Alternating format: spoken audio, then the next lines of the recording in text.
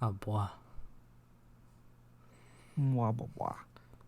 Oh well, Sugi. Also, congrats on getting first radium. Yippee! Yippee! So before we start the recap, I'm gonna try a different ad schedule, which is to say, not a schedule this time, to see if it helps with the flow of the stream a little bit better. So I'm just gonna run like short ads in between like scene breaks, and if we get through like a chapter and it's halfway through stream, we might run like a 2 minute one just to give us a little bit of a break, get up and do whatever. But Neat. I'm hoping that less mid sentence interruptions will help it go a little faster. Um, so last time on Higurashi, we had a little time skip. We're now in 1983. And who does Shion run into but Keiichi, who was the POV character for the first 3 chapters? And he reminds her a little bit of Satoshi. But, unlike Satoshi, he is brash and loud and blah, blah, blah. But Mion has a crush on her, so obviously Shion's got to have a little bit of one, too. So Satoshi pilled. Mm-hmm. Listen, it's fine. I can't remember. Was this the point that she started hearing the footsteps? Yes. She didn't hear them before the Yes. time skip. Um, so Shion has started hearing footsteps every so often, and at first she's thinking, oh, maybe it's like Satoshi's ghost or something. He's here to hang out with me. But then she remembers Rena telling her about Oyashiro-sama's curse and how people who are cursed hear footsteps. So, after that, she's not so sure about it. Especially after the festival happens and she drags Keiichi to catch Takano and Tomitake breaking into the ritual storehouse. And they go in with them. And of course, Tomitake and Takano die the night of the festival. So now that she thinks that they are also cursed, she's pretty sure maybe it is Oyashiro-sama after all. But on the night of the festival, the Sonozaki family has a little drinking party, and even though they're teenagers, Mion and Shion partake. So she's like, well, I can't really get myself home, so I'll just stay the night at the main house. And she wakes up in the middle of the night and overhears Mion and her grandmother talking about the victims of the curse, who, as I mentioned, were Takano and Tomitake. So naturally, she believes in her previous theory that it's the Sonozakis who are behind the curse. And she snaps a little bit and pulls out her stun gun and tases the two of them, accidentally killing her grandmother in the process, though we find that out a little bit later. So she questions Mion after locking her in a jail cell. And Mion doesn't really know anything. Grandma would know things if she wasn't dead. So Shion just keeps moving on to the next target, and talks to the mayor after tying him up with some chains. And he kind of just is like, oh, yeah, probably Satoshi was the victim of the curse, blah, blah, blah. And so she has finally made peace with the fact that Satoshi is probably dead. But she's going off the deep end a little bit. Where it ended off wasn't really any kind of resolution. It's just her angry at Mion and the world. But, since she thinks whoever's in charge of the curse is after her, that she will use Keiichi as bait to find them and try and expose them before they kill her. Not entirely clear. But that's where we are.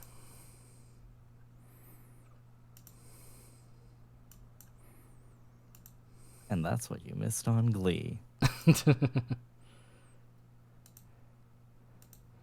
Yeah, we also learned that Shion was actually Mion originally, but at one point they switched because they like to play pranks on people by switching as children. But because Mion, as the successor to the family, had to be tattooed with a demon on her back,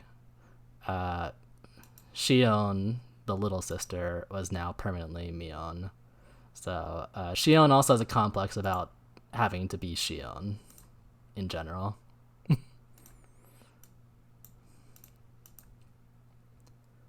So hi Leroy, thank you for the petties.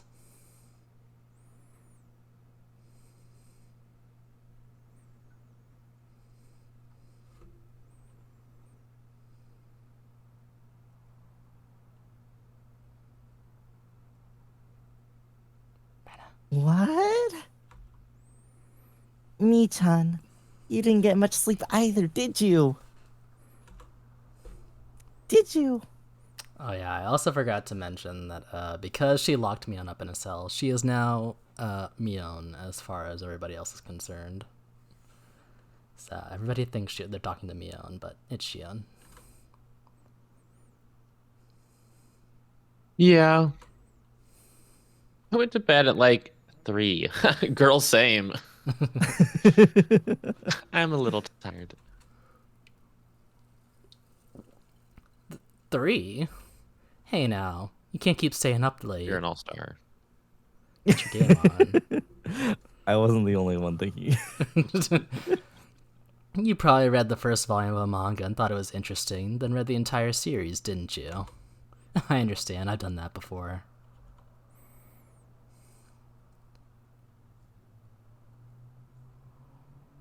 What? Wait, is it about the mayor? He still hasn't been found? Nope.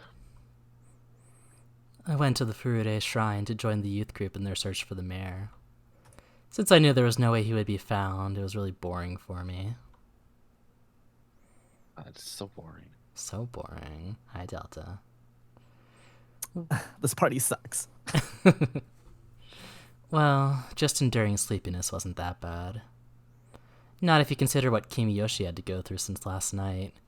He had been hanging from the ceiling and couldn't even fall asleep or sit down since he had to stay on tiptoes the whole time.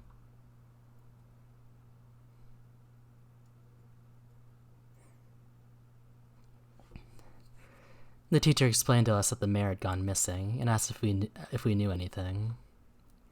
A couple of people said some things, but they were irrelevant. To me, this issue meant nothing, but it was all my classmates were talking about. I observed Keiichi Maebara. I had no idea if any type of danger was drawing closer to him. Maybe I'd call him again tonight, pretending to be Shion. Yeah, imagine pretending to be Shion, said Shion. I told him some outrageous stuff last night, so he panicked. But I was sure he'd calm down after a day. I like how she's like at the same, it's like simultaneously pretending to be both. Like there's no true. She's not one or either. She's just neither, but also both. She's Mion who became Shion, who's pretending to be Mion, who can pretend to be Shion. We love Hannah Montana. It's real Shakespearean if you think about it. It is very Shakespearean, though. At that In a time, way. yeah. At that time, I heard a little girl's laughter. It was Rika Furude, the last survivor of the Furude family and their current head. However, she wasn't really treated as one. During the family councils, she'd often draw pictures or take a nap in the hag's bed. She wasn't even invited to last night's meeting. It was hard to believe such a little girl was responsible for part of the curse system. However, even though she wasn't in a respected position as the head of the Furude family, there were plenty of old people who worshipped her as the reincarnation of Oda Shiro-sama. I'd heard from someone that Rika Furude was rather odd. She's not normal. And seemed to behave as if she knew she was that reincarnation. Maybe Takano-san had told me that at the library when she was alive. When Rika Furude became worried about something, the elderly people who had worshipped her would make arrangements. It was very similar to the Sonozaki family, and it was also the same system as used for the curse. I wonder, does Rika Furude know anything about the deaths of Takano-san and Tomitake-san? What does she think of people sneaking into the ritual storehouse? Does she know who snuck in and what happened to those people? As the one managing the storehouse, it was possible that she noticed the intruders first. In fact, she was the only one who could have noticed it. She must have passed on that information, which is why the curse was executed. That foolish Keiichi turned on the light when we went into the ritual storehouse. That light switch could have been connected to some kind of an alarm. Rika Furude, the leader of the Furude family. Maybe getting to know her would be a good idea.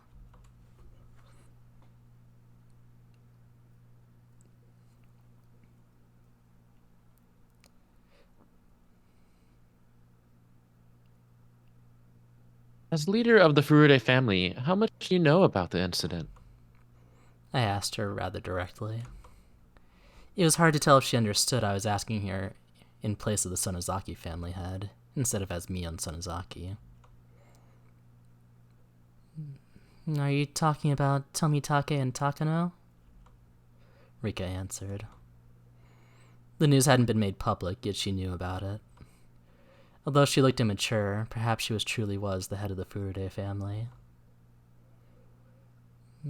That's the curse of Oyashiro-sama. I already know that.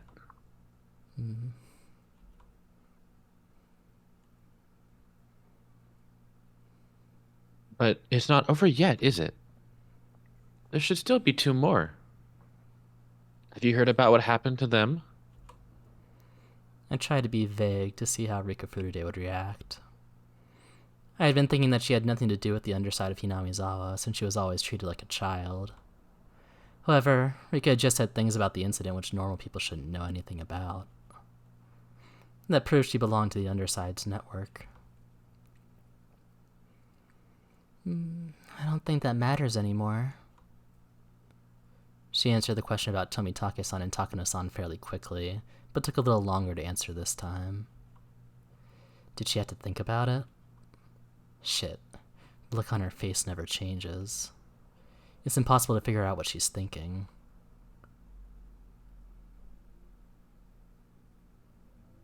What do you mean? How can they get away with what they've done? I think if they feel bad about what they've done, they should be fine. Her response was unexpected, especially after seeing all the old people get so furious last night. To trespass in the ritual storehouse was blasphemy against Oyashiro-sama. The village elders had said those intruders deserved to die. Yet the leader of the Furude family, who protected the sacred storehouse for ritual implements, said that if they felt remorse for it, then that was fine. So I don't think I unmuted the game. One sec. Not that they've missed any real music, besides the creepy music a little bit. And our favorite Cincada. Well, you gotta know it's summer. Summer lovin'. Having a blast. Summer lovin'. Scream out on ass. I recalled how people thought of Rika Furude's father during the dam conflict. Yes. Her father was called an opportunist back then. He didn't agree with the Onigafuchi guardians who had resisted violently during the conflict. Like father, like daughter. I aggressively grabbed Rika Furude by the collar.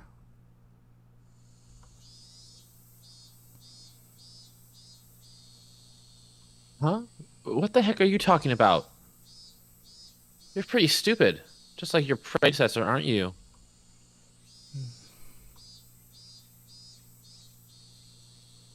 The Furude family must understand better than anybody How sacred the ritual storehouse is. How could the head of the family say such a thing? I laughed at myself. I was told the same thing by someone else and was now saying it to Rika. Don't you know how serious a crime trespassing the ritual storehouse is? It's a very important place for Oyashiro-sama, so nobody can go in without permission.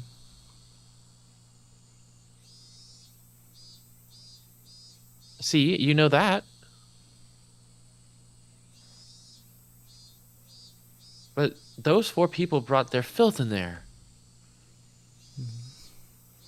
What bad kitty cats. Meow.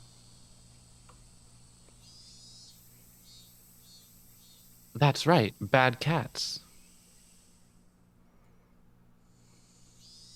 Few cats haven't caught and punished. There are 2 more. Meow.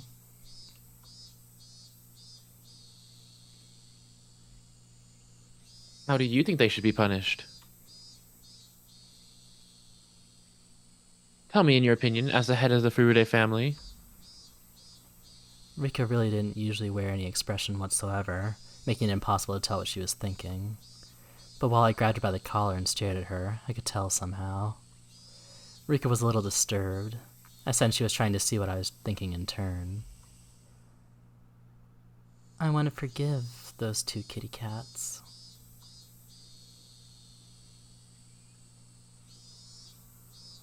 Why should they get away with what they've done? Me? What are you trying to say?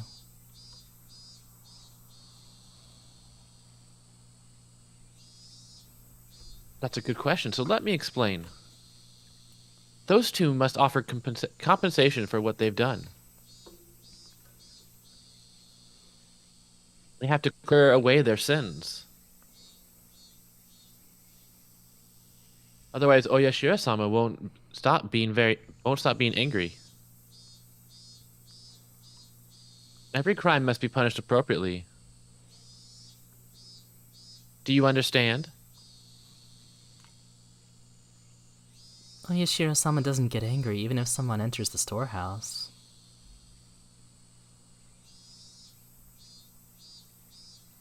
Huh? What are you saying?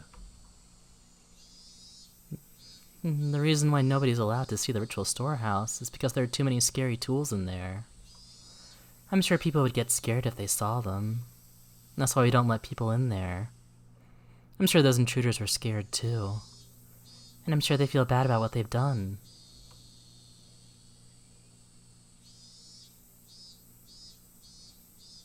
They're forgiven once they feel bad about what they've done?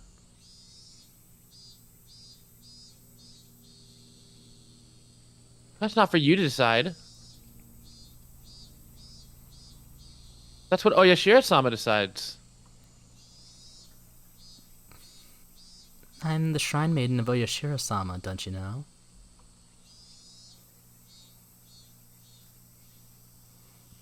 Of course I do. You aren't telling me that Oyashiro-sama told you he isn't angry, are you? Rika nodded yes without hesitation. I can't believe the lies she's coming up with. I'm not surprised. I'm shocked.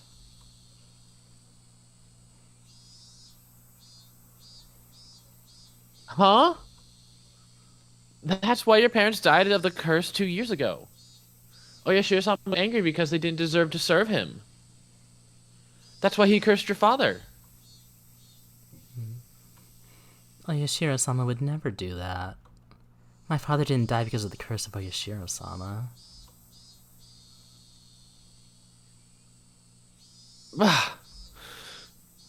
Am I really talking to the last shrine maiden of the Furude family? Obviously, Oyashiro-sama can't be at peace. Are you supposed to worship Oyashiro-sama? How pathetic. I don't know why you're so angry, me. I realized. She was in a position to know as much as the other 2 family heads. As proof, she talked about this year's incident as though it was nothing. Yet she could feign ignorance with a serious face. She sure is something. She's even better than me. I slapped her a few times and pushed her to the floor. Rika, having tumbled downward, looked up at me with tears in her eyes.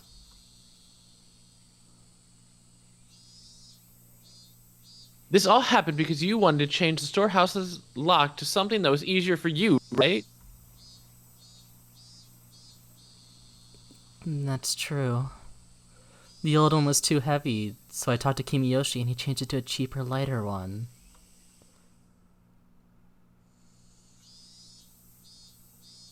If you left the heavy lock on, maybe that would have prevented them from trespassing. This is your fault, too.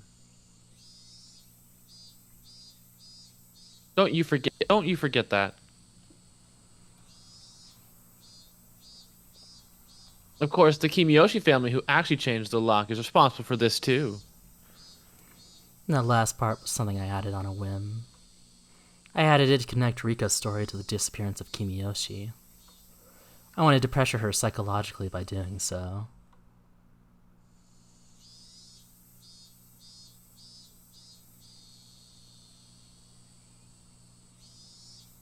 The head of the Kimiyoshi family had to pay for this crime. That's why he disappeared.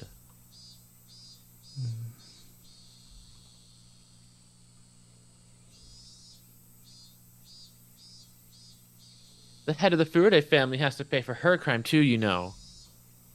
Rika was still on the floor, tears pouring down her cheeks. Heiichi Mayabaro is the last one left. I suppose the Furude family will take care of him. I don't know anything. Goose, hello. Hi, Goose. You don't need to know anything, do you? You just have to look worried. That's all it takes. That's how it is at our house, too. Anyway, good luck. I don't. Rika hung her head. She seemed to want to say something, but she was afraid that I might be rough with her again. I doubted Rika Furude was actually at the top of the curse system like the hag was. However, as one of the three family heads, she was a lot closer to the underside of Hinamizawa than I was. By now, the underside was well aware of Keiichi Mayabara. I told the elderly leaders of the village yesterday in the meeting that Keiichi Mayabara was the last one remaining. I just told the head of the Furude family the same thing, if threateningly. If my threat was effective, the curse of Oyashiro-sama should very soon fall upon Keiichi Mayabara. And at just the right time, I would grab my enemy right as he took my bait. If the assassin came from the Furude family, this girl would have committed the same sin as the hag. When that time came, I wouldn't hold back. I was going to make sure she suffered and then kill her. I've heard of a torture technique where you pound dozens of nails into a victim's fingers. I already found a restraining table and the tools for it. When the time comes, I'll pound nails into your fingers. She's so normal. She's so normal. This is fine. This is normal behavior. Just teenage girl things. That gruesome anticipation radiated from my eyes and scared Rika even further.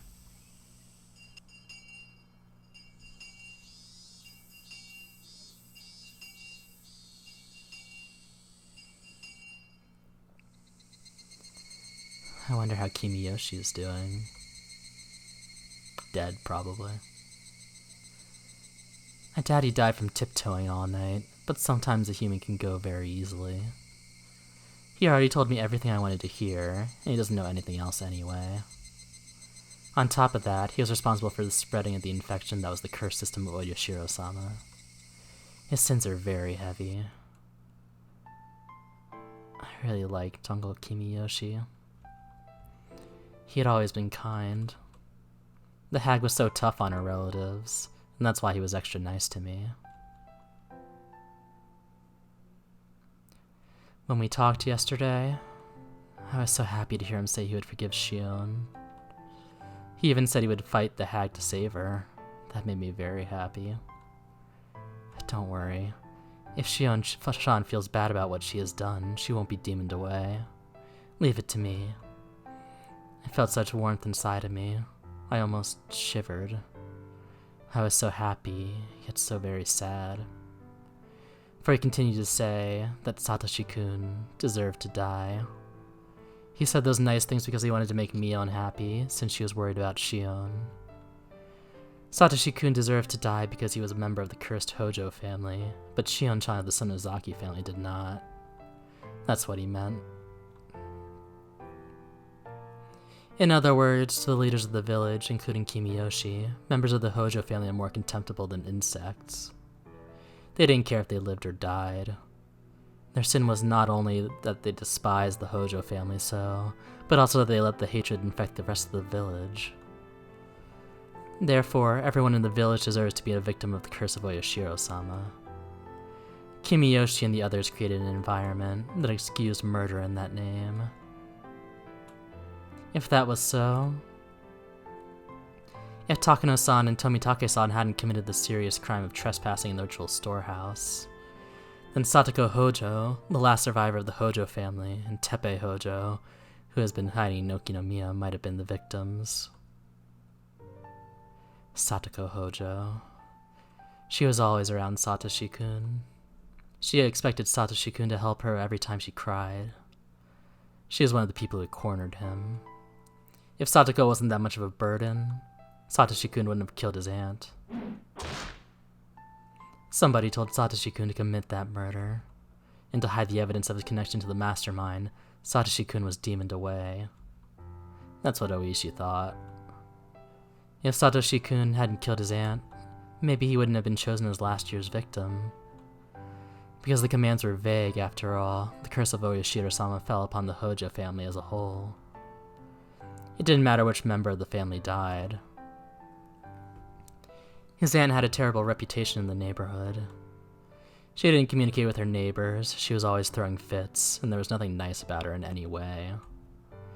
Even if Satoshi-kun didn't kill her, the curse would have fallen upon her sooner or later. Their aunt was the first victim. There needed to be another Hojo to calm the curse. According to a rumor, their uncle was living somewhere in Okinomiya with his lover. However, Okinomiya was a little different from Hinamizawa.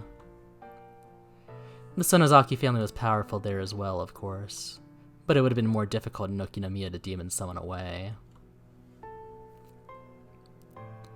So naturally, Satoshi-kun and Satoko, who were still in Hinamizawa, became their targets. Which one should be cursed? And that was simple. Satoko, of course. She was snobby and lacking in manners. Everyone in the neighborhood liked Satoshi-kun. Even if he was the son of the Hojo couple who betrayed the village during the dam conflict. Compared to Satoko, he didn't deserve to die. Therefore, the actual victims of last year's curse should have been his aunt and Satoko. Satoshi-kun was suddenly all alone. His mean aunt and mean uncle were gone. His sister, who was a burden to him all his life, was gone too. Satoshi-kun was a nice person. He'd be sad, although he'd realize he was finally free. But time would heal him. I'd even help. Why is everyone so toxic against Satoko? Fucking Satoko. He didn't have to How live dare in you his be a house. child? How dare you be a child in an abusive household? He didn't have to live in his house in Hinamizawa. There were plenty of empty rooms in the apartment block where I lived. I could find him a part-time job, too. He didn't need to go to school in Hinamizawa. He could go to school with me in Okinomiya instead. He wouldn't know his way around or really anything about the school there.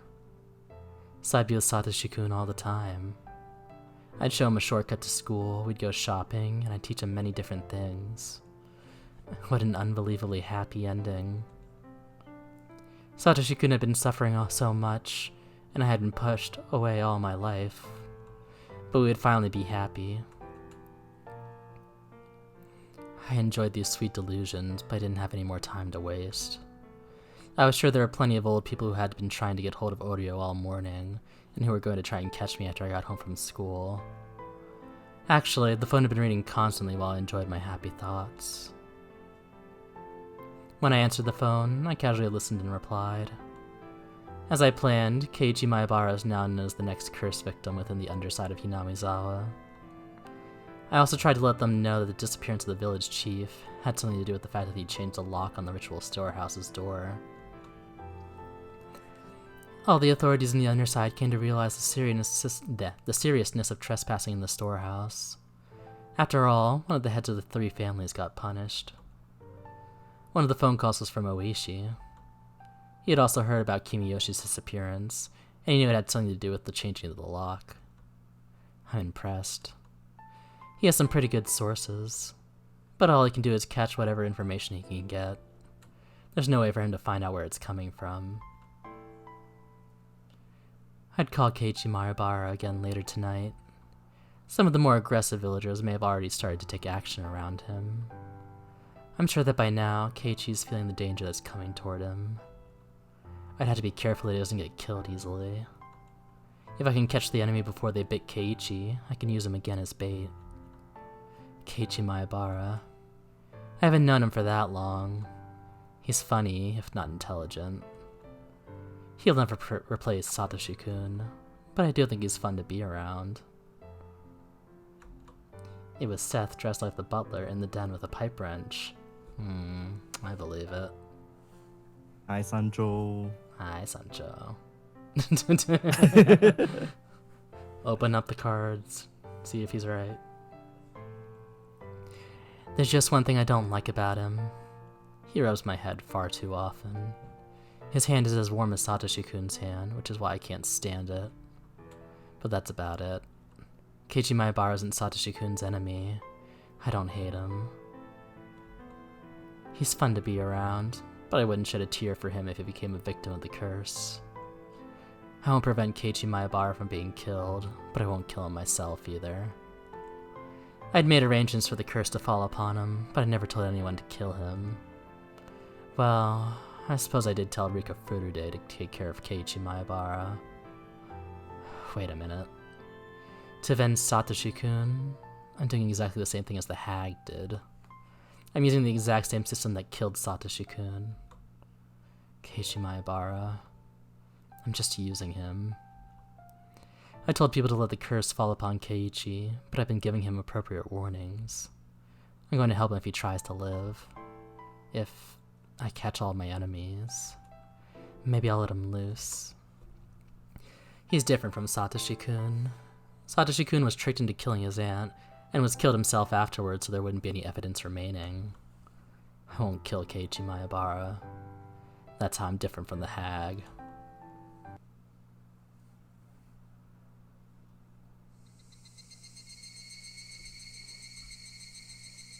Alright, let me run an ad real quick.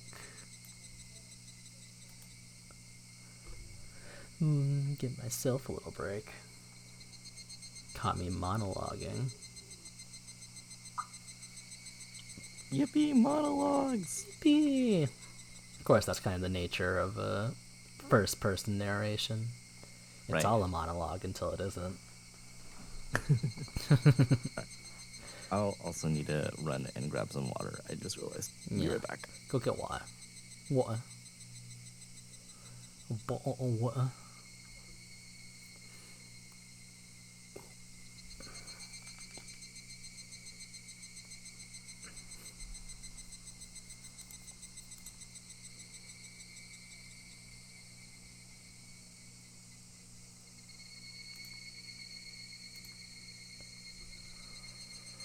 Oh well. I shouldn't be eepy. I went to bed pretty early last night, unlike Seth. But I think I also... What? I said I shouldn't be eepy because I went to bed relatively early. But... Oh yeah, no, I went to bed like 5, 6, something. Yeah, I went to bed. It was before midnight, I think. But I don't know. I think I might have overslept a little bit, so I think I might be drowsy more than sleepy. Mm-hmm. Everything was turning to night. I had to get dinner ready. I had to eat so I'd have enough strength to take revenge. This place was far from the town. It would even get isolated during winter because of the snow. It's not unusual for a household like this to have 2 or 3 refrigerators. There were plenty of groceries left in them. I was glad I didn't go to the grocery shopping. Yeah, imagine going grocery shopping and not doing that. Couldn't be me. I could hear the chorus of the Higurashi. People often say that the sound of the Higurashi brings back memories, but for me, it's the exact opposite. I've only ever heard the sound of the Higurashi in Hinamizawa. Therefore, the sound of the Higurashi to me is Hinamizawa. The sound reminded me that I wasn't supposed to be here, and that I couldn't be here. And that was when I heard the doorbell. Because there was a good distance between the house and the gate, there was both the doorbell and an intercom by the ladder. It had a security camera too. Something as modern as a security camera monitor in this old-fashioned kitchen looked rather strange. I turned the switch, but nothing appeared on the monitor. I tried to check the plug, but there were a bunch of cords going behind the refrigerator, so I couldn't even do that. The doorbell continued to ring while I tried to figure out if the monitor was broken, or if I just didn't know how to turn it on. I only felt like answering the door depending on who it was. It'd normally be easiest to pretend to be out, but that wouldn't help me. I was waiting for my enemies to show up. I couldn't just hide myself in that case. The hag was supposed to be sick and in an extremely bad mood. I'd already sent word out that she didn't want to see anyone. So who could it be? I made up my mind and turned the intercom on. If it was someone unwanted, I could just turn whoever it was away. But I had to act normally, so I wouldn't arouse suspicion. I had to act normally. Don't be suspicious. Famously normal. I'm so normal. Who do you think this is? Yes? I'm thinking Shion. Oh yeah, this is Shion. Never mind. Yes. Who is it? I think I know who it is, but I will keep the mystery. Hello. She didn't tell me her name, but I recognized your voice. Oh, I was wrong. I was thinking it was Satoko, but I guess I forgot the order.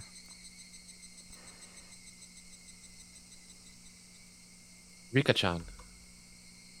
What are you doing here at this time of day? I ran out of soy sauce, so could you share some with me? Soy sauce? I almost screamed, but I controlled myself. I took a moment to think about the situation. Me when somebody wants my soy sauce. Hinamizawa is far from most stores, so sometimes neighbors would share seasoning and stuff with each other. The village sometimes got snowed in during winter. But the Furude shrine was quite far from this house. It was rather odd for her to come all the way here on her bicycle just to get some soy sauce. Maybe she was using it as an excuse. Maybe there was something she wanted to talk to me about. And that was when I noticed a piece of paper that was on the refrigerator door next to the intercom. We still have plenty of homemade soy sauce in stock. Feel free to come to the Sonozaki house if you want some. The hag must have given that flyer to everyone. One of our relatives sent her a barrel of soy sauce. If you want some, bring a container. That's what the flyer said. I see. This would explain it. There was a handwritten note on the bottom of the flyer. The soy sauce is in the storage area under the floor. Give them as much as they want. There's a storage area beneath the floor. When I opened it, I saw a barrel of soy sauce alongside a funnel and a ladle. I didn't want Rika to notice anything suspicious at this point. I decided to share the soy sauce with her.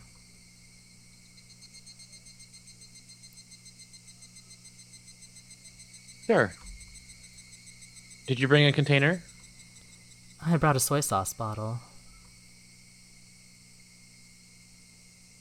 Okay. Come on in.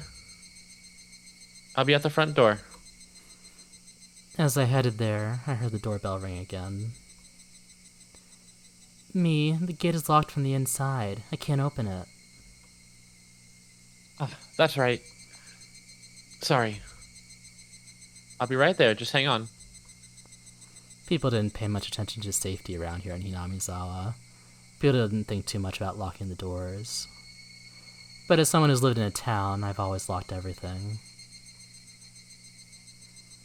To let Rika Furude in, I'd have to go outside. Good evening. Good evening. Rika smiled at me. She was holding a huge soy sauce bottle. She acted like I never yelled at her, got violent with her, or made her cry at all today.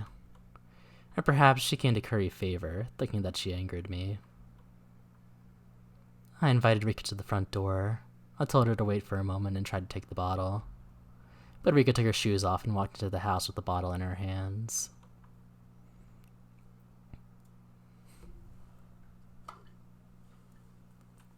Don't worry, I'll get it for you. Why don't you wait there? I'm pretty good at pouring soy sauce into a funnel, you know.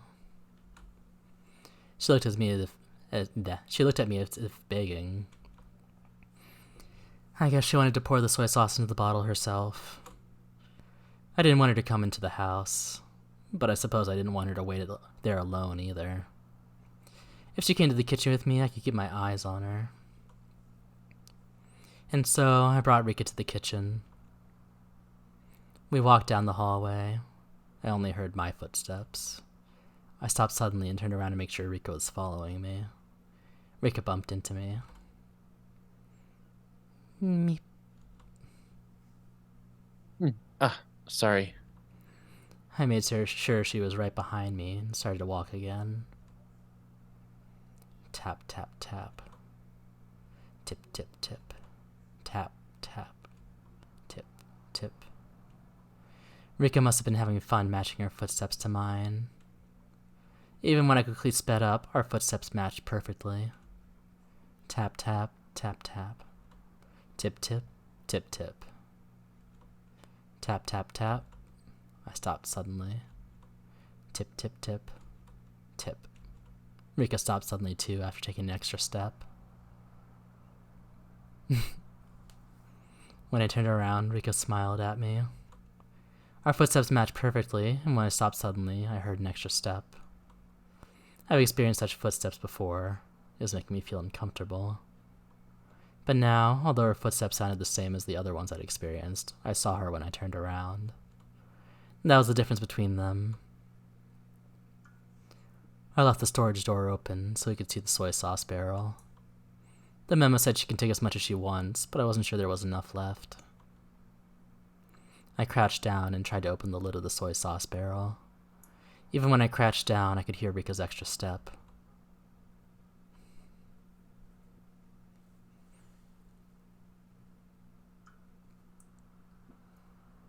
Good, there's plenty left. Take as much as you want.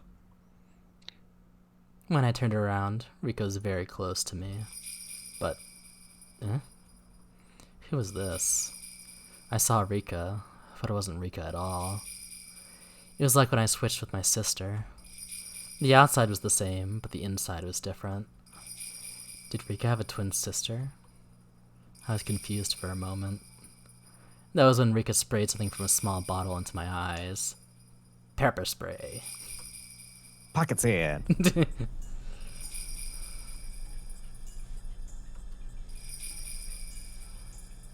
Huh? Ugh. I felt a terrible pain in my eyes, and suddenly tears poured out and my nose started to run. I couldn't stop sneezing either. As I stumbled around covering my face, I then realized I was attacked. I shut my eyes tightly for a moment, then opened them again. Rika was about to grab my hair to drag me down onto the floor.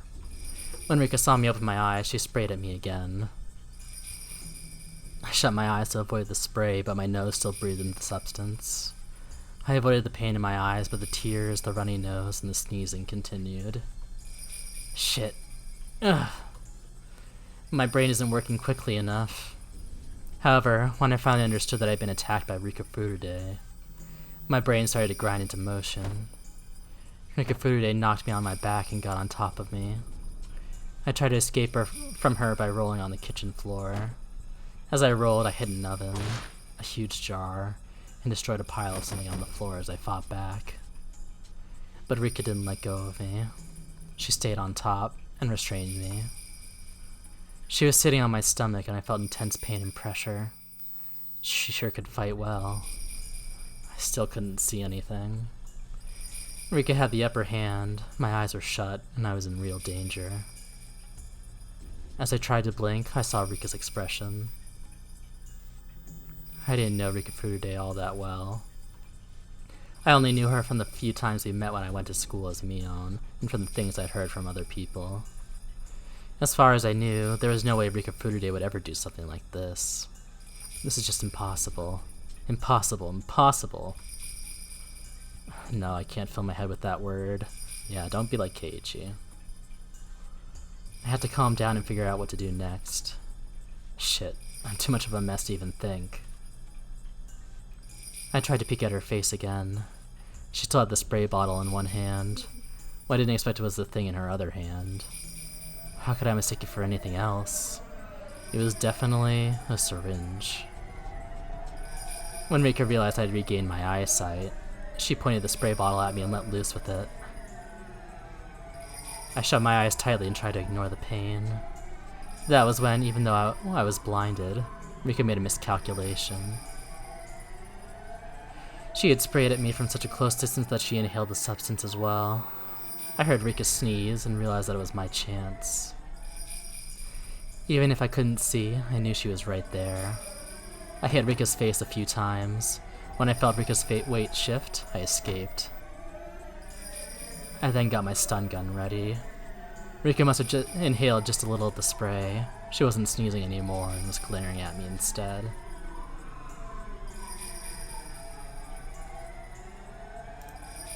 Hey! Are you picking a fight with me? You want me to wreck you? Rika's expression didn't change, but I was sure she was disappointed that her surprise attack was a failure. Rika flinched just a little, but she was still holding the spray bottle and aiming it at my eyes. She was trying to use the spray first, and then give me the shot. I didn't know what was in that syringe, but it was a clear liquid. It had to be something bad. She wanted to take my eyesight, get on top of me, and then give me the shot. If whatever was in the syringe took a while to take an effect, I might have the chance to fight back and seriously injure Rika. But Rika's surprise attack told me that just being injected was more than enough. In other words, whatever the effect, it would start to work immediately. Therefore, I wouldn't be able to fight back against her. It'd probably either knock me out or kill me. In any case, what I had was equally deadly. My stun gun was very powerful. Just one shot would be all it took. What happened before was proof of its power. Rika knew my stun gun was a lot more powerful than her spray. She was being extremely cautious.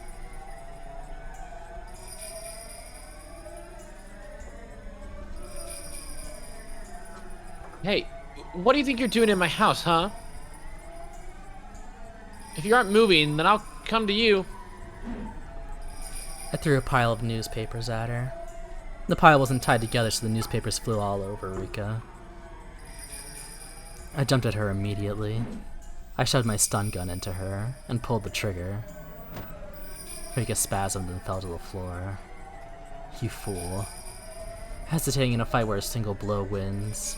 Only amateurs would just glare at each other. You don't have a single clue about how advantageous the first strike is when a single blow can decide everything. The spray bottle rolled onto the ground, but she still had the syringe.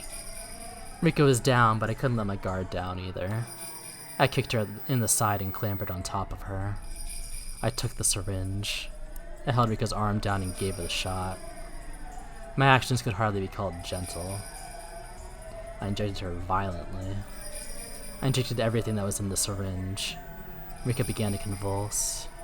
I stood back and watched for what would happen to her body. Of course, I still had my guard up. While I assumed that the drug would incapacitate her immediately, I didn't know exactly what kind of reaction she would have. Huh. Oh wait, sorry, this is you. Huh. Ha! Look at you. Did you really think you could defeat me? Think again. After a few more convulsions, Rika unsteadily got to her feet. That's ridiculous. How can she even stand? I looked at my stun gun. Damn it. The power was on the lowest setting. Maybe it had been readjusted when we were rolling around on the floor. I changed the setting to maximum.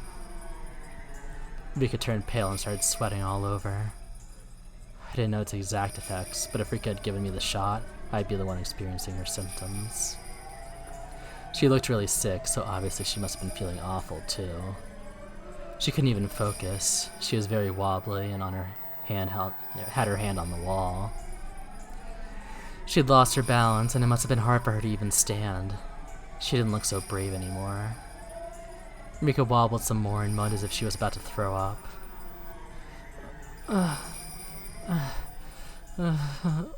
Hanyu.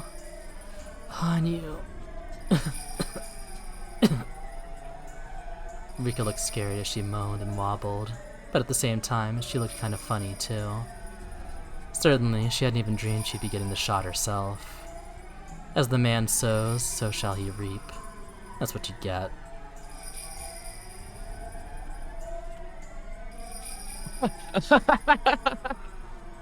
Is this funny? He's so funny. But please don't throw up in here. Go to the bathroom, okay? I'm going to enjoy how long it'll take for you to die. Oh, but that means I can't torture you later, huh? I've been planning to use the nail table on you. So either you choke on your own vomit and die, or I pound nails into all 10 of your fingers. I wonder what it will be. Okay, I know. Let's move to the underground shrine sword. I'll put you to sleep so I can move you there, okay? I walked up to Rika, my stun gun making popping sounds. When Rika saw the sparks from the stun gun, she moved to grab a huge kitchen knife.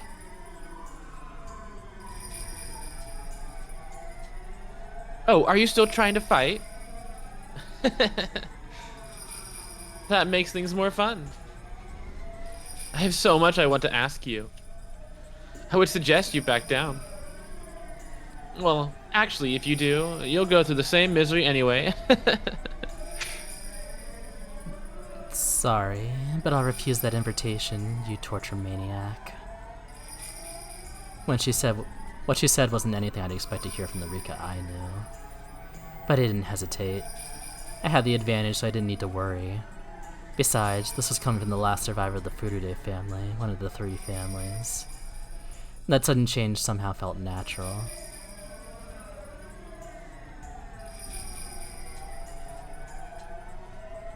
Compared to what the 3 families have done, this is nothing. Thanks for that high praise, though. I should be proud of myself, huh? So, are you seriously thinking about fighting me with a knife in that condition? You can't even stand straight. You're right. Like you said, I'm at my limit. But if that means getting captured and tortured to death by you, then sorry, I'm taking my leave. Taking your leave? Try it if you can. It was clear who held the advantage here. But despite that, an odd thrill filled both of us. We lost our minds wasn't a fitting phrase for the people of Hinamizawa. Isn't that the truth? It was a feeling of release, when modern demons could stop pretending to be human. Yes, this was a mad banquet of demons, with the savoring of blood and devouring of flesh. Attended by the head of the Furude family and the head of the Sonozaki family, the old families whose blood is closest to the madness of the demons. I stood in front of the hallway so as to block her escape route. The windows had grates on it and the door had a safety chain on it. If she turned around, I hit her with my stun gun. In this situation, what did Rika Furude mean by taking her leave? Rika got her knife ready. I expected her to aim at my stomach when she attacked, so I took a stance with my stun gun ready in my hand. Rika, however, suddenly turned around. I carefully watched to see what her next move would be. Rika put the handle of the knife to the wall and held it in place. What was she doing? Goodbye, torture maniac. I won't give you the satisfaction of killing me. Rika reared her head back and slammed her throat against the knife on the wall.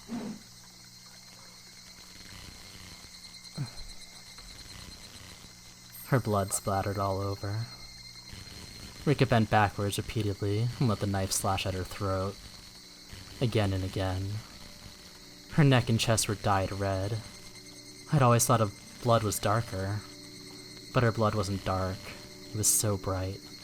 I must have been confused, but it looked pretty. After doing this several times, Rika turned around. Her eyes were wide open. She didn't look like she was from this world. Her face looked like something both living and dead, both real and artificial. It was very scary, eerie, and above all else, pale. Although her face looked unearthly, it was a very appropriate face for a demon.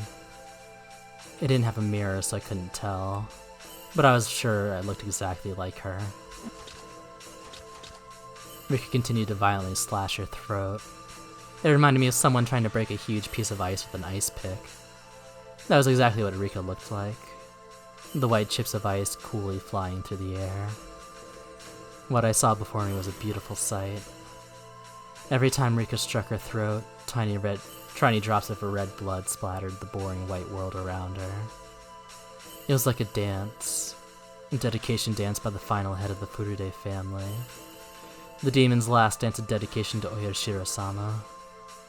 Upon seeing that literally blood-curdling dance, I let out a fierce roar. I had no reason to do so. I was howling like an animal. We were like animals trying to kill each other, both getting covered in blood. And inevitably, as one convulsed in a pool of that blood, the other threw back its head and howled. My body shivered with the joy I felt inside of me. This was death, the most final of judgments. It was right before me. The demons howled, screamed, and roared. The roars faded, and my voice started to change back from the voice of a demon back to that of a human. As a demon, I roared, but as a human, I sneered. Rika was covered in blood from her neck down.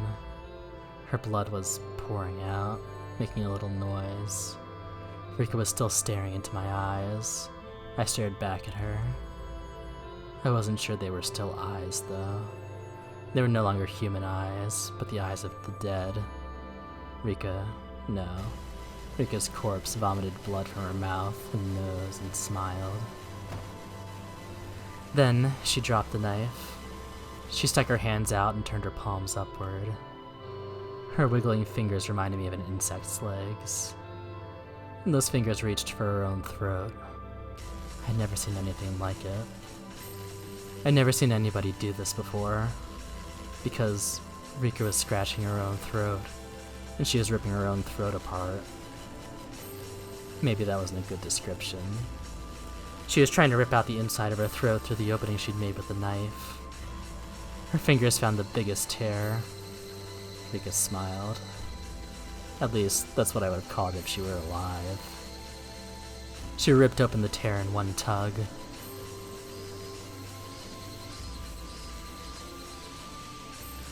What? Upon hearing my scream, Rika died and fell on her face into the pool of blood. And that was it. She didn't get up again to show me her throat. I stepped back from Rika Furude's body and bumped into the wall in the hallway. I roared again in admiration of the ritual dance dedicated to the head of the Furude family. Joy rang through my body, and my blood rushed through my veins. I won! I won! You defeated her! I then realized I'd disposed of the heads of the three families, the core of the curse of Oyashiro-sama. Everything was finally exposed. The curse of Oyashiro-sama and its masterminds were all exposed. I disposed of the leaders of the three families who all killed Satoshi-kun. The head of the Sonozaki family died of a heart attack.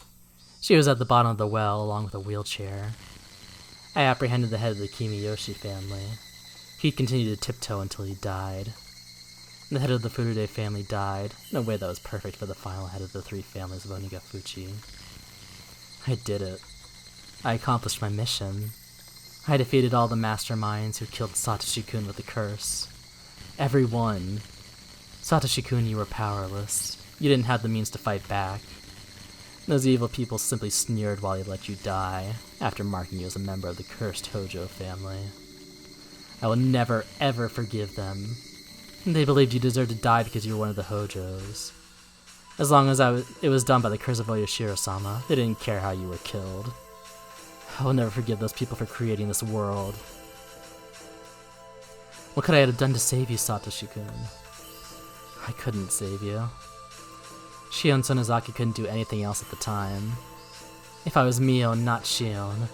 If I was Mion that day, I could have saved you. Mion could have saved you. That's right, I remember now. Shion. She said she wanted to eat red snapper sashimi that day. I was supposed to eat that, but Shion pouted and cried. That was why I let her switch, just for that night. I did it to make her happy like a big sister would. Shion was never treated well, so I felt bad. That was it. I was being a good sister, that was it. When morning came, the world had been turned upside down. It had remained so until today. We weren't twins anymore. The one with the demon was Mion, and the one without the demon was Shion. What was that supposed to mean? Wait, Mom, listen. I'm Mion, not her. You can tell us apart, right, Mom? Look, can't you tell I'm Mion? Come on, everyone, tell me I'm Mion. I'm Mion. Don't call me Shion. I'm Mion, I am.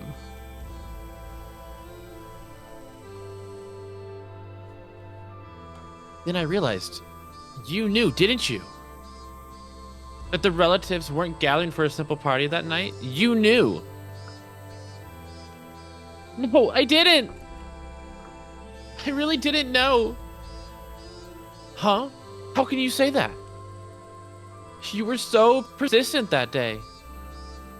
You said you'd never eaten red snapper before, so you really wanted to try it. You never gave up asking me. I really didn't know. I didn't know. If I had known, I wouldn't have said that. Oh, sure. You were always jealous of me. That was why I switched with you every once in a while. But you weren't satisfied with just that. You became even more jealous. And that night, you knew that was going on and took Mion from me. You took Mion from me. Give Mion back. I'm the one who's Mion. I am Mion Sonozaki. You were Shion this whole time. Don't call yourself Mion, you imposter. I kicked the bars of the cell repeatedly while I roared. Compared to my roar, the metallic noise of the bar sounded like the cry of a little puppy. I had been convinced by something so stupid. The tattoo of the demon was just a way of telling us apart. Even without the tattoo, I am Mion. That's right, I am Mion Sonozaki. I gathered my hair and put it in a ponytail with the yellow band that Mion used all the time. Since I didn't feel my hair on my neck, I felt like I could think more clearly now. 2 Mions looked at each other through the iron bars. According to our sibling rules, that was never to happen. Yes, there was only 1 Mion and 1 Shion. There could never be 2 of either of them at the same time.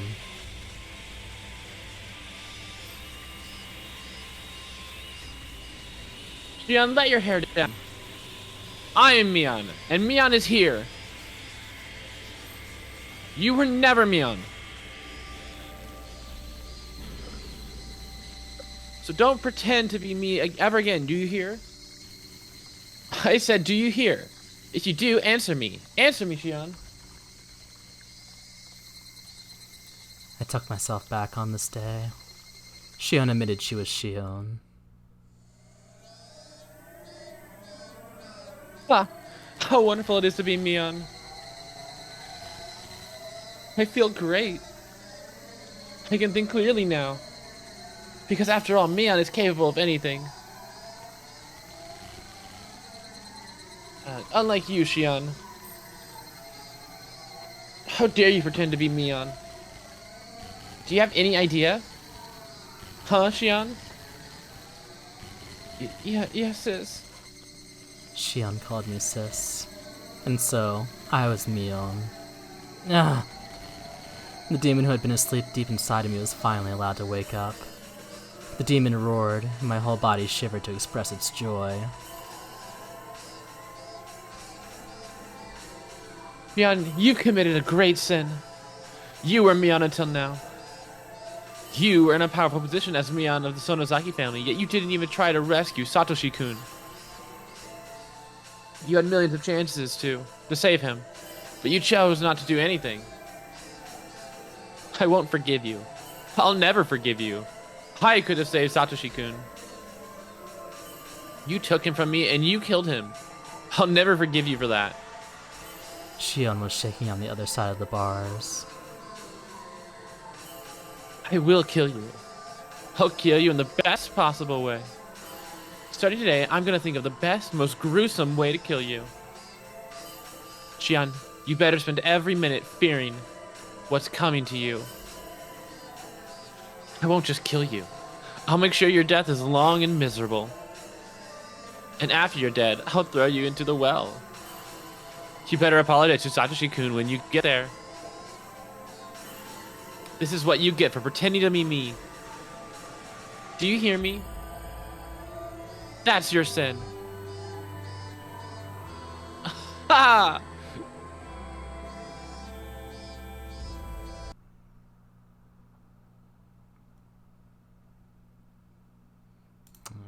So normal. So normal. So normal. Let's take a break real quick. While Mion cleans up the kitchen.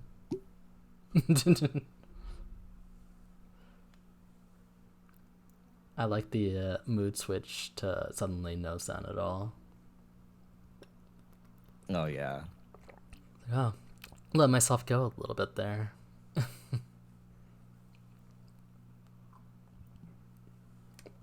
Now look at this Whoopsies. mess. I got guests coming over. I can't let them see this.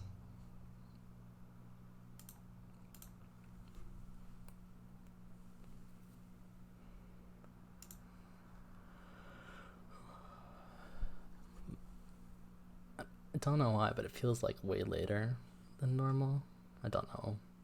Maybe just because we've done a lot already in this chapter.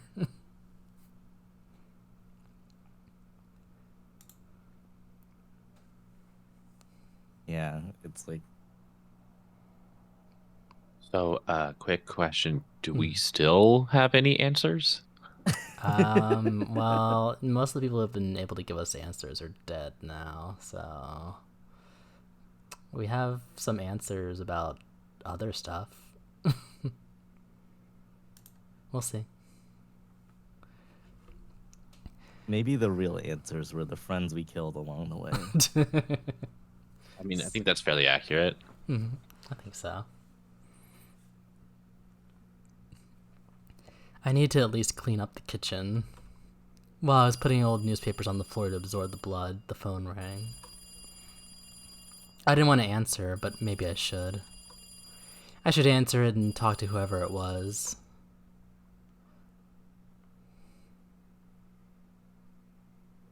Hello, this is the Sonozaki residence.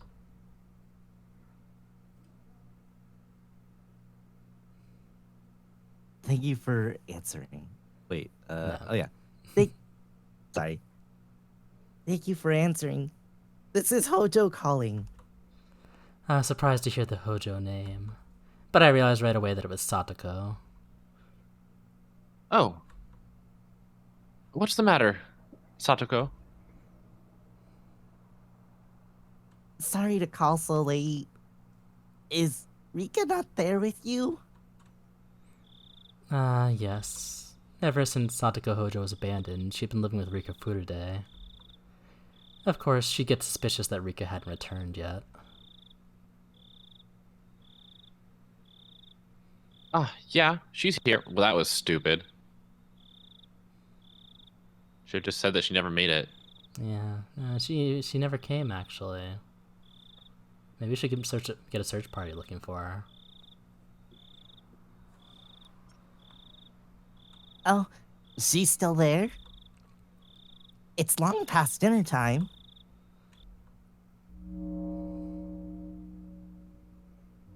Hey, Satoko. I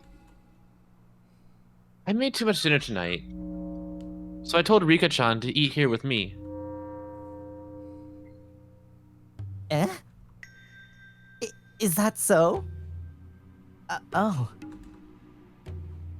Why don't you come over too? Oh my gosh, here we go again. I have plenty of food left. Rika-chan has already started eating. Oh, Rika. All right. I'll clean up a little and then head out. See you shortly. Okay. I'll be here. See ya. Click.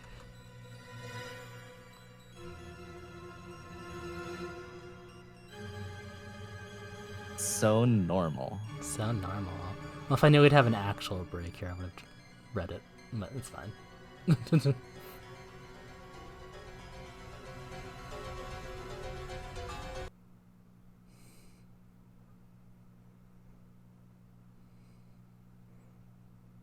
Nothing good ever happens when they show the moon.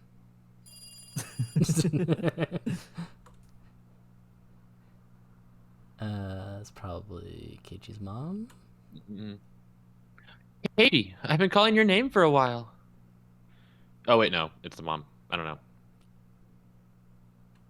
It can be your mom, the mom, I guess. I don't remember who did who. I don't remember who it was last time, but it's been a while. I don't know. I think it was whoever was there who wasn't me.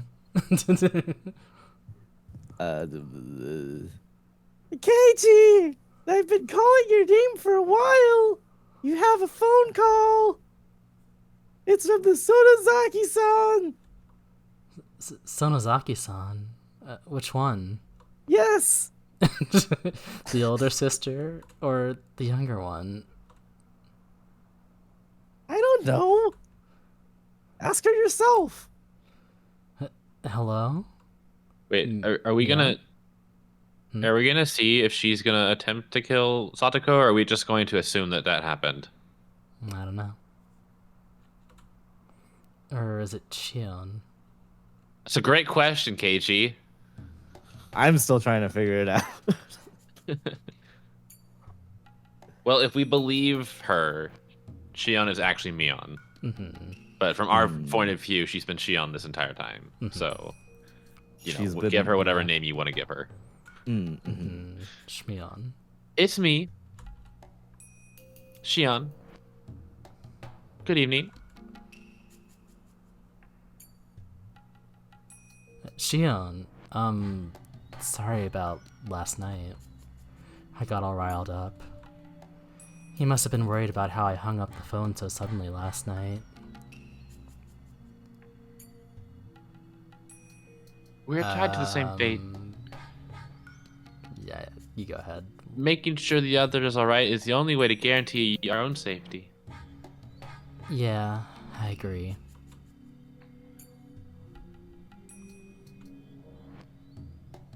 We absolutely need to share whatever information we have. So that we don't die, like Takuno-san and Tomotaki-san did. Gulp. I heard Keiichi swallow loudly.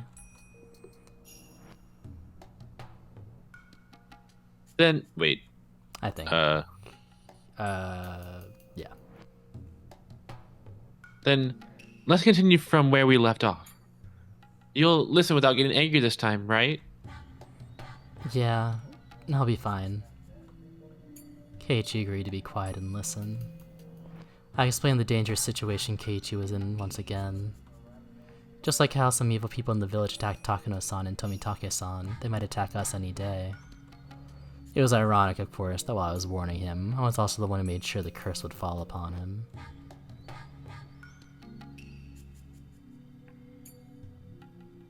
Let's report anything we've noticed that seems strange.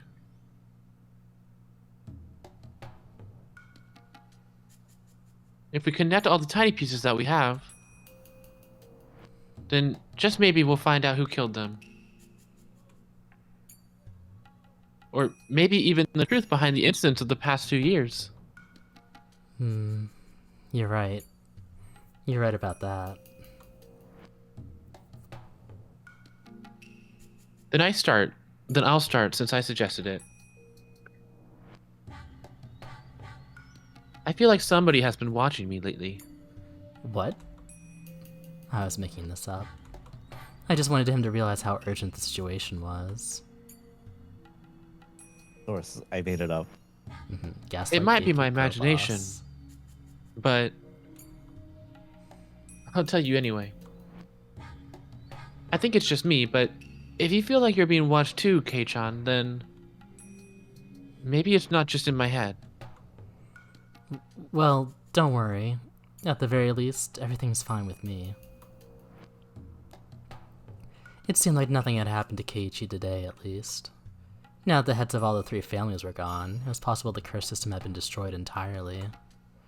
If that was the case, then Keiichi might not be attacked after all. But if there was someone who did want to attack him, that meant part of the system was still alive. In other words, my mission wouldn't be accomplished just yet. Keiichi is like a litmus test in this situation. I'd know whether or not all my enemies were gone depending on if Keiichi got bitten. He sure is a very useful man.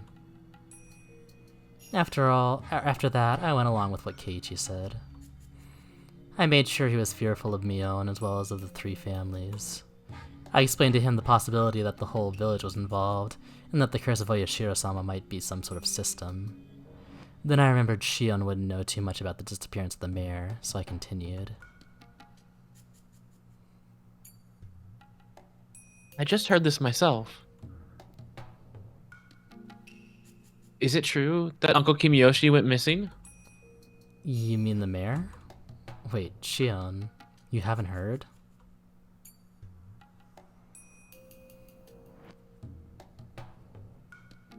I don't know anything. I just overheard my father talking about it on the phone again. Yeah. Actually, last night after the meeting, he didn't come home, so the whole village was in a panic.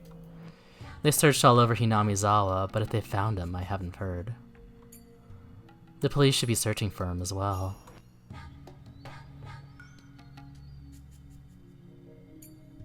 Why didn't you tell me something that important right away? Sorry, I thought you already knew. I didn't want to hide it or anything. Hey, Chan. What should I do? What's wrong? Tell me. We're not keeping secrets from each other, right? I'm sorry. I didn't mean to hide it. It was just, wait. It was just that, well, the conversation got turned around and... We're on the same side, right? I won't get mad, so just tell me.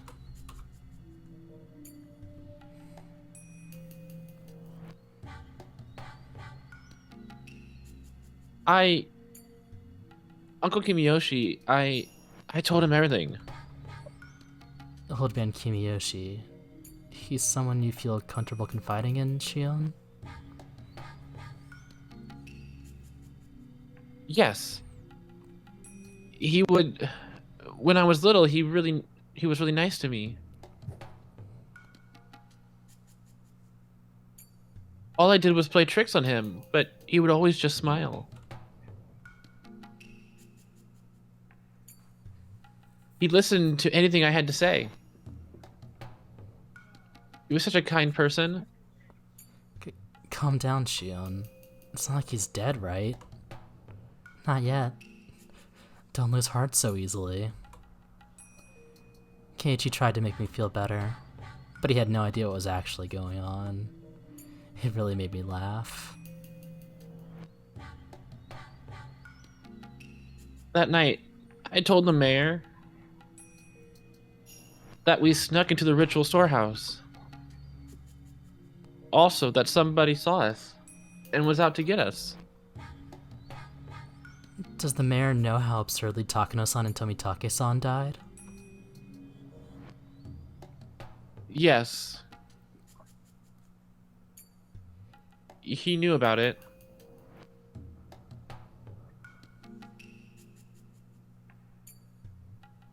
I told him that they died by Oyashiro-sama's curse, and that I could be made a sacrifice to calm his anger.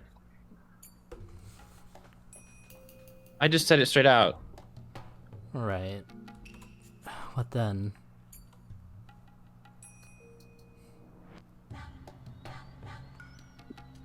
Uncle Kimiyoshi didn't get angry.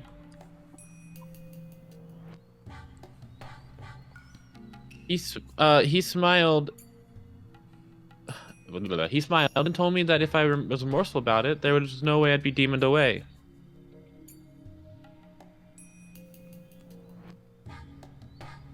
He was really smiling, and he told me to leave it to him. He had such a smile. I actually got a little sad while saying that. Uncle Kimiyoshi had been so reliable. I was happy when he said that he would protect Shion. I truly was happy. If only he hadn't said anything insulting to Satoshi-kun.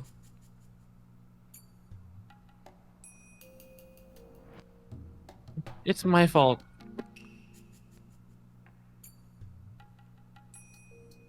Because I confessed everything. Stop it, Shion. It's not your fault. No. It's my fault. I told him our secret. Uncle Kimiyoshi found out about everything. So, he had to have been killed.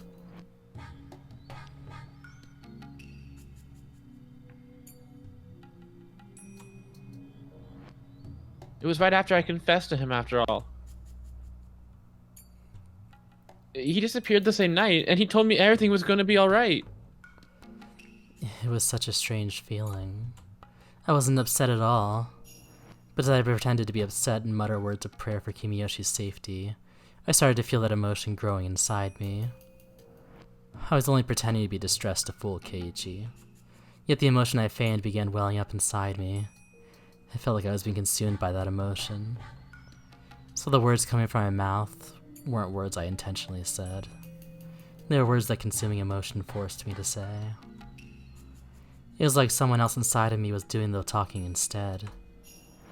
And I was just watching that someone talk from a short distance away.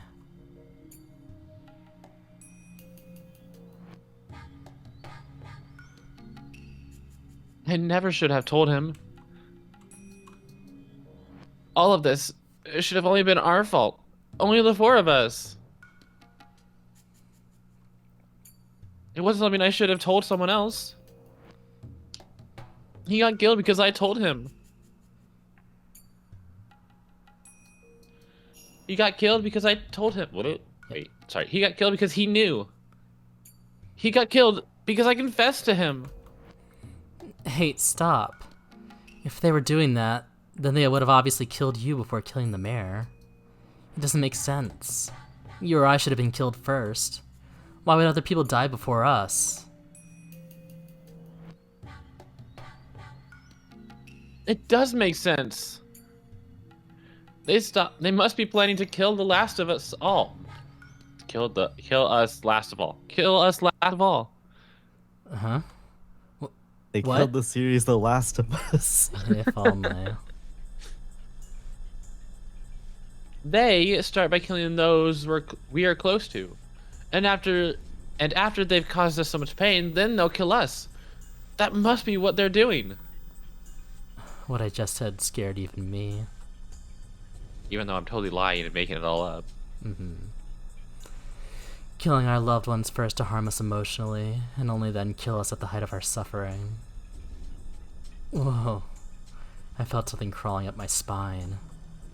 That's awesome. It's an awesome idea. I must not be human anymore. I really am a demon. Keiichi, I'm already a demon. A human could never think of such cruel things. That'd be one incredible hell. Your close friends dying one at a time after being tortured. And after all that, you get yourself killed. What a great way to destroy someone's life.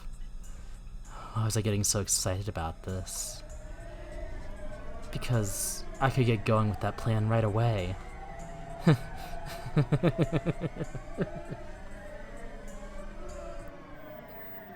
Rika-chan! It's Rika-chan!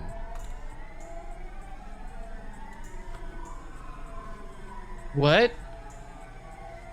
What did you say to... Wait. Yeah. Wait. I'm sorry. Keiji said Rika? Yep. Okay, what did you say just now? Wait, no, that's you. Yeah. Well, the truth is, I told her about it. I told Rika-chan today. Rika-chan? You mean Rika-chan? The one from the Furude Shrine? Yes, Rika-chan. I felt so scared and uneasy that I did it. I told Rika-chan. When you did, what did she say? The cat is worrying too much. I'll do something about it for sure. That's what Rika-chan said. I'm sorry, Shion. I'm a bit worried about Rika-chan.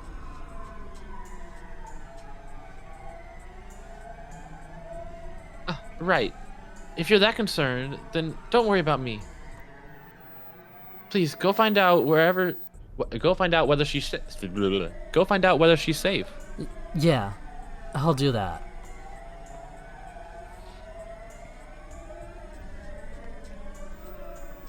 I'll call you again tomorrow at the same time. When I do, you'll know I'm still alright. I got it. I'll be waiting. Okay, bye. Sorry. I'm hanging up. Keiichi hung up roughly.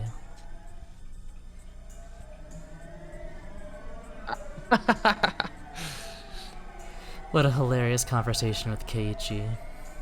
Everything was just too damn funny. Keiichi Maebara, go ahead and struggle helplessly. Run all over the village and see if the curse is still alive.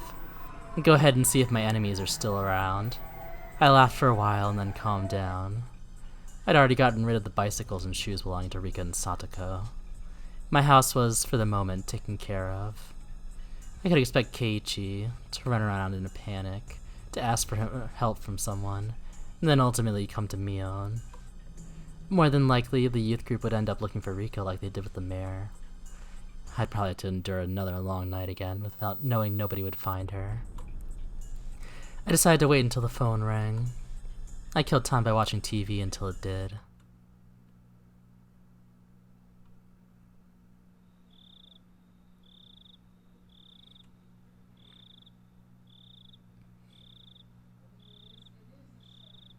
Hey, John, are you serious? I'm going to get really mad if this is a joke. I scolded Keiichi for suspecting that Rika had disappeared. Me-chan? If it really is a joke, don't get mad. Smile. Just smile through it. It would be a joke after all. And jokes are meant to be funny. We all need to go make sure whether it's a joke or not. You're right. Sorry for getting upset. Rena rebuked me. While she looked quiet, I felt that she could be very terrifying under her skin. I had no basis for that impression, but I still felt that way. I just didn't like her, but I had disliked her ever since that rainy day at the bus stop. It wasn't that we didn't get along, though. How should I put it? I was at a loss for how to explain it. I just don't like her vibe. That was it. I found a good example. When I was little, I always wanted to play tennis. I had my relatives take me to a tennis court, and they all praised my skill. I was doing nothing more than hitting a ball with a racket. but they told me I was talented and that made me happy. When I went to school, I told my classmates I played tennis and they told me that I was talented too. Then, one of my classmates, who was usually very quiet, said she also played tennis. Not only did she play, but she took lessons. Although I'd bragged about my serve, I was no match for her. I felt lonely and insulted that everyone was paying attention to her and not me. She was usually very quiet, but suddenly I realized that she knew more and had a lot more experience than me. Right at the bus stop was just like that. I thought of myself as a demon now. I'd awakened a part of me that was half human and half demon, the part that lived in Onigafuchi village. In fact, I'd already stepped into a world where normal humans couldn't go. I'd already surpassed my human limits. I genuinely thought of myself as a superior being, having transcended the realm of mortals. But when my eyes met with Rena Ryugu's, I felt what I did long ago with tennis. Why? Why did I feel that way with Rena? I'd heard that in the animal world, during battle, animals glared at each other to display their strength. Only humans had to punch or kick each other to feel superiority or inferiority. Most animals can tell just by glaring at each other. In that case, could it be the same with Rena?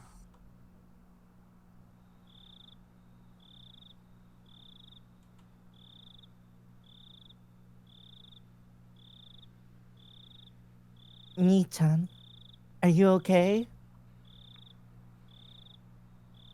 Mm-hmm. Yeah, sorry.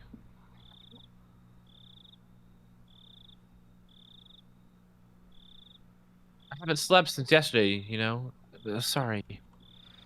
Keiichi climbed up a ladder and tried to peek into the window on the second floor where Rika and Satoko lived. It was my job to hold down the ladder. Rena cautioned me to hold onto it tightly.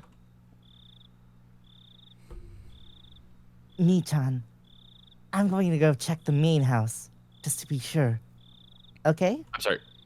Are we assuming that Satoko is dead? Or did something? We being the reader, or Yes, we the reader. presumably. Ah, okay. I'll be right back.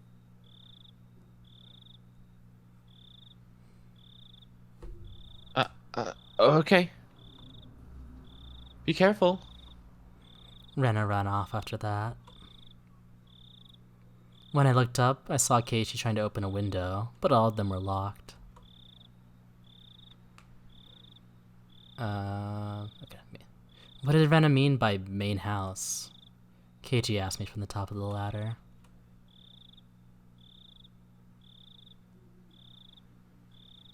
It's the Furude family's actual house. After her parents passed away, I think it's been left like that. Right. Rika-chan's parents, they passed away, huh?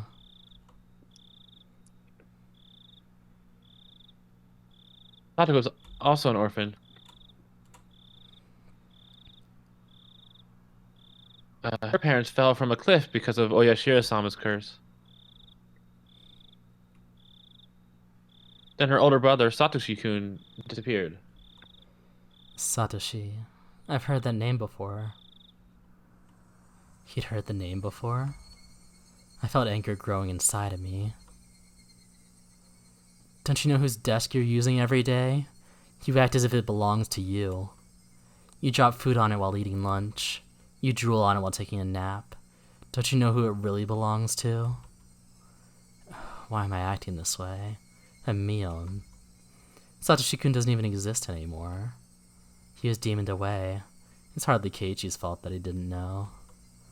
It really isn't his fault.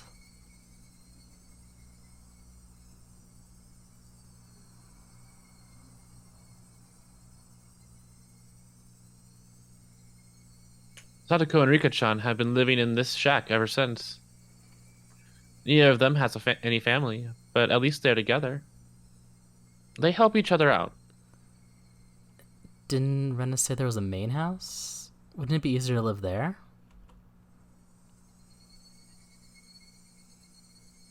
I think she tried that at first. She said it was hard, though, because it reminded her of her parents.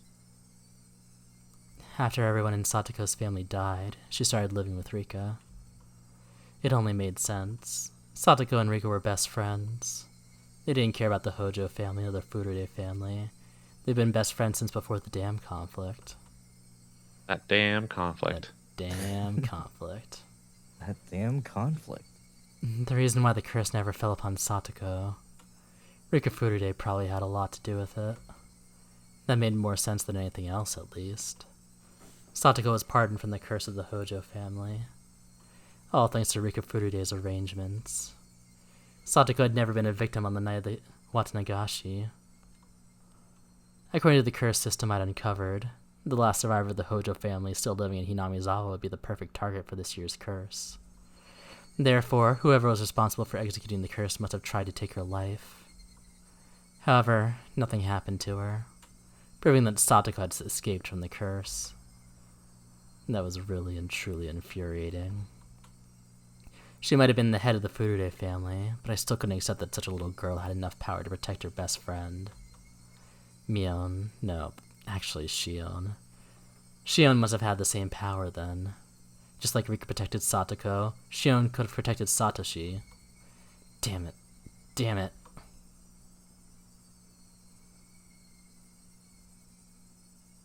Rika-chan and Satoko-chan, they have it hard, huh?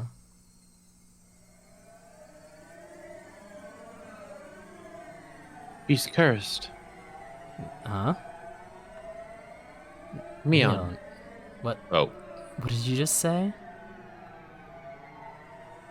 I said she's cursed. Mion, why are you making that face?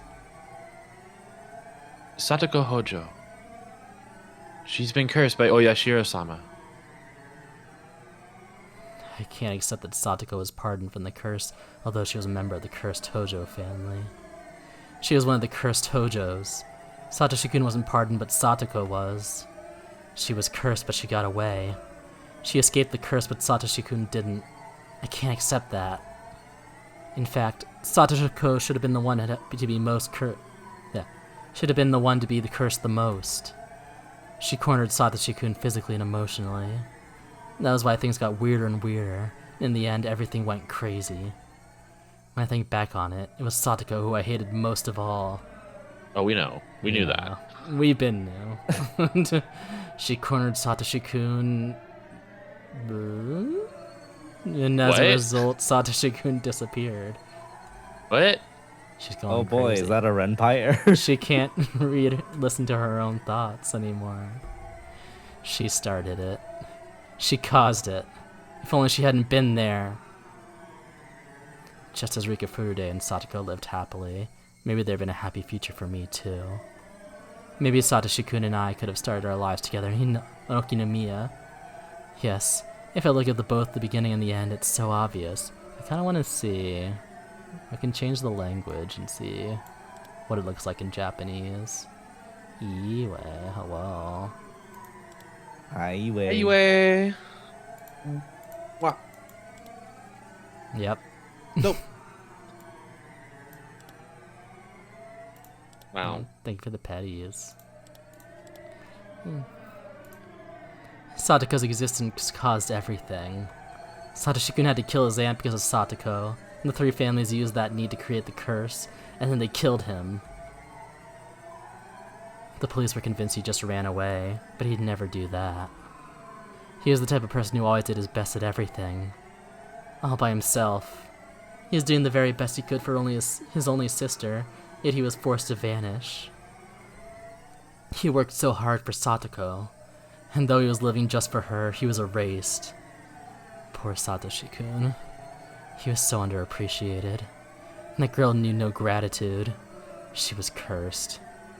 If you got near her, you'd meet the same fate. You'd be cursed to die, or disappear. That really was it. She was the main cause behind it all. She wormed her way into the Furude's good graces, and that was why the curse fell upon Satoshi-kun. She should have died first. Then Satoshi-kun would be still alive. If he was alive, I could have done something for him. I can't forgive her. I can't forgive Satoko. I can't forgive that girl. There can be no peace with her. There can be no peace. She was the perfect target for the curse of 1983. The curse of Oyashiro-sama. Rika Furude, the reincarnation of Oyashiro-sama. Rika was dead. The reincarnation of Oyashiro-sama had died. There's no more god in Hinamizawa to deliver the curse. I'm the one who has to deliver it now. I am Mion Sonozaki, the head of the Sonozaki family, one of the 3 families of Onigafuchi. Now that all the heads of the 3 families are gone, there's nobody to surpass me. I will deliver the curse of Oyashiro-sama and nobody else. I'll deliver it. I am the curse. I have become Oyashiro-sama. I felt hot bubbles boiling over deep inside of me. I could tell the demon inside of me wanted to roar. I noticed Keiichi was looking down at me. Oops, he caught me monologuing again. Calm down, Mion. He can't tell what you're thinking.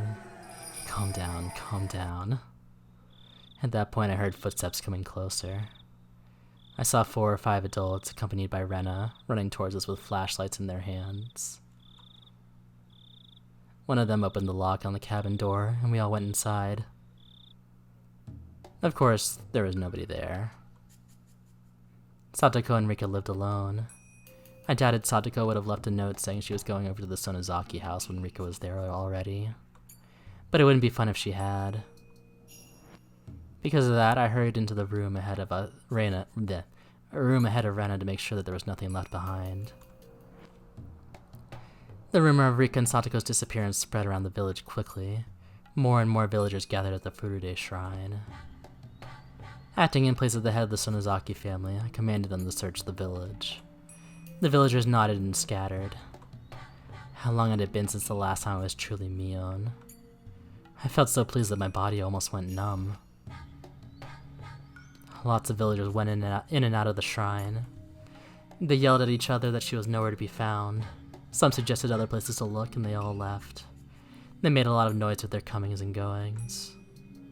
Members of the Women's Association brought out huge pots of gas and gas cookers from the storage and got ready to cook for the men. That was when I noticed Keiichi unsteadily walking towards a copse of dark pine trees. What was he thinking? How stupid of him to be alone on a night like this. If a person responsible for executing the curse was nearby, he wouldn't come back safely.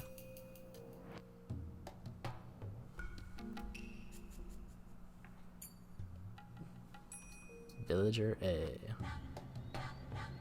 Mion-chan, we went all around Ojiga Lake, but didn't find anything. We tried to light up the pond, but we're going to have to wait until the sun is up. Okay. Oh, sorry. Okay. Thanks for your hard work. The women are making some miso soup, so please rest up and have some.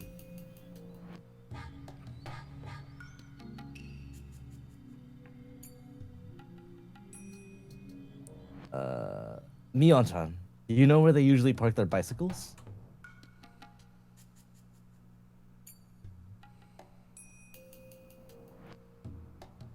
No.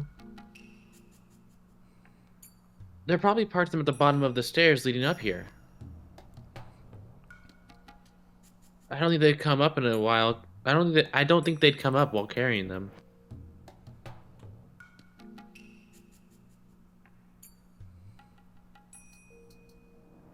We can't find their bicycles. Where did they go? If they left on their bikes, they could have gone pretty far. Maybe even as far as the town.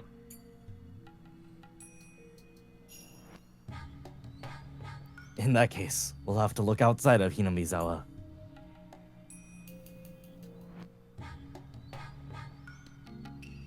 By the way, Oh, that's you, right? Yeah. I think it is. Kei-chan would be. Shion. Okay. By the way, who first noticed that Rika-chama was gone? It was Kei-chan. He suddenly had a hunch. Oh, that Maebara kid, huh? He's a little suspicious. Sus.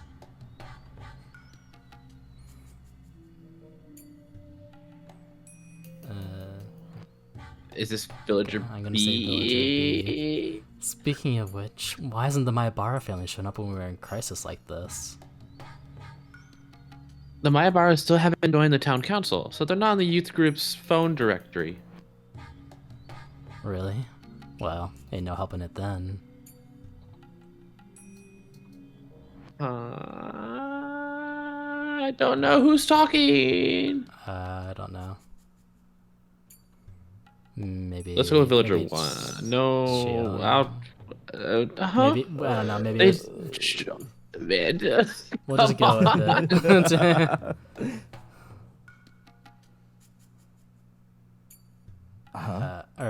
They joined, didn't they? I don't know. Go ahead. Might be two different villagers. It's so hard to tell. Huh? They joined, didn't they? I think it's just that their name isn't in the directory yet. The last time we updated it, it was at the beginning of the year. They just moved here, so that's why they aren't on it. That Maebara kid's hunch is still suspicious.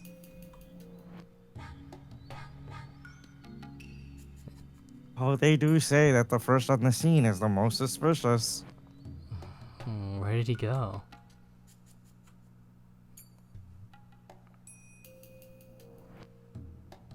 I saw him walking toward the pine trees.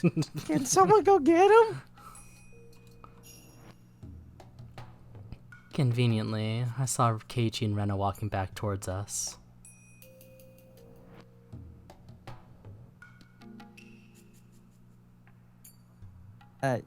Kei-chan, where did you go? I think Shion. that's probably me. Yeah. Oh. Kei-chan, where did you go? I was worried you disappeared too. Sorry. It looked like nothing had happened to Keiichi. If so, that's fine. That means I took care of all of my enemies. Oh my. I knew I smelled something good coming from over here. I'd be much obliged if you allow me to have some. I heard the loud, sticky voice of a middle-aged man. It was Oishi. Sir, children are missing. You must be confused about this year's incident. The scale of the curse this time is nothing like the previous ones. Oishi's information network is about equal to or better than that of the elders on the town council. In other words, he could easily uncover a rumor that was circulating through the underside of the village. He must have came here to see if the disappearances of Kimiyoshi and Rika had something to do with the changing the lock on the ritual storehouse's door. The police will come for me sooner or later. I am Mion Sonozaki. By removing all the heads of the three families, my enemies, I become the head in their place. I can't allow Mion Sonozaki to continue existing. I'll have to destroy the existence of the head of the Sonozaki family. When I destroy my own position, that is when my revenge will come to an end. More than likely, I'll have Oishi witness my final moments. My eyes and Oishi's met. Damn it, he thinks I'm suspicious already. You're right, Oishi. I did it. Mion Sonozaki, the head of the Sonozaki family, is the culprit.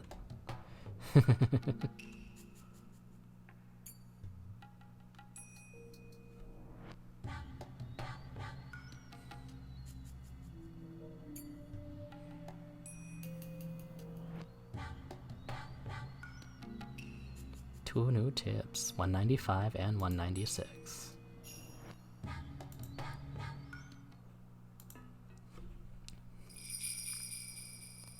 Rika Furude. She was the head of the Furude family, but she never even appeared at the most important meetings. Even if she did show up, nobody would ask for her opinion, so it never really mattered if she was there or not. A legend in the Furude family says that if their firstborn child is a girl for 8 generations in a row, that 8th girl would be the reincarnation of Oyashiro-sama. According to Takano-san's research, Rika Furude is very likely to be the one. Surely she must be an important icon in the cult of Oyashiro-sama. The true believers are devoted to her. So it's quite surprising to me that Rika Furude herself was the assassin. It's unbelievable. It's just too abnormal. She's not normal. Usually a VIP like her wouldn't be the one to assassinate someone. It's possible that it was a Freak of Furude look-alike. From the way she moved, she seemed experienced in fighting. It's not normal that a small girl like her would jump me without faltering. I just got lucky because I had a stun gun. Without it, I don't know what would have happened. She was far more skilled than she looked. Was she trained as an assassin? Or was it a body double? Everything is a mystery, including that creepy syringe. What's going on? I can't understand. She was like an apparition or something. Did Oryo Sonozaki know of her existence? What is hiding on the underside of this village? That underside might run much deeper than I thought. And 196. At this point, I believe that I can complete my revenge by destroying the curse system entirely. That means I have to eliminate the heads of all the 3 families, the successor Shion, and the assassins who are after Keiichi. Although Keiichi is completely unguarded, he hasn't been attacked so far. Even though I told everybody that he was one of the trespassers. In fact, it's me who's being attacked. Rikufurude attacked me. According to my theory, Keiichi should make for a very attractive bait. But nobody has done anything to harm him. Since Rikufurude attacked me, it might be that opposing the Furude family is a greater taboo than trespassing in the ritual storehouse. Rikufurude had said that the intrusion wasn't a big deal. She sounded like she was going to let Keiichi walk. And after I accused her of that, Rikufurude attacked me that very night. Are there 2 different factions? Does one handle trespassers in the ritual storehouse, while the other protects the religious doctrines of the Furude family? No, that doesn't make sense. Tomitake-san's death must have been caused by the Furude family's injections. Rika showed me the effect of it herself, clawing out her own throat and dying like that. But Tomitake-san shouldn't have been subject to the curse, at least according to the system of the Furude family. I think that's the first legitimate answer we've gotten. Mm-hmm. Yeah. It wasn't in the anime, and I don't know why, but...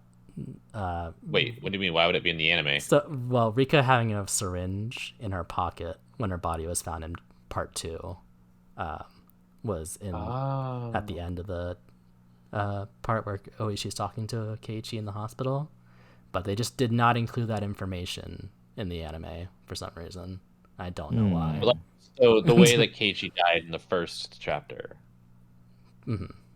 As far as we know. When did at least he they tried injected? To inject him. We didn't see it happen, but he in the seeing it happen would have ruined the surprise, the twist. But yeah, I mean, we see them with the syringe, but in the visual novel, he blacks out at that point. So we get a little narration at the start of the chapter, which is a flash forward. But when we actually get the death in the visual novel, we don't see anything until they're already dead. So he could have been injected and we just didn't get narration. But who knows? I don't understand why Keiichi hasn't been attacked. Did he have something exempting him from the curse, unlike Takano-san? Just like how only Satoko Hojo was spared. Keiichi is a friend of Ruka Furude's. So, does that mean if you were close to her, you wouldn't be cursed? Was she more important than the whole system? That's impossible. The hag was at the top of the curse system. Rika couldn't have been higher up than her. Scribble, scribble. Wait, you can't write scribble, scribble, Shion. Are there multiple ways to determine the subject of the curse? Are there as many curse execution groups as there are subjects, and do they all work separately? It's a mess. None of my theories add up. If I mess up my reasoning, I might make the wrong person the target of my revenge. I don't understand who the enemy is, or how Satoshi-kun was made to disappear. How much did the hag know? That really was a huge loss. I have so many things I wanted to ask her.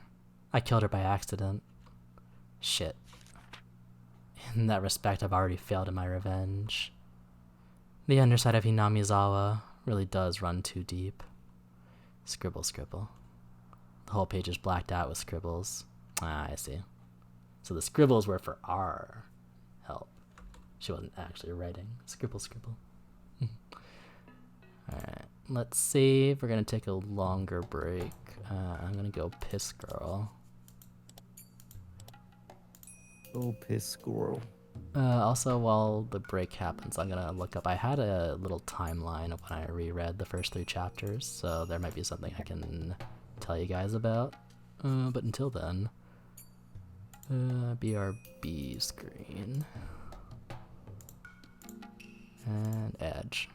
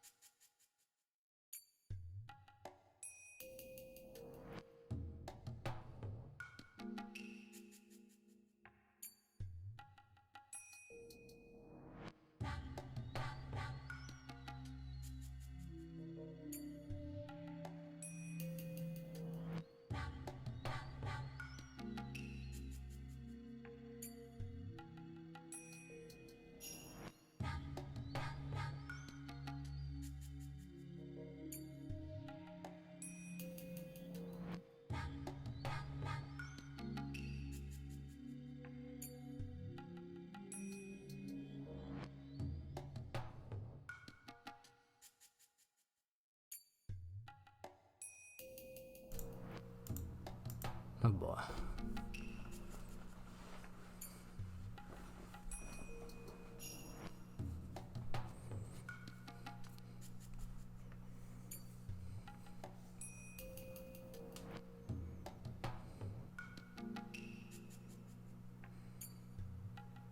I'm ready to go whenever. Yeah, I just finished. Oh, Lemon, thank you for the patties. Welcome on in. So, I looked at the timeline I made, and I will say, we didn't see Keiichi get injected with the syringe by Mion in chapter 1, but he did get an injection the day he went to the clinic. However, that was 3 days earlier. So, unless the dosage defines like how fast it acts, it's kind of weird because it seemed like it happened instantly, basically, for Rika.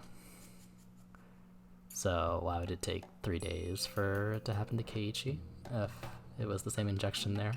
But, you know, who knows? So we did see Keiichi get an injection in chapter 1.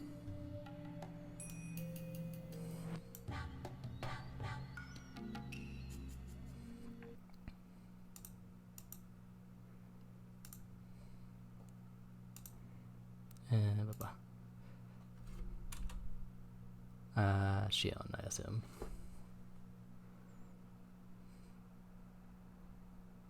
Hey, everyone.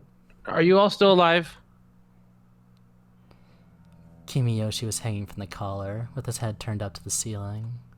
He didn't even move when I walked in. Maybe he's already dead. Satoko was lying on a cross-shaped restraining table. She glared at me with red and swollen eyes, which must have been that way from crying.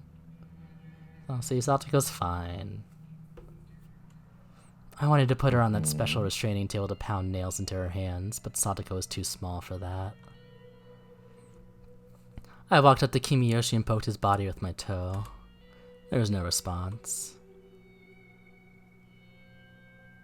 Uncle Kimiyoshi, are you dead? I assume this is Satoko. Murder! Murderer! Murderer! Maybe Satoko had witnessed Kimiyoshi's last moments. I took a thick knife from the wall and stabbed Kimiyoshi with it. There was no response. Don't worry, Lemon, everything's fine. Uncle Kimiyoshi? If you're alive, you better tell me, okay? You can't fool me. I walked over to the pulley that was suspending Kimiyoshi. This is your last chance. Are you alive? Let me know if you are. I paused for just a moment, then turned the pulley.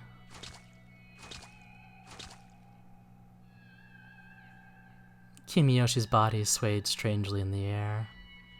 It looked much more like a corpse than that. Or like that. Shion-san, why are you doing this?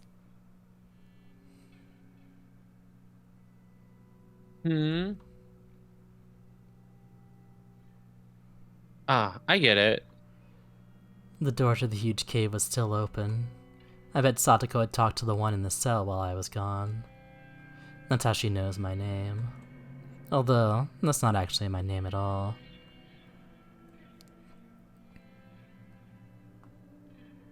No, I'm not Shion. I'm the real Mion. The one you all thought was Mion is Shion. It's kind of confusing, huh? If you don't get it, that's okay.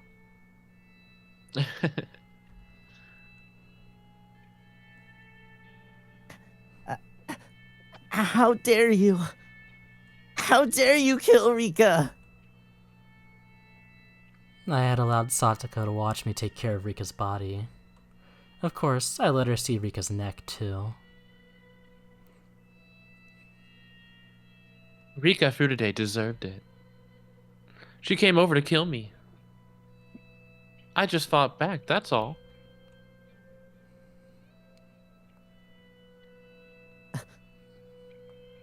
That's not possible.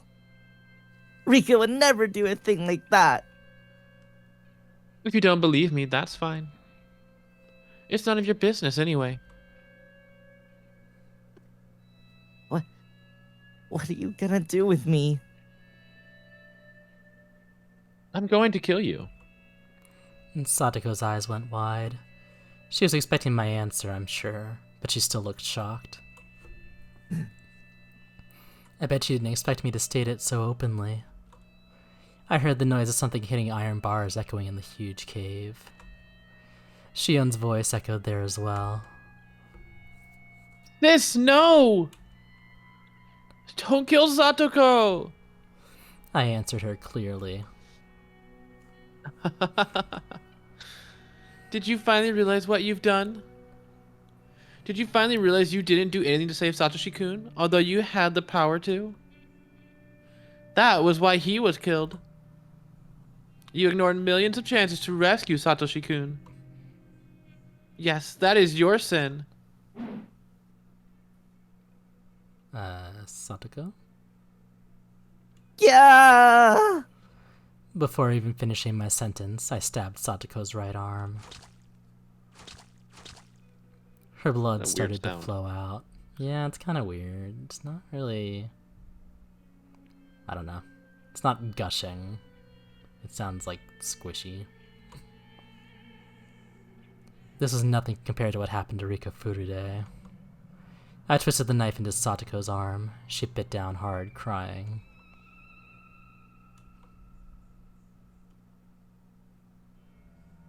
Stop! No. Wait, oh, sorry. Stop! Oh, Don't kill no, sorry. Satoko! Let her go! I don't care what you do to me, but please let Satoko go. Why couldn't you say that for Satoshi-kun? It's too late now. I was the one screaming like you back then. But no matter how loudly I screamed, it never reached them, spared him, or saved him. I want you to go through the same thing I did.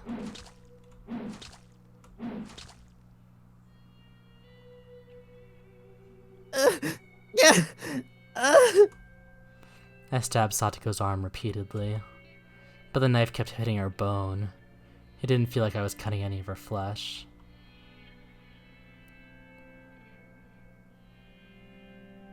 Stop! Mion, stop! Sis, stop, stop, stop!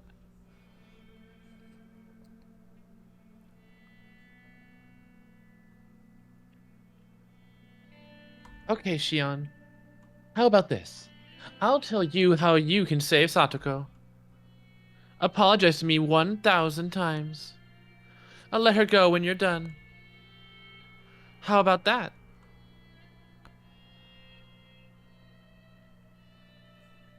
I don't tell lies. Shion has never told a lie in her life. Never.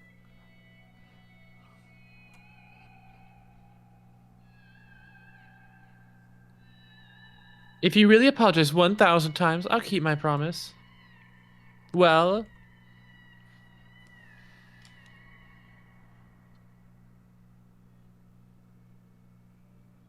how about that?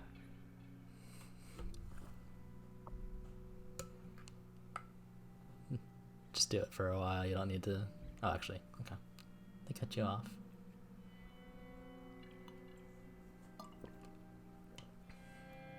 I'm sorry. I'm sorry. I'm sorry. I'm sorry. I'm sorry. I'm sorry. I'm sorry. I'm sorry. Shion started to apologize like a broken record. She's so stupid and honest. She's not even thinking of cheating. I bet Shion really will count to 1,000. I stabbed Satoko in the wrist. There, I felt something hard. I guess I either crushed her bone or scraped it. It must have been extremely painful for her. Satoko screamed. Shion's voice got louder as if trying to overpower that scream.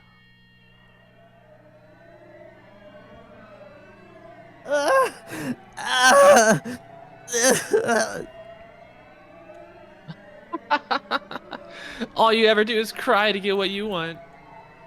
You think your Nini is gonna appear out of nowhere, knock me aside and rescue you, huh? Yeah, right. The knife was still in Satoko's wrist. I slid it toward her elbow.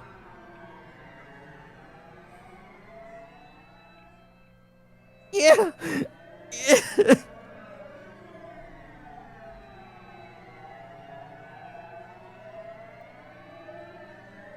Satoko, can you hear me? Hey, listen to me. I slapped her face several times and made her look at me.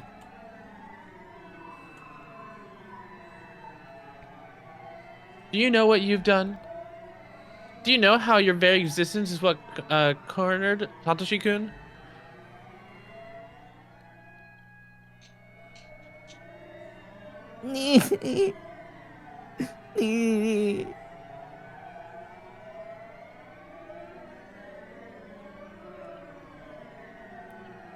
That's right. That's all you did to him.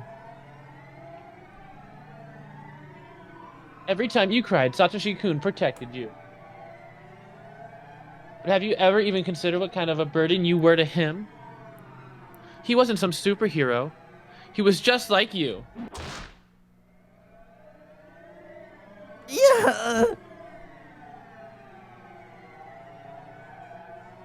He was just a normal human being.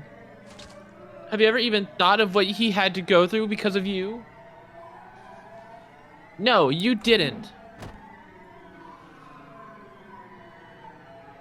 You never even tried.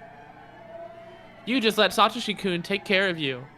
You just leeched off of him, and he got injured for your sake. You lived by sucking his blood. You are cursed. How can you still call for him? Huh? After telling her all that I'd wanted to, I exhaled roughly.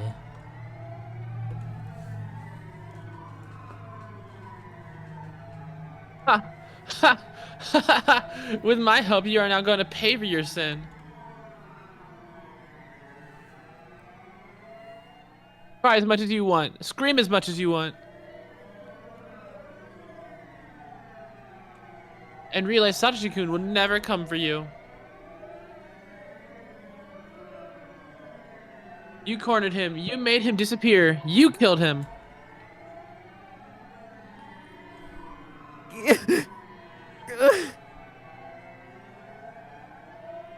What's this? You don't feel anything in your right arm anymore. Okay, then let's use your left.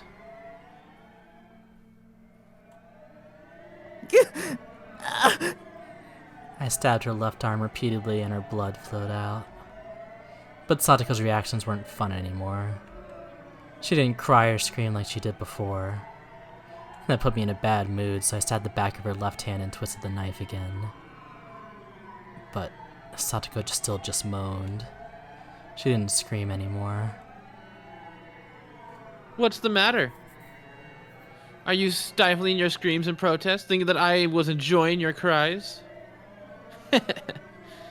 That's great. Satoko was unfazed by my mad laughter. She looked at me with gritted teeth in resignation.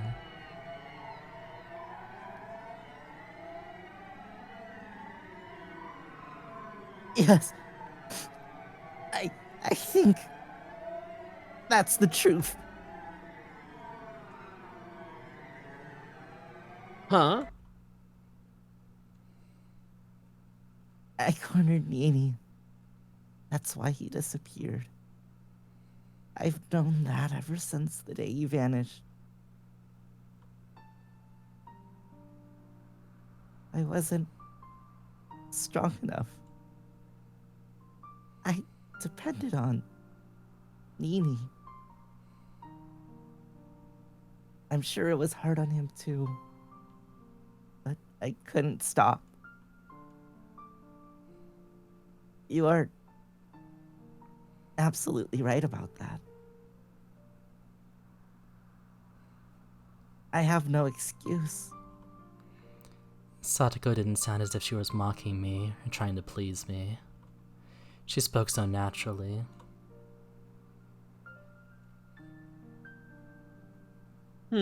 That's interesting. I never realized you were aware of what you've done. Nini is coming back. He will come back someday. And when he does, I'm going to show him how independent I've become. I don't need him anymore. I won't hide behind him anymore. I'm gonna show him that I really can live on my own.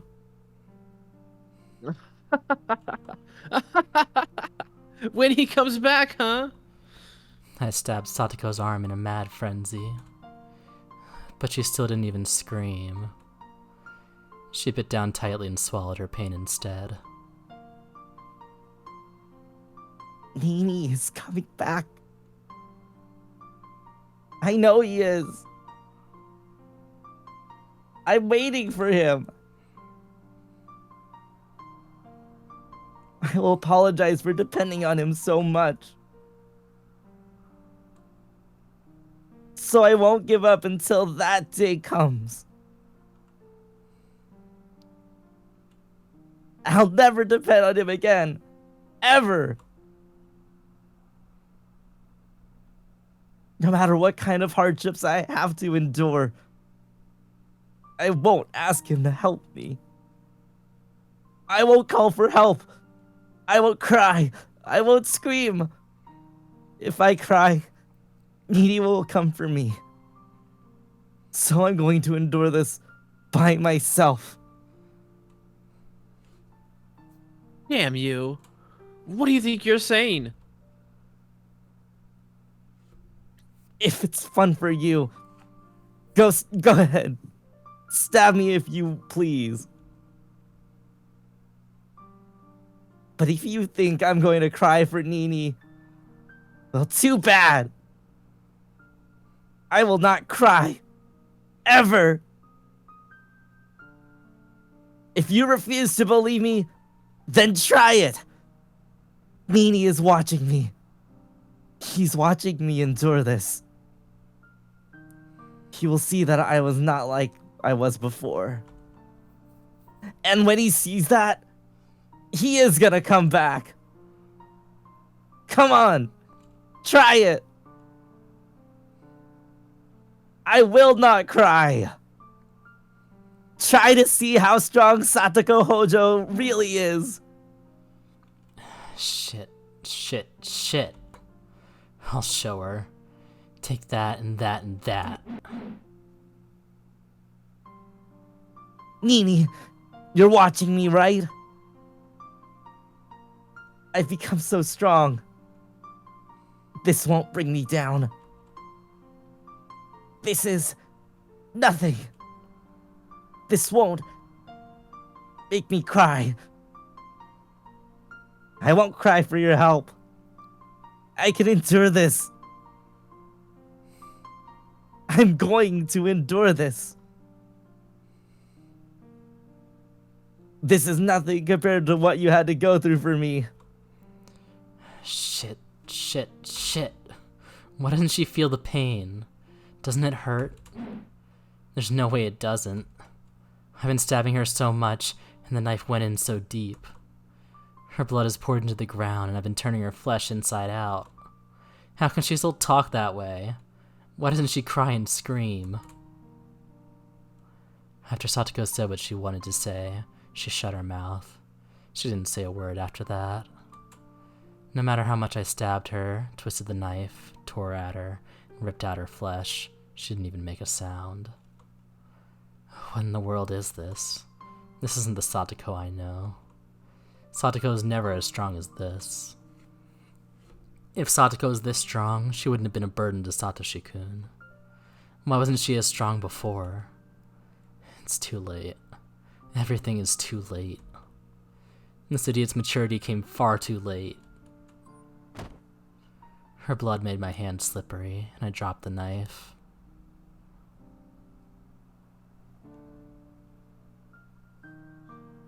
Ha! Ha! Ha! Ha! Ha! Ha!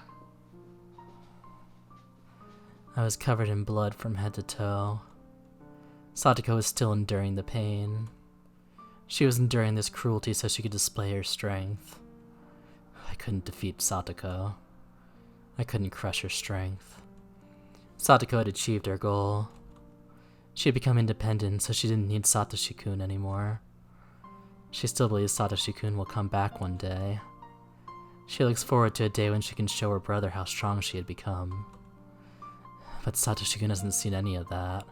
Instead, I, who had never even thought of that Satoshi-kun would come back, was the one who witnessed her strength. What was I thinking? I thought Satoshi-kun was dead. No, I assumed he was. Why did I? I never even thought of waiting for him. I didn't believe he would come back. I didn't wait. I tried to avenge him, but I guess what I really did was forget about him. Satoko is different. She never even thought he was dead. No, maybe she did a little. But even so, she waited. She waited for a day when she could show him how much she'd grown. She waited patiently. What about me? I didn't do anything. I wanted to forget about my sadness, so I tried to find my enemy. I became a demon, using revenge as an excuse so that I didn't have to think like a human. I lost. I couldn't endure the pain of waiting for Satoshi-kun, so I chose to become a demon. In other words, I got rid of my soul, the soul that loved Satoshi-kun. In other words, I got rid of Satoshi-kun himself. Satoko won. While she had been gritting her teeth before, her mouth had gone slack. Her eyelids were half shut, but I could see her eyes a little. They looked like she was dreaming about something happy.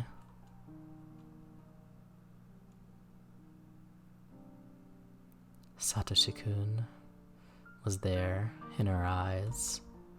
Satoko endured until Satoshi-kun came for her. Satoko ran up to Satoshi-kun. She jumped onto him. Satoshi-kun hugged her, and they spun around. You can cry now. Satoshi-kun told Satoko that, and she cried very hard. Satoshi-kun rubbed her head so gently. We'll be together forever, he said, and continued to rub her head so gently. So gently. Satoshi-kun, I was waiting for you too. What meaningless words. He was already dead inside of me. I never believed in our reunion. How pitiful of me to say that, just because I saw Satoko and Satoshi-kun together again. As Satoshi-kun hugged Satoko, his eyes met mine.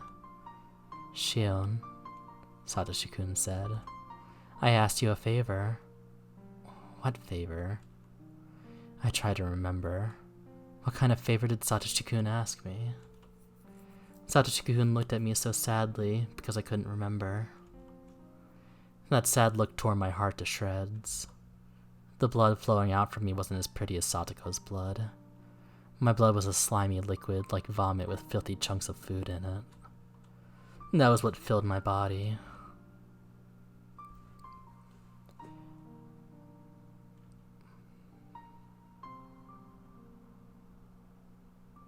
Whether it's a real curse or somebody's conspiracy, I won't disappear.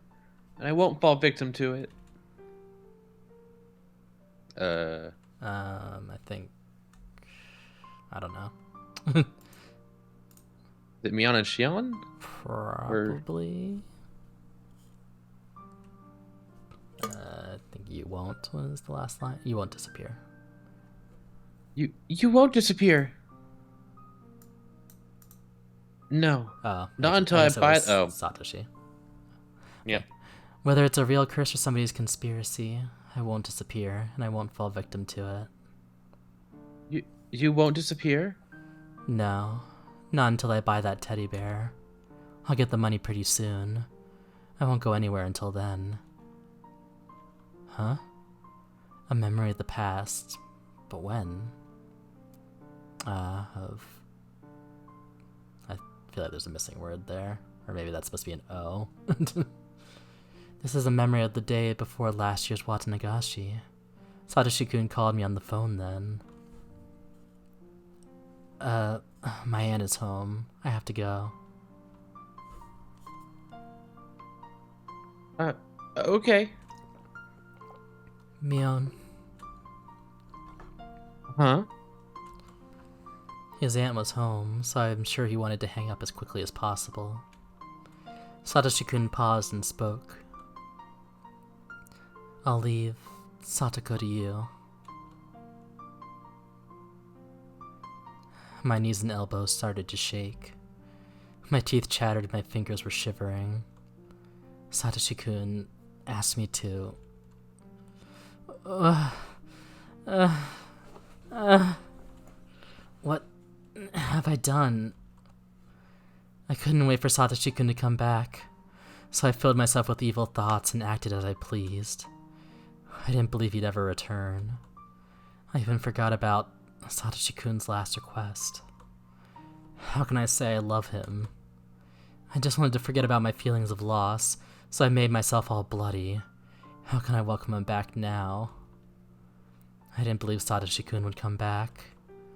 I didn't believe Satoshi-kun was alive. I didn't think he was alive, so I thought he was dead. I believed in his death. I killed him and myself. Nobody else did. I did that. But Satoko believed until the very end, and she was rewarded in her final moments. Satoko wasn't here anymore. She had no more need for her bloody, painful shell. But I'm still here, trapped in my bloody, tainted flesh. I'm going to rot inside of it. Satoshi-kun was waiting for both Satoko and me. But to be reunited with Satoshi-kun, we had to keep our promises. Satoko's promise was to be strong. Satoko kept that promise until the bitter end. And Satoshi-kun embraced her. My promise was to take care of Satoko for Satoshi-kun. I never kept the promise from the beginning. Therefore, Satoshi-kun will never embrace me. Even if I were to rub Satoko's wounds and ask her if they hurt, that wouldn't mean anything. That was when I felt something behind me. It wasn't Satoshi-kun or the thing that scared me before. I didn't know who it was, but it was right there, criticizing me for my mistakes. Then I finally realized it. That thing is me. I had always been there, standing behind myself and watching me break that promise. Satoshi-kun asked me to take care of Satoko, yet I didn't keep that promise. I've been watching that happen. I cried and gave up on myself. Wait, Satoshi-kun gave up on me, and I gave up on myself. What will happen to me now? I don't want to be in this darkness. I don't want to be all bloody. Please don't leave me. If I give up on myself, what will happen to my body? There will be nothing left. The only thing I'll have left in me is an evil demon. I get it. I've known it for a long time now. I am nothing but a demon.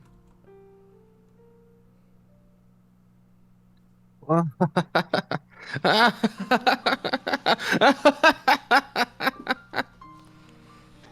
demon doesn't feel sad. A demon's heart can never be in pain. A demon doesn't cry. Shion was still apologizing. She believed that was the only way for her to save Satoko. Her voice was growing hoarse and weak.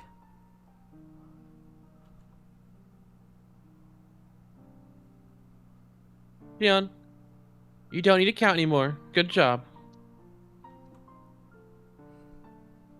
What? I guess she realized what happened to Satoko. Shion cried in her cell.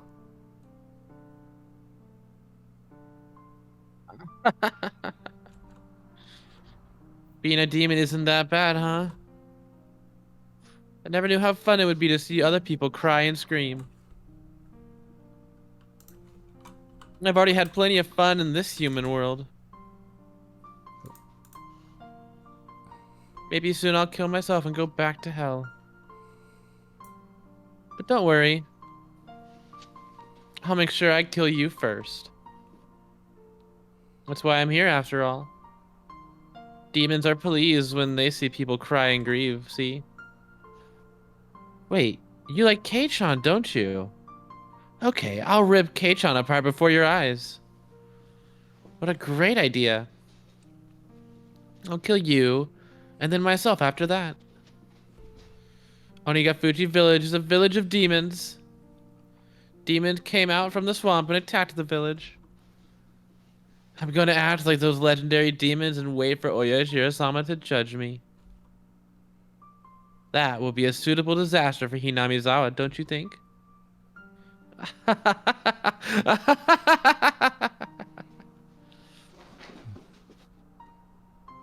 Hi, Koyo. Koyo. Yo. Get your shut up before we continue. Nah. Get shouted out, nerd.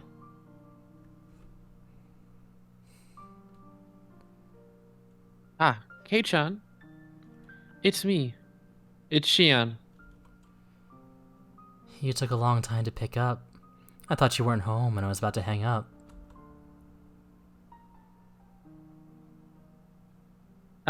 Sorry. I was just in the bath. Something like that. Wouldn't your family pick it up for you? Could... Oh, sorry, I guess I Oh, got it wrong. you took a Shion... long time to pick up. I thought you weren't home. And I was about to hang up. Enjoy your lurk, Goyo. Wouldn't your family... Oh, it's on. No, Sorry. Sorry. Yeah. I was just, in the bath. What did your family pick up for you? Could your parents be out right now, Kei-chan? Well... No, they're not really... Anyway, have you heard about Rika-chan and Satoko? No. What happened after that? Were they found? Nah, they haven't found them yet. Kei-chan, please don't lose hope. Rika-chan and Satoko, they were kidnapped, weren't they? Yes, I don't think there's much doubt. Rika-chan and Satoko were... I mean... I'm sorry. About the mayor. What do you think happened after he was kidnapped? Do you think he's still alive? Keiichi sounded confused. He wanted to believe Satoko and Rika were still alive, which is why he was asking. Keiichi was just like Satoko. Unless the culprit was after money, the abductee would usually get killed right away. I'd never assumed they'd still be alive. But Keiichi was trying to hold on to the little hope. I could feel his strength. It was much greater than mine. I'm a demon. So I didn't come up with an excuse.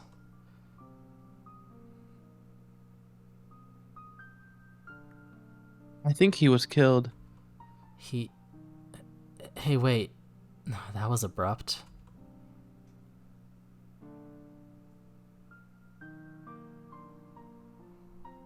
I think it must be really hard to kidnap someone and keep them like they are. As long as they're not in hostages, it would be most practical to kill them once we're done with them. Kill them? So readily? I mean, what's a human life or two anyway? It's a horrible thing, but that's probably what happened. If the mayor was killed, then did that mean that the same had happened to Rika-chan and Satoko? No. That couldn't... They weren't some random old man. It was Rika-chan. It was Satoko. They couldn't kill them so easily. Keiichi was still refusing to believe what I had said. He fought so hard because he didn't want to kill his friends within him. I wasn't like that. I killed Satoshi-kun within me so easily. I blame Shion for not protecting Satoshi-kun, but I killed him so easily.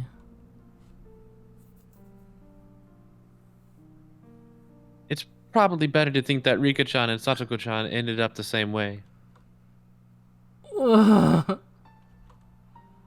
Keiichi roared and cried.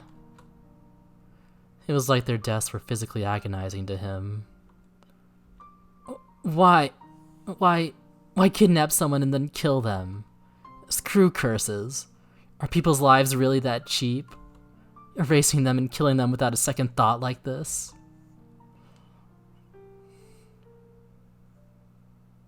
You're right. You're absolutely right. It would take a demon. I laughed at myself. I was sure Keiichi didn't notice. Hey, Shion, please tell me. Why did Hinamizawa start needing someone to die on the night of Watanagashi? That's what I'd like to know. The fighting is over, the dam project is already over and done with. Haven't enough people been cursed already? Why is it? Why? If there's a reason, then say it now.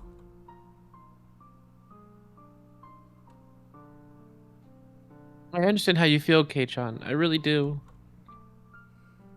The damn conflict ended a long time ago. That damn Yet, conflict. murders and disappearances keep happening every year under the guise of Oyashiro-sama's curse. Why? Why is that happening? Some of them had nothing to do with it, and some of them didn't deserve to be cursed, so why? Why? That's what I'm asking you.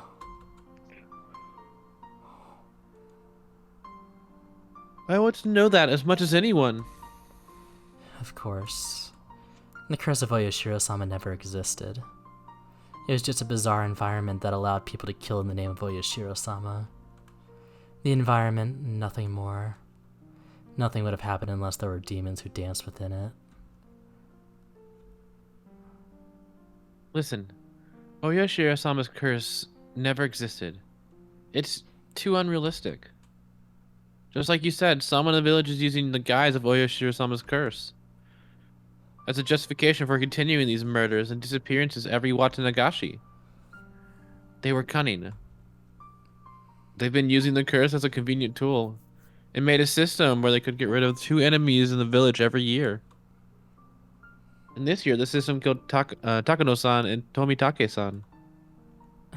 Then why wasn't that enough? Why did the mayor and Rika-chan and Satoko have to get killed too? I don't give a shit about the past.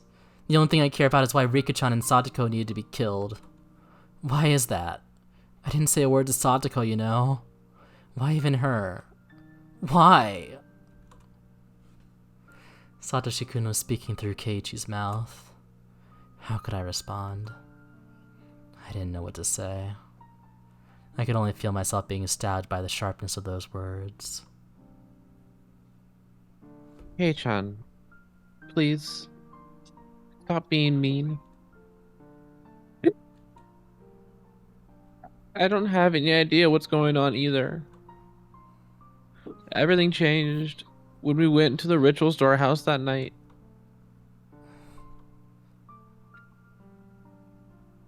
When I heard that Takano-san and Tomitake-san had been killed that night, I doubted my ears.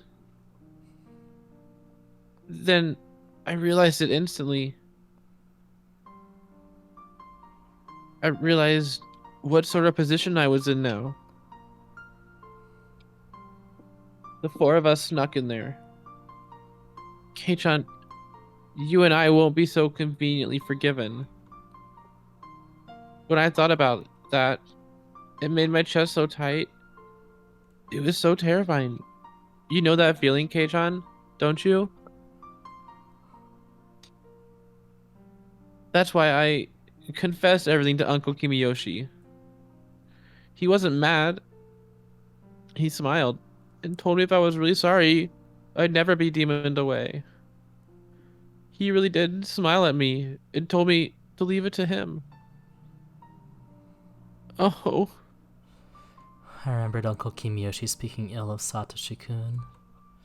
I killed him, but everyone in Hinamizawa did that. I wasn't the only one at fault. When did you let the mayor know?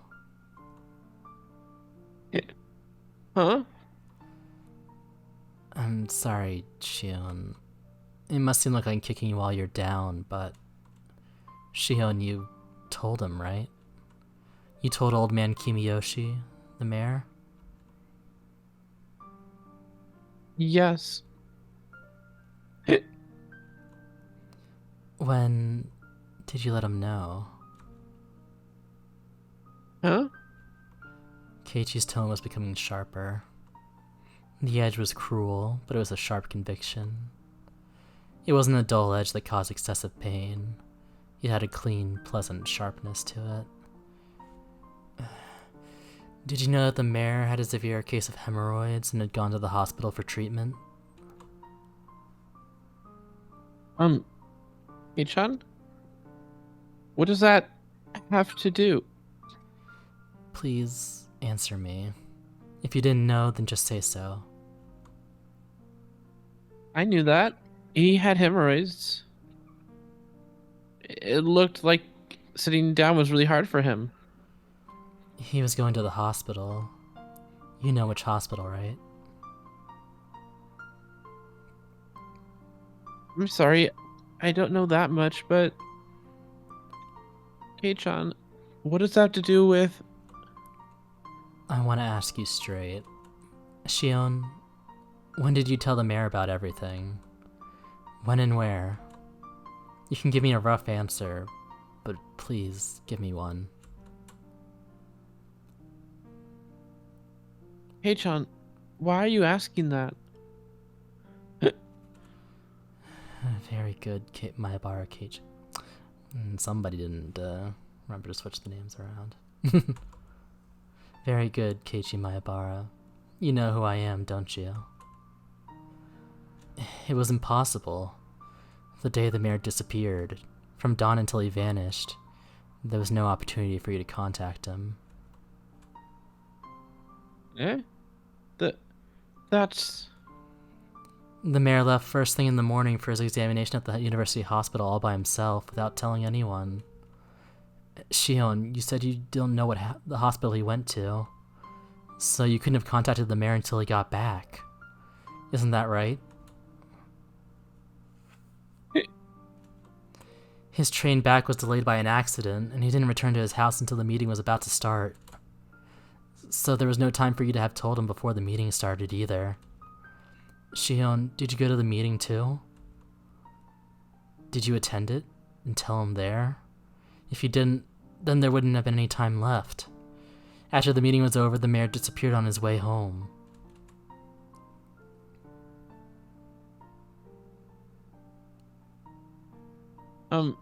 Actually, with the meeting, You didn't even go to the part-time job you said you went to that day. I'll cut to the chase. You haven't been seen since we were at the library together. Kei-chan, well... Shion Sonozaki disappeared the day after Watanagashi. Bingo, Kei-chan. I'm impressed. Oishi-san says you've been missing. Despite that, you've been calling me every night like this, haven't you? Please, Shion. If something I said was wrong, please say so. Shion, I'm begging you. Corner me even further. Corner me so the demon inside can't come up with excuses, so that it can't escape.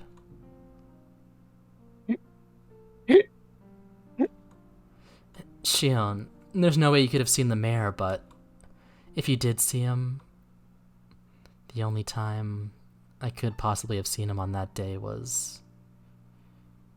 Then you saw him after the meeting. In other words, it could only have been right before he disappeared, or else afterward.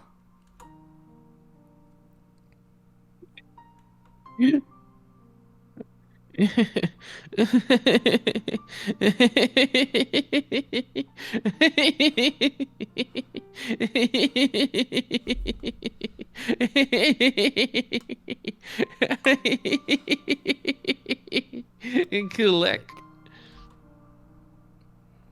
I screeched and screeched with laughter, then slammed down the phone. Very good, Kei-chan. That's right, it's me. I'm the one. Hurry and corner me. Hurry, let me be free.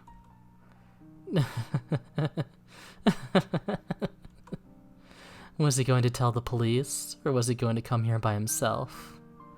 I wonder which way it would be. If the police came, I'd struggle as much as I was able. I'd see how good Oishi would be at catching a demon. If Kei-chan came here alone, that wouldn't be smart of him. He couldn't complain about being eaten by a demon then. I'm going to kill him. I'm going to kill him gruesomely while Shion watches. Therefore, Kei-chan, you shouldn't hold back. I only ever thought you were just a funny guy. I never thought I could expect so much from you.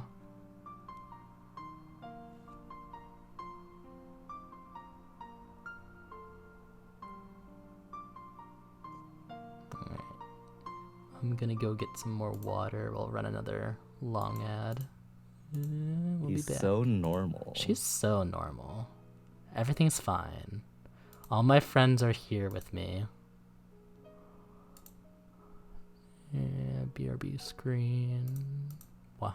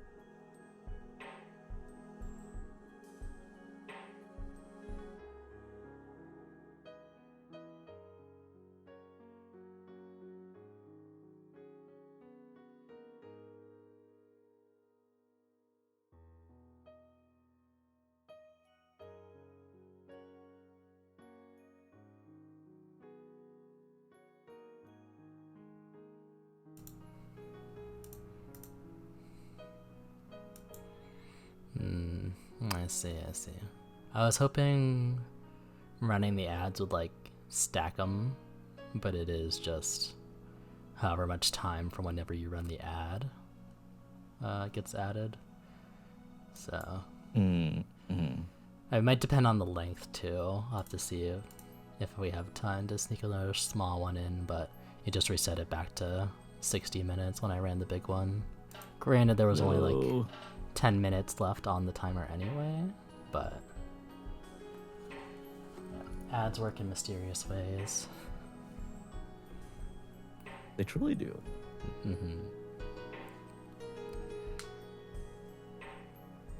I mean, I would think if you ran like a shorter one, it wouldn't just reset it back to like 10 minutes or 20 minutes or whatever the 1 minute is, but it might just have like a max of an hour of cancellation.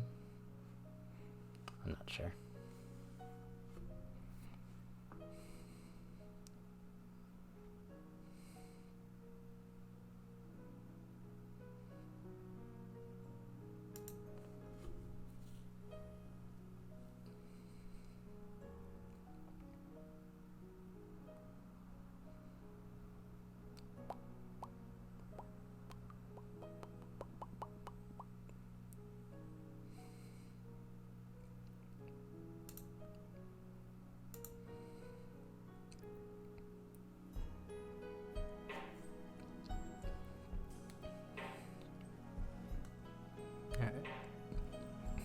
It took them a long time to come for me. I had to wait until the following morning. I opened the gate without checking who was ringing the doorbell. I didn't even care who it was. If it was the police, that'd be fine with me. If it was Kei-chan, could he defeat me? Keiichi and Rena were there. Well, Oh, I couldn't tell if this Yeah, is Shion. right. this is unusual. Aren't you two going to school? I'm gonna say Keiichi. We Yeah. stayed home today.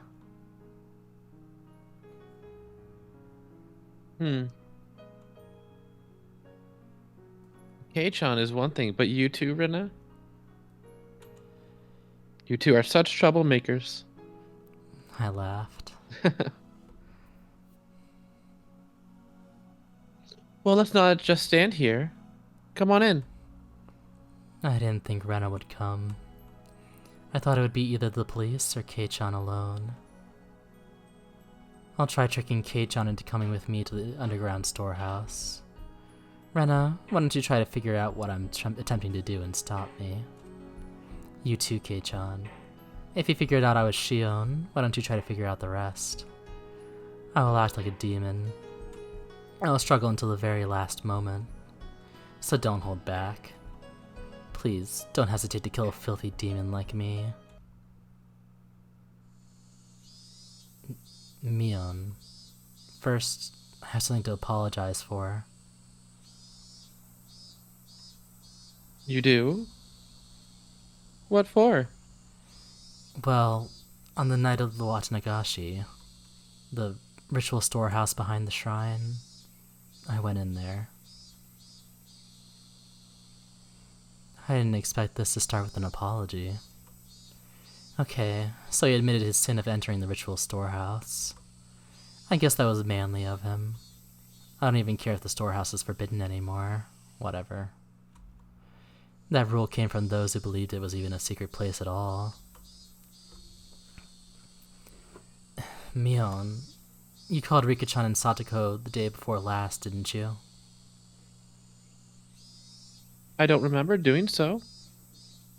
You have a reason to think If you have a reason to think so, could you let me hear it?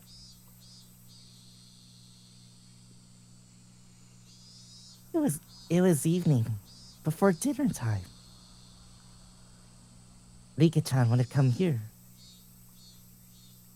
bringing a big bottle of soy sauce. You have to share some with her. To have you share some with her. Rena spoke with confidence. She wasn't even trying to gauge my reaction. She was simply telling me the truth. That cleverness was very pleasant to see.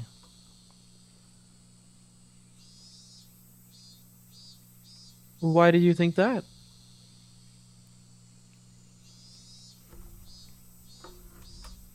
It's not hard to understand. Mi-chan, you saw it too, didn't you? Rika-chan's room?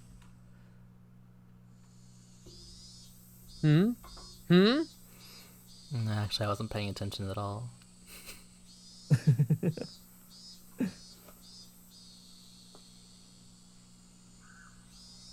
There was chilled tofu, but no soy sauce.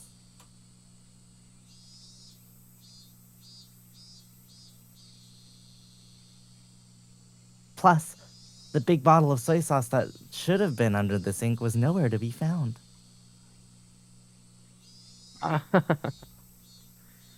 What? Is that why she would have come here? Rena sure is sharp. I tried to beat around the bush, but she was confident in her conclusions. She was cornering me. She was doing such a great job, too. It really put me at ease. Okay, demon. Rena knows what she's talking about.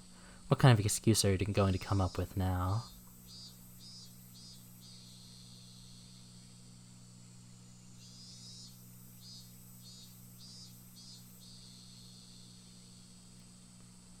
I think that's Rena. Oh, okay, yeah. It's a long explanation, so I'll get to the point. The contents of that refrigerator provided a vivid account of what you said over the phone when you lured her out. There it is. This game is over. Rena, I was right about you. I don't like you. You really are just too sharp. Shion is so obtuse that she never even recognized this side of you.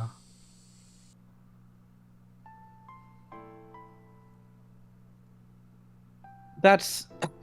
I had no idea I had such an incredible detective right next to me this whole time. I can't believe you figured out everything, down to the phone conversation.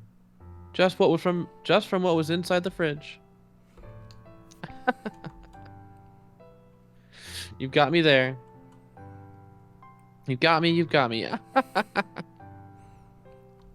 I laughed like crazy.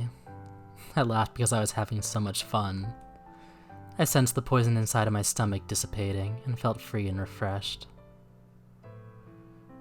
Mion, the police have suspected you for a long time now. Oishi-san's officers have had the house under observation so that they could break in at any time. Kei-chan was threatening me. He was telling me I couldn't run or resist, so I should just surrender and accept my fate. You aren't doing that intensely enough, Kei-chan. Shouldn't you grab my collar and knock me to the ground? Today is the day I'm prepared to die. After that, they went easy. Because they just wanted to know the reason why Mion committed such crimes. You all are being too lenient about this. I'm a demon. I'm a murderer. Are you saying that if you can understand the reasoning, murder is okay? A demon is a demon. A murderer is a murderer. Whether their motive is to have fun, to live, or take revenge, that makes no difference. Why do you even want to know that? Why don't you just tackle me and take me to the police? Look there. The demon is trying to deceive you.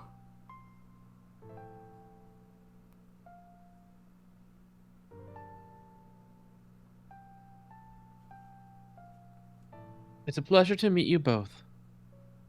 I am the successor of the Sonozaki family, Mion. Welcome to the Sonozaki family's house today. I'd like to greet you on behalf of our leader, Oryo. You seem to want to ask various questions. I'd like to answer everything as clearly as possible. I then told them about the strange events that led to Onigafuchi village becoming Hinamizawa, which Takano-san had told me about before. About half of it was the truth, but the other half was completely made up. I just made it sound like it was only natural that their best friend committed such a gruesome crime.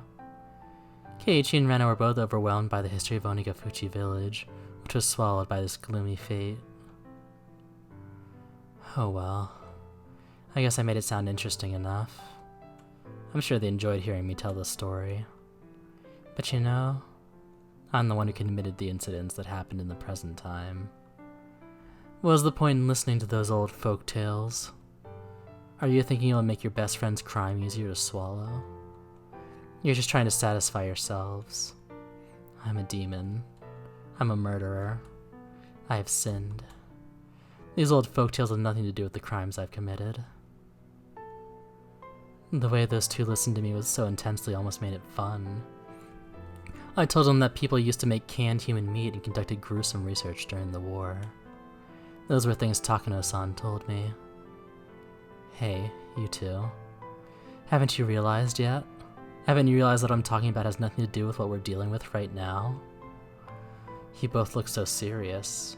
You two are such fools.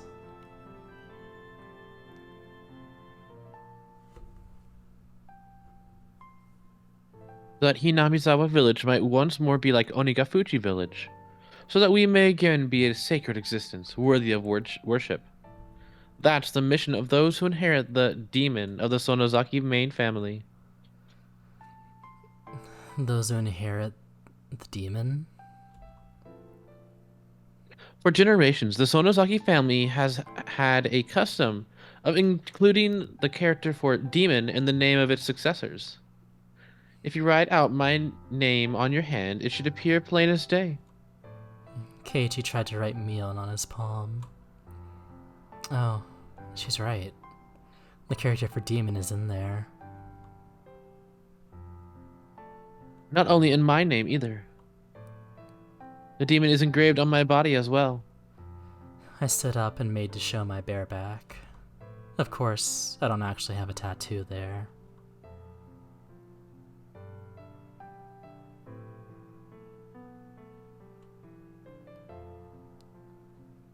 It's okay, Mi-chan. You don't need to show us, okay?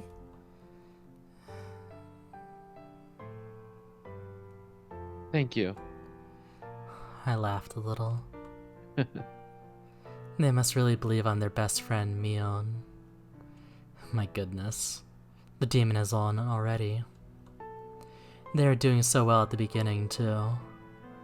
I eventually sat back down after I finished telling my made-up tearjerker stories. It's your loss if you shed all any tears now. I looked at Keiichi. He wasn't crying, but he was overcome by emotion. I looked at Rena. Surprisingly, she still maintained an aggressive look, showing me her will to fight.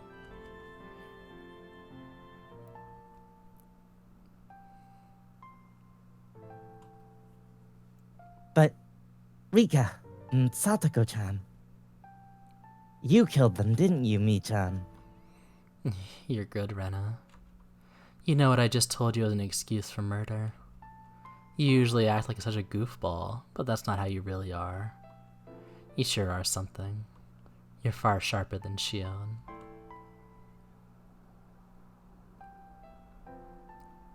I'm not saying that it's okay you killed other people. Regardless, Mi-chan. You killed Rika-chan and Satoko-chan.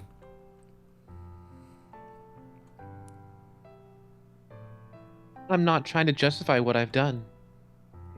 I have a demon inside of me. The demon is in my name, in my body, and also in my soul. But the demon wasn't the one who killed them. I did. Sonozaki Mion did. Rika-chan and Satoko died because Mion wanted them dead. That will never change. You're right, Rena. Come on, Rena. Try to figure out who I really am. You still believe Shion, my victim, is the real culprit. Poor Shion. I'm making Rena believe that you're responsible. And that was it for Rena, though. She couldn't figure out I was Mion.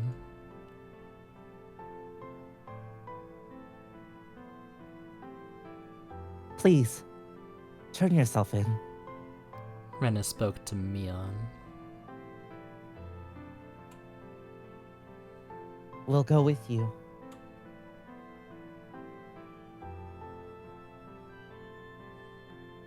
We'll never leave a friend by herself.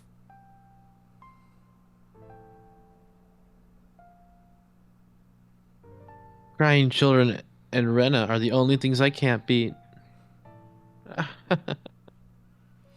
Too bad, Rena. I've won.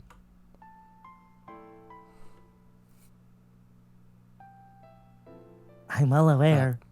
Shion. Oh wait, that is Shion. Yep. I'm well aware of how serious my own crimes are. Even if they accept me turning myself in, I'll probably never be able to come back here.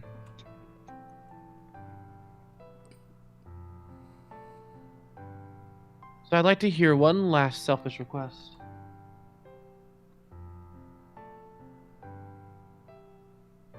What is it? 30 minutes is fine. Just let me have some time alone with Kei-chan. Eh? Keiichi looked startled to suddenly hear his name. You're so insensitive, Keiichi. That's what made my sister cry.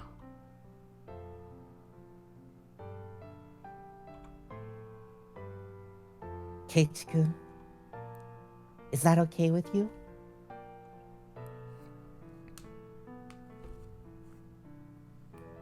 If you don't want to, then I won't make you. She's right. It's okay if you don't want to. Oh, sorry. She's right. It's okay if you don't want to. After all, I'm a demon. And Kei-chan is a bona fide human who moved here from somewhere else. For us to be compatible, as long as Oyashiro-sama doesn't exist to mediate, it simply isn't possible. Keiichi hesitated a little. Come on, Kei-chan. Condemn me. Condemn me and tell me you'd never go. Sure. It's fine. Thank you. Fool.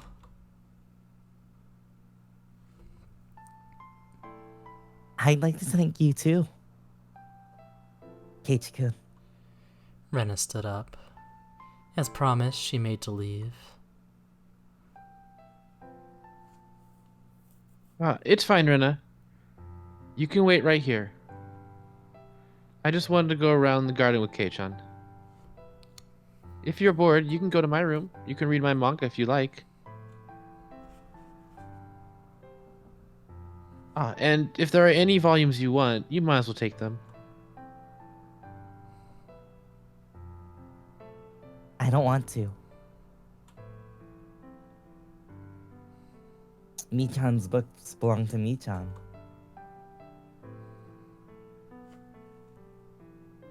Nana couldn't bring them back home with her so freely.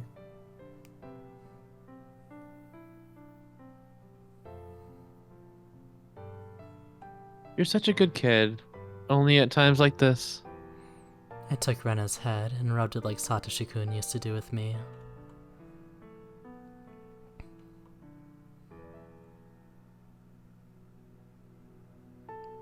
Okay, let's go, Kei-chan. The game was over. Too bad, Rena. At least this was more fun than if Kei-chan came alone. If he did, he could have asked me to run away with him after hearing my stories. Rena's eyes were like those of a judge. In those eyes, I sensed both affection and observance. I said 30 minutes, so she would probably only wait for 30 minutes.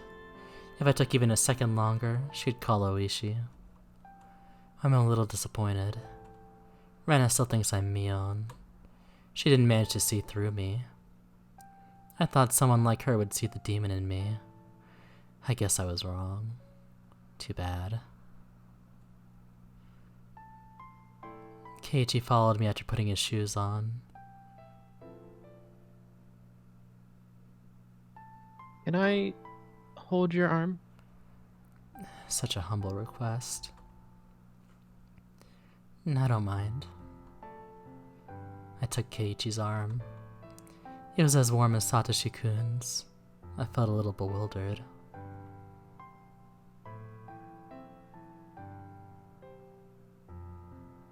Do you get kind of nervous with your arm through mine?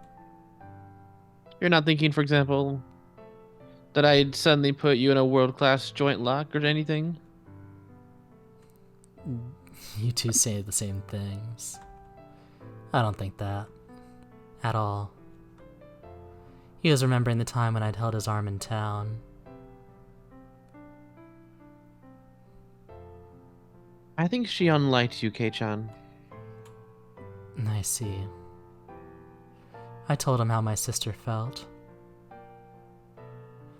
Shion was with Satoshi-kun for a long time, but what they had was friendship. They never had anything more than that. That was why she fell in love with Keiichi. If I were in her position, I would have also fallen in love with him. If Shion was able to fall in love with him, then I could fall in love with him too.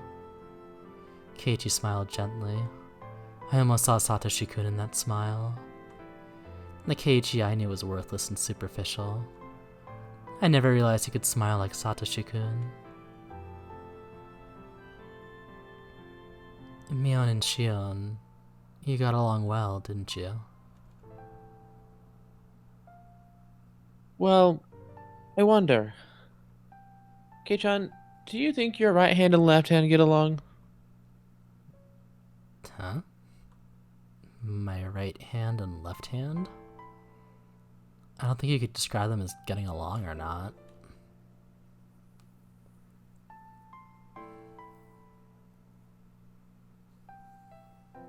That's how our relationship is.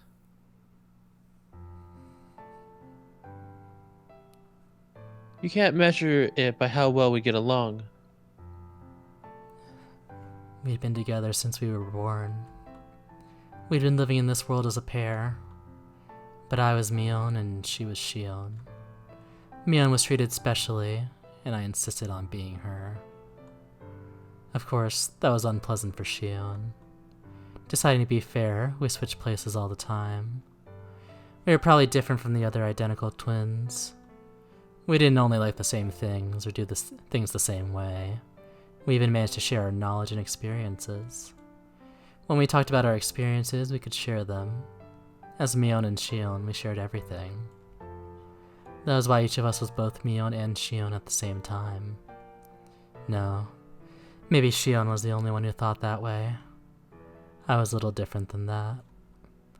I was simply letting Shion be Mion once in a while.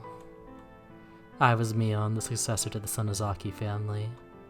I was supposed to be treated specially. I always thought that was my privilege. Just like everyone tried to distinguish between Mion and Shion, I also tried to distinguish between us.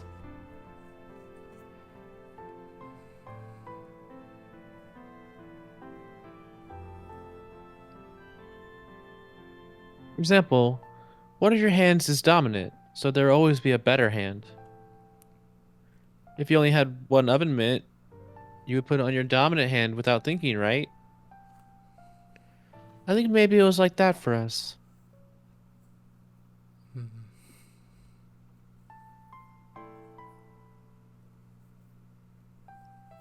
That doesn't mean, though, that anyone would be okay with losing their left hand.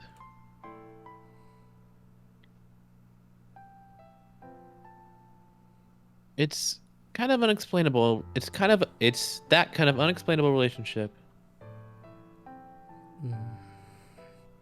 I think that maybe you live too close together and just stop being able to see it, but I think that means you get along really well.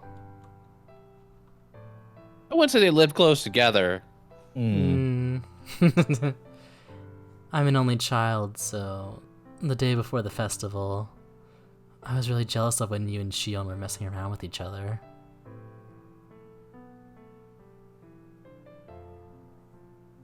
I think you're jealous of something that doesn't exist. Yes, we twins used to have a lot of fun trading places with each other. But now that we have such distinctly different personalities, our resemblance only gets in the way. As an older sister, I thought I was mean for thinking that way, so as a punishment, I became Shion. Who am I? I never had a solid identity in the first place. I was Mion, then I was Shion. I should have just accepted that. But something has changed. I don't even know if I'm Mion or Shion anymore. Had I really been stupid enough to hope that Rena would figure that out for me?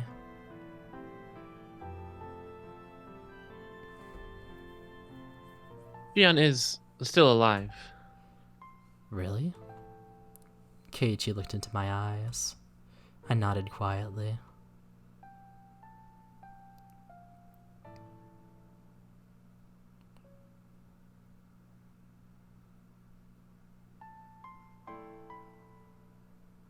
Yeah. I've been thinking to give her the most horrible death of all, so I kept her locked up. I never did think of any good way to do it, though. This was a lie. I'd have already come up with ideas, and I've already begun to execute them. I dumped the hag into the well in front of Shion. I dumped Kimiyoshi and Rika in there. I even killed Satoko too. And right now, I'm planning to kill Keiichi, who Shion fell in love with. I'm a demon.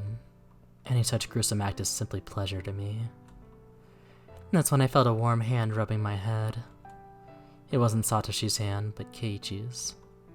Keiichi and Satoshi-kun are totally different. Why did Shion fall in love with him? His rough hand didn't make me happy. That he understood my feelings was just my imagination. I wasn't happy and it didn't feel good. It didn't.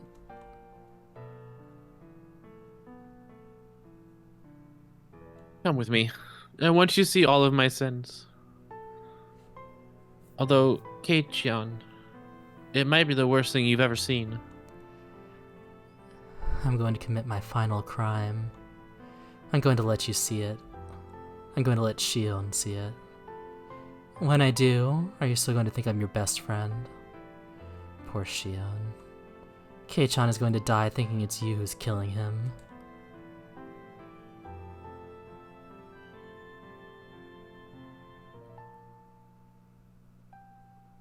You want to turn back, now's your chance.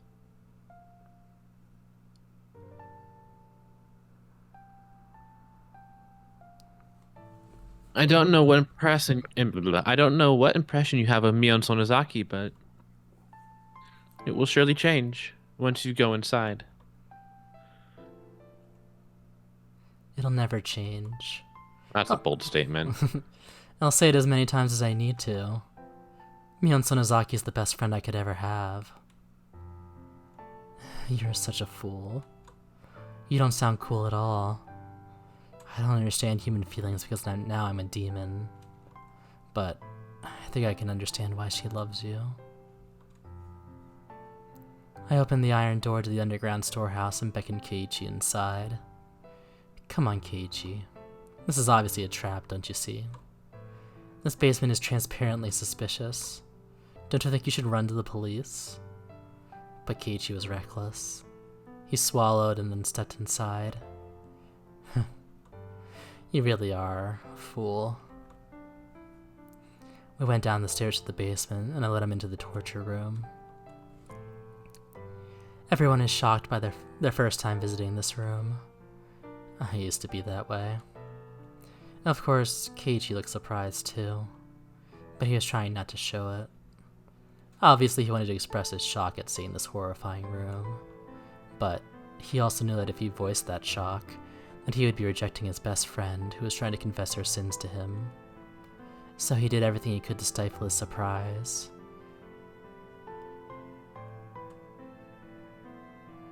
According to something a family head from a long time ago wrote, blood spatter has impact. Blood spatter has impact, despite the fact it doesn't tax the sacrifice. Watanagashi was meant as a deterrent, after all. My ancestors thought up all different kinds of showy torture. That's a space for the audience. Watanagashi is a deterrent, after all. It wouldn't make sense if there were no guests. Keiichi smiled quietly as he listened to me. No matter what cruelty came out of my mouth, he would embrace me. Was this really the superficial Keiichi Maebara I knew?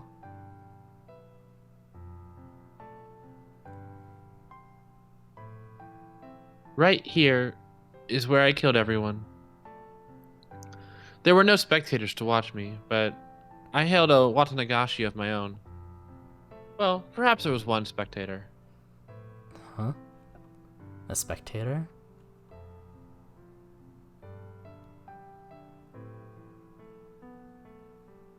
Me.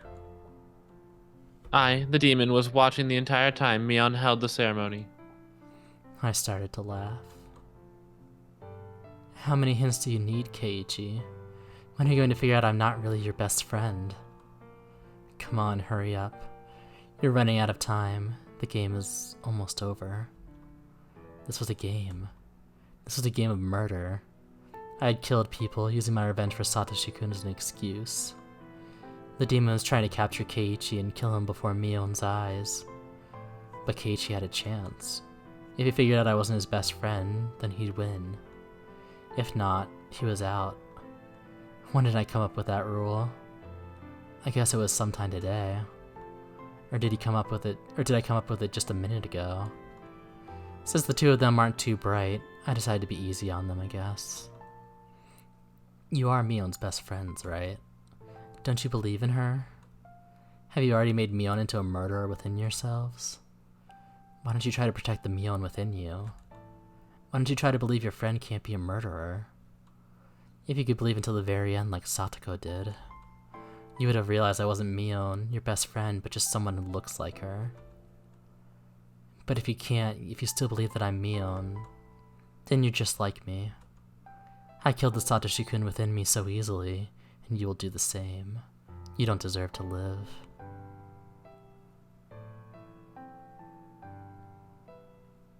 Back there is the prison. Is Shion there? You're not going to make it. Once we reach Shion's cell, your time is up. The demon will win. Shion? Is that Shion? Kei-chan? Is that you, Kei-chan? Keiichi ran to the cell. Are you alright, Shion? Are you hurt? No. No. No! Shion screamed. I was standing right behind Keiichi. It was time. My preparations to kill the boy she loved were complete. For her, this was going to be the worst possible torture. Calm down, Shion. Everything is over now. Everything. Keiichi tried to quell Shion's distress by talking to her in a calm voice. It was such a funny sight. Keiichi was the only one who had no idea what was going on. Shion, how have you been? No more. Please. No more. I don't want to see anyone else die. If you hate me, then just kill me already.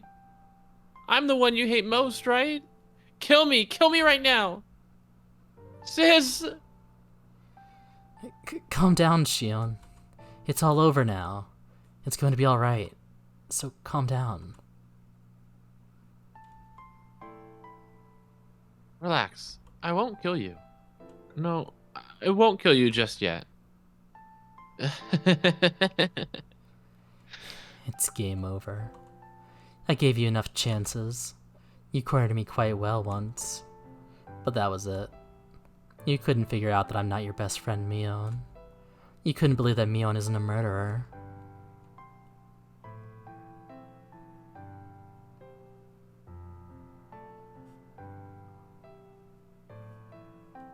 Please stop. Don't kill Kei-chan. Kei-chan has nothing to do with this, does he? If you're going to kill someone, then kill me right now. I don't want anyone else to die.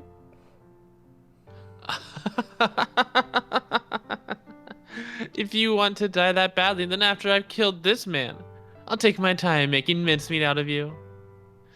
In accordance with the ancient rites, I'll do it slowly, starting with your extremities. I'll shave you down and mince you to bits. I had that mincing machine set up specifically for you, after all. Or would it be funnier if I were to mince up Kei-chan in front of you? Hey, quit it already. What do you have to gain by scaring her at this point? He is not reading the situation. Nope. No! Kei-chan, run away! Here you are, demon. Go ahead and take my soul. I've been living my life to avenge Satoshi-kun. But that wasn't what he wanted from me. That was just for my own satisfaction. I couldn't even face Satoshi-kun. So, I'll bring this to an end in the way I want. The world became a total mess.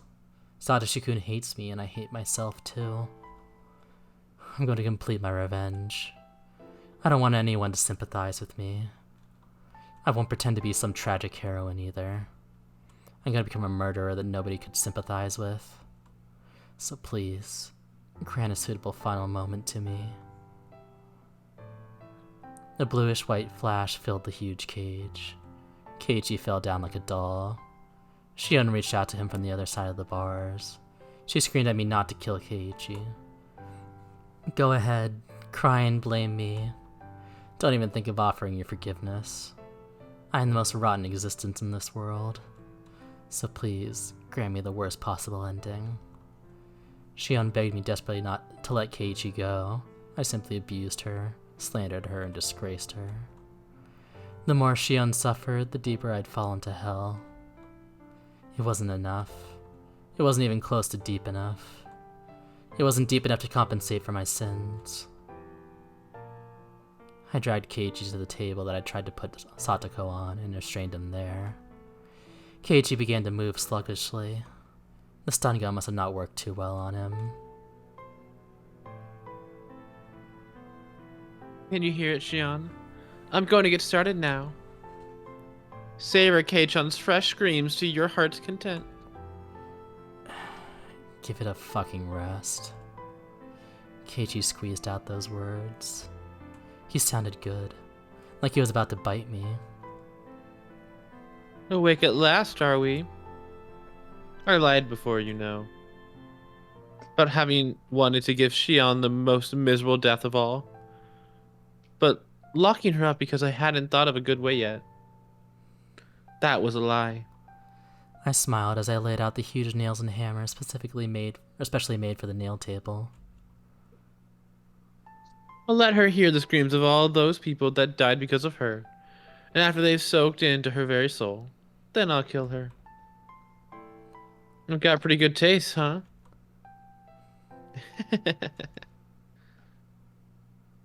Who are you? Huh. I'm Mion.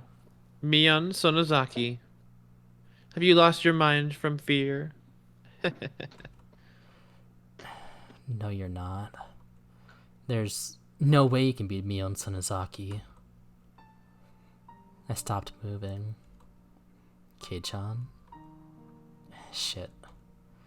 I decided the naming game would be over once we reached Shion's cell.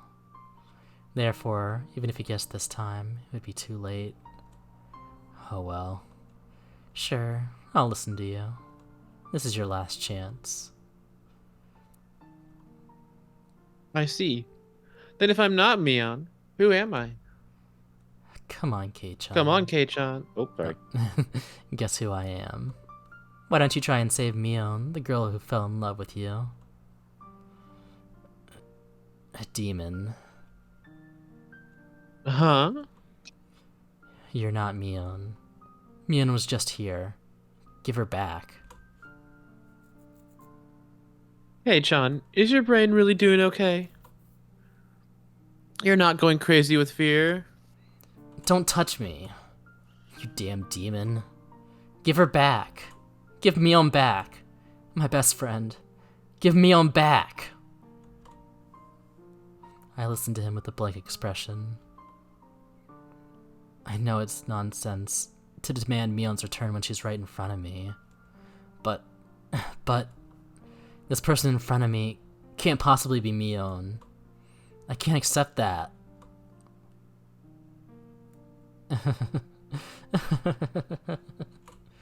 That's great. So I'm not Mion or Shion. He doesn't even see me as my sister. No, wait. That's not it. Keiichi protected the Mion in his heart until the end. He didn't accept the fact that Mion was a murderer. And not just that either. He protected the Shion in his heart as well. He didn't conclude that if Mion wasn't a murderer, then it must have been Shion. To Keiichi, Shion was someone who always made fun of Mion. But that was it. It wasn't like they'd known each other for a long time. But Keiichi protected her. He protected Shion from being a murderer. That's why I'm a demon and not Mion or Shion, huh? A demon, huh? A demon. That's stupid. But isn't that just right on the money?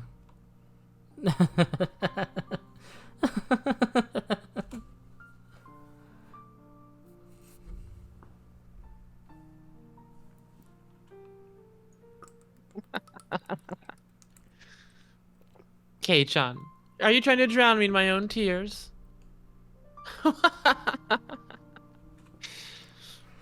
However, Keiichi didn't back off. He kept screaming. He screamed loudly so that I could hear his voice even when I was stuck inside of a demon. You can do it, Mion. Don't lose to this piece of shit demon. You're strong.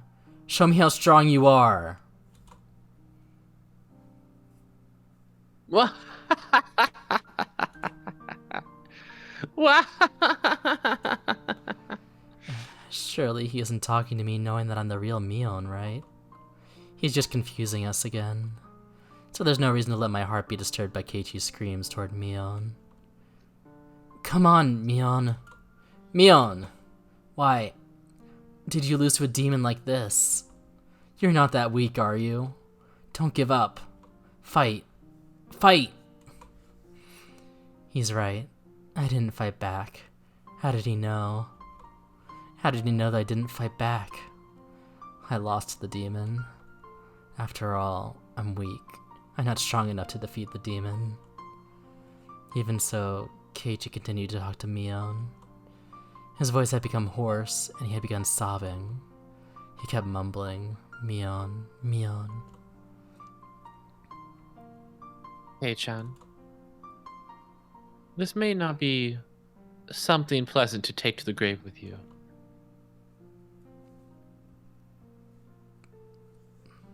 So, I'll tell you just one thing.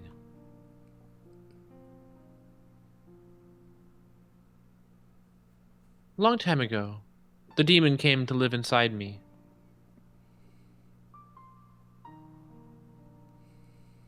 It was gnawing at my heart, trying to spur me to violence, but I suppressed it with my reason.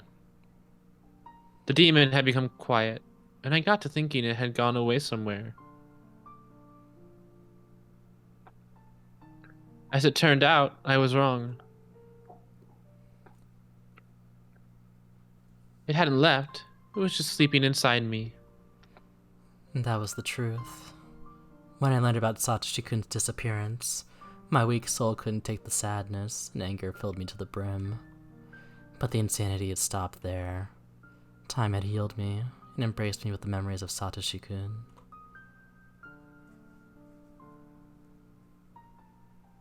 The demon woke up again due to a certain small opportunity. What do you think that opportunity was? It was such a little thing.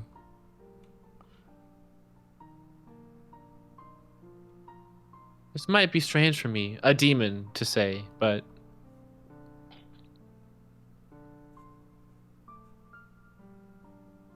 you're the reason that everything got so messed up. A tear rolled down my cheek.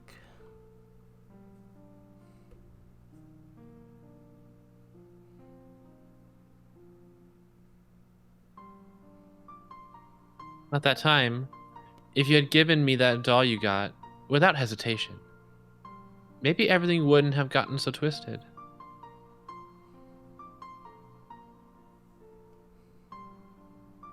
You probably can't understand. I wouldn't expect you to. But you see, all sorts of things started falling over like dominoes after that. And soon it was too much for me to control. It only makes sense that you wouldn't be aware of knocking over the first one, since it was so small. You're the one who set them up. If Kei-chan hadn't done something so insensitive, Shion wouldn't have cried. Shion cried and talked to me about it. That had reminded me of Satoshi-kun. I became jealous of her for having someone she loved so close to her. It was a very small jealousy. But that feeling woke up the demon who was sleeping deep inside me. After that, I just let the demon take over. The demon ate up all the sadness from my loss of Satoshi-kun, and filled my heart with the notion of revenge, even though I knew that wouldn't make Satoshi-kun happy. Then, the scary incidents that followed dragged me to hell, from whence there was no escape. That can't be, can it?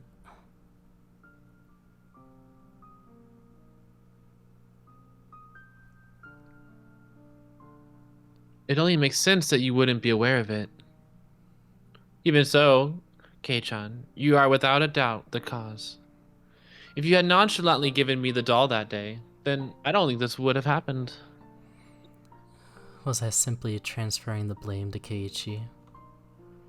Such a tiny thing woke up the demon inside of me.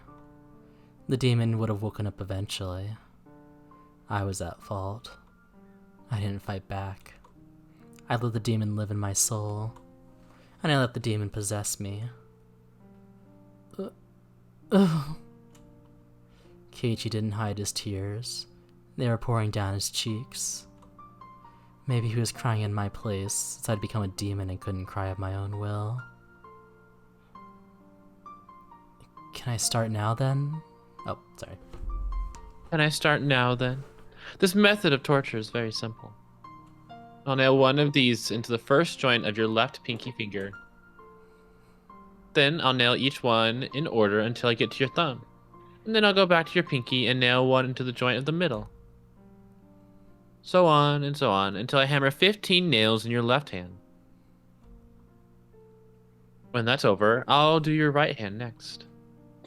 After that, if you're still conscious, I'll tell you. There are a lot of nerves bundled in your fingertips, so it hurts far more than you can imagine. Some people apparently pass out before you finish hammering 30 nails into their hands, so... I put a nail to Keiichi's left pinky. Once I hit it with the huge hammer, it would start, and it would be over.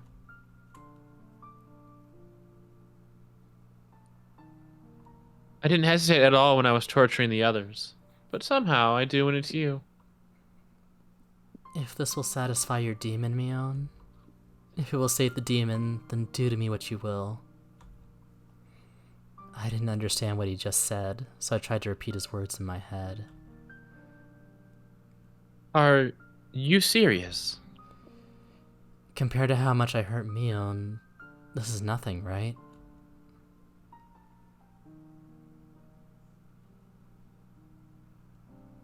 Do as much as you want. In exchange, promise me 2 things. After you're satisfied with causing me pain, forgive Shion. She's been punished enough to make up for her crime of sneaking to the storehouse, hasn't she?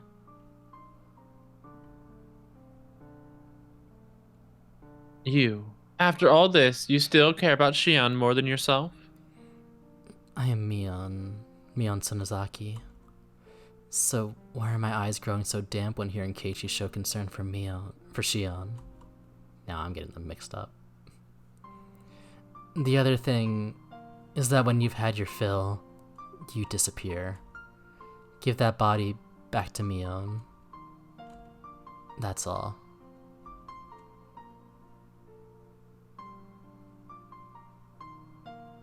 You know, Are you not even considering possibly begging for your life or anything?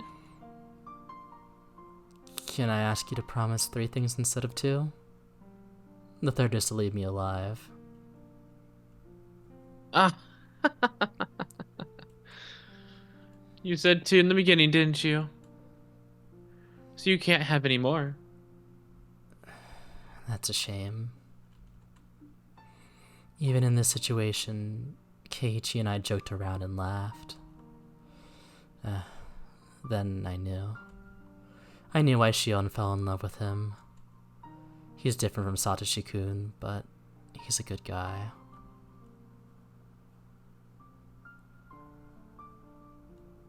I probably won't keep these promises, understand? I'm a demon, after all. I guess there's nothing I can do then.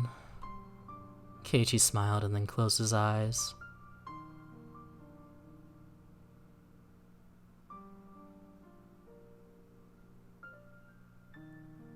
Hey, Chan, I'll agree to just the third thing, okay? Huh? Your first wish. To save Shion? That's not possible. The demon will kill her. So I can't stop it. It's already been decided, so I can't stop it. So please give up on that. I stroked Keiichi's chin.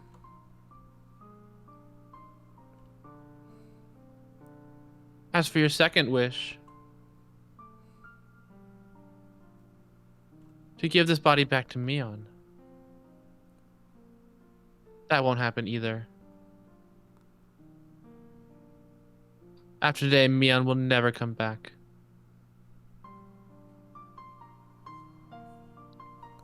From today on, even if my body remains, it will be just a shell. Because the demon has taken it over. That isn't true. Mion is Mion.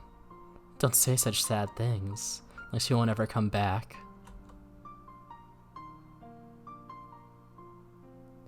Can you hear it? That sound. I'd been hearing a noise. I knew what it had to be. Bang. Bang. A dull sound was repeating in a regular rhythm. It was accompanied by a light tremor. People were trying to force open the iron door to the underground storehouse.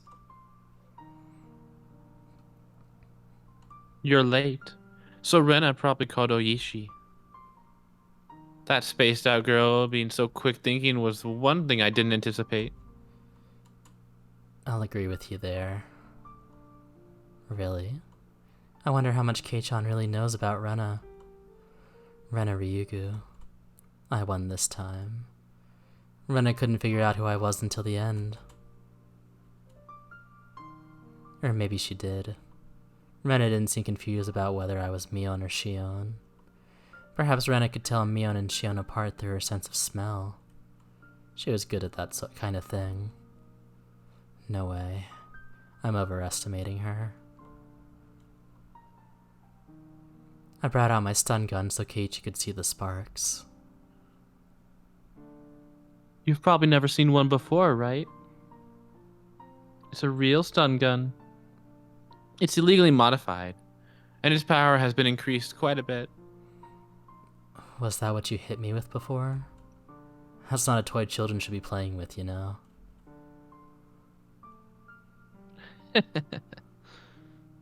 You're right. Bang. They must have broken the first door. The path was complicated, but there was no other door except for the one to this torture room. I won't kill you, but I will have you go to sleep for a bit, Kei-chan. Oishi will be here soon. This will only hurt a bit. Keiichi bit down and smiled bitterly. I paused, hesitating a little. Keiichi opened his eyes to see what was wrong. I'm sorry for disgracing Mion. I made a promise before coming in here. Whatever happens, the Mion inside my heart won't change. Look, forget about that. If you ever see me after today, don't come near me. By then, it will be the demon that inherited my corpse. Bzz. Keiichi fell unconscious. I locked the door to the torture room. I locked the door to the huge cave, too. That should give me some time.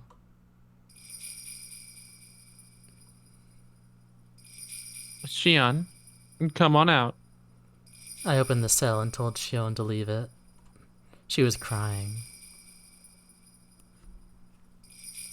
You asked me to let Kei-chan go, so I did.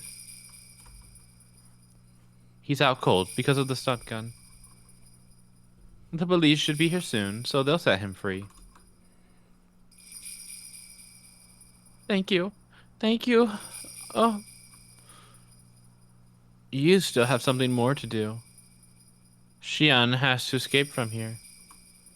I took Shion to the cell with the hidden passage. Before that, I'll give Mion back to you. Eh?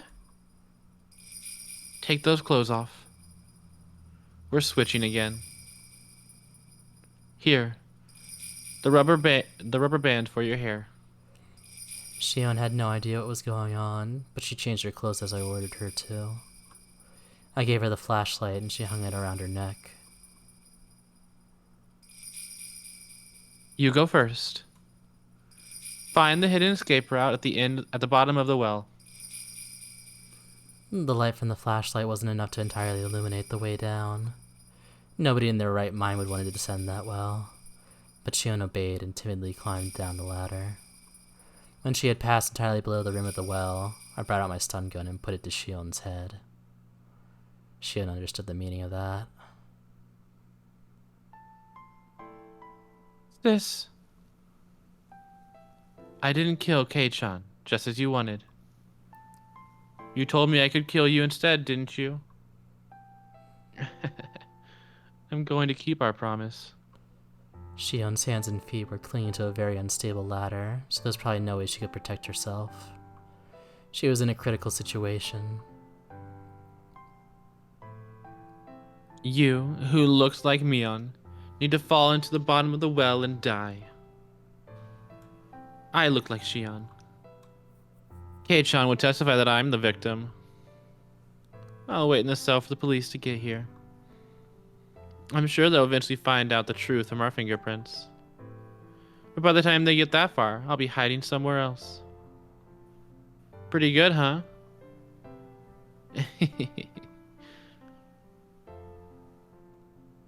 Are you killing me? Out of revenge for Satoshi? If you know that much, you should have been prepared. Go apologize to Satoshi-kun at the bottom of the well. Sis, Satoshi isn't at the bottom of the well. Huh? Didn't you say the bodies get dumped down here. All I said was that if he was killed at the Sonozaki house, this is where his body would be. What are you telling me now? Can't you be a little clearer? I also liked Satoshi. Yeah, I'm sure. I liked him after all. I was very sad when Satoshi disappeared, so I looked into things. And I interrogated Granny. I even thought about throttling her. Then she told me. She said she was only telling me as a successor, so I had to keep it a secret. What she said was something hard to believe. The hag said to Shion, the Sonozaki family had nothing to do with the disappearance of Satoshi-kun. Shion couldn't understand, so she asked again. The Sonozaki family held a lot of influence in the underworld because of our dad's connections. In fact, they used such illegal measures during the dam conflict. Therefore, people just assumed the Sonozaki family had pulled the strings when the dam construction incident took place. Even the hag laughed meaningfully and said suspicious things, so everyone believed she was the mastermind. But it was all a performance. It was a hoax by the Sonozaki family head. It was just a bluff. The family took credit for the incidents to make it look like they were pulling the strings. With the influence they already had, this bluff was very believable. Therefore, people thought of the Sonozaki family as the one that had deep connections in the underworld, and that they were capable of producing any sort of conspiracy. People have believed that since the dam conflict, Oreo just smiled at things she had nothing to do with, as if she was pulling the strings. When the relatives saw that, they became fearful of Oreo's power. When the dam construction site manager was killed, Oreo smiled meaningfully. When the relatives saw that, they assumed Oreo was behind it. When the Hojo couple fell off the cliff, when the Furude couple died violently, when Satoshi-kun's aunt died and Satoshi-kun disappeared, the hag just smiled meaningfully. Everyone believed that the Sonozaki family was behind all those incidents. That's a lie. Are you trying to tell me the Sonozaki family had nothing to do with any of it? How can I believe that? I don't think Granny would lie. Especially about Satoshi-kun's disappearance, since she said she knew nothing about it. Because Granny approved of the relationship between Satoshi-kun and you, remember? You ripped your nails off so she would forgive everything. No, that's a lie. Don't try to fool me. Then who made Satoshi-kun disappear? Who? That, I don't know.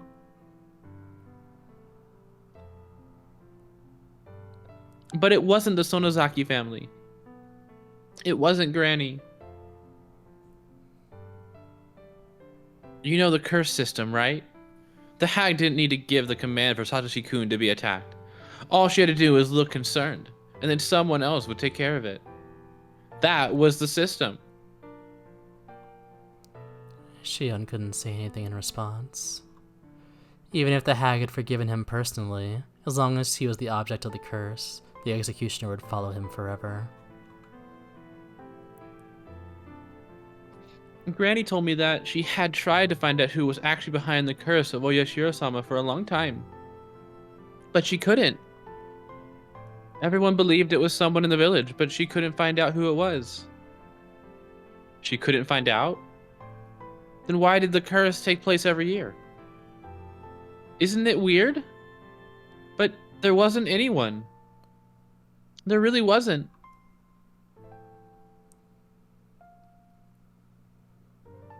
I told you that Rika Furude tried to attack me earlier with a syringe, didn't I? How do you explain that? She wasn't just acting out of desperation like a cornered rat. She came over to my house and attacked me with a bottle of pepper spray and a syringe. I bet Toмотaki-san was killed with that same stuff. That I don't know. I can't believe Rika-chan would do something like that. I'm the one who saw how she died, and I still can't believe it. What a completely abnormal way to go. I don't think Shion and the hag are lying.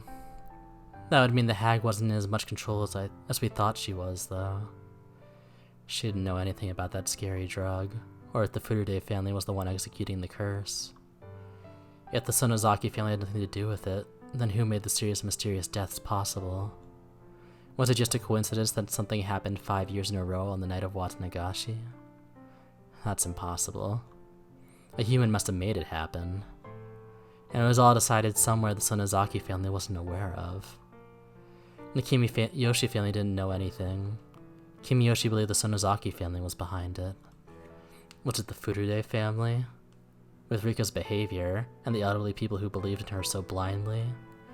Did some kind of power exist around the Furude family that created the curse? No way. The Furude couple themselves were victims of it. How could a little girl like Rika possess a power stronger than that of the Sonozaki family? No way. It's just impossible. In other words, I had killed the heads of all the 3 families, and was trying to bring to an end to the whole thing, all as a result of misunderstanding about the dark secret of Inamizawa. Then what about my revenge? Did I kill all the wrong people? People had nothing to do with Satoshi-kun's disappearance at all?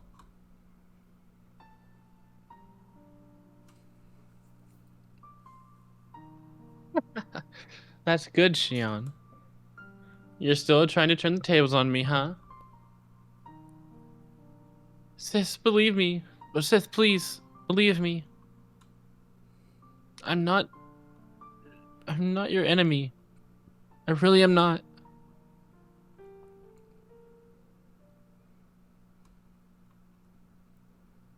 Please, believe me, sis. Shion begged with tears in her eyes. That would have affected me if I was still Shion's sister. But I don't feel anything anymore. Because I'm a demon. I'll be done once I kill Shion. I've already decided that. If I don't finish it up, what would my existence be for? What about the life I devoted to revenge for Satoshi-kun? How dare she tell me all this nonsense to confuse me at the very end? If what she said was the truth, then what I'd done wasn't revenge. It was just the curse of the 5th year. Shion, if you are truly innocent, you can go to heaven. Apologize to Satoshi-kun for me.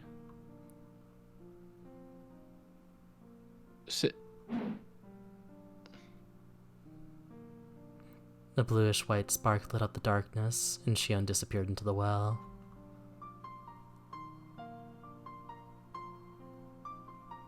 Please apologize to Satoshi-kun in heaven. I can't, since I won't be going there. Instead, I'm going deep into hell. Jumping into this well would be too simple an atonement for what I've done. Until I find a perfect way to end my life, I'm going to live as best as I can.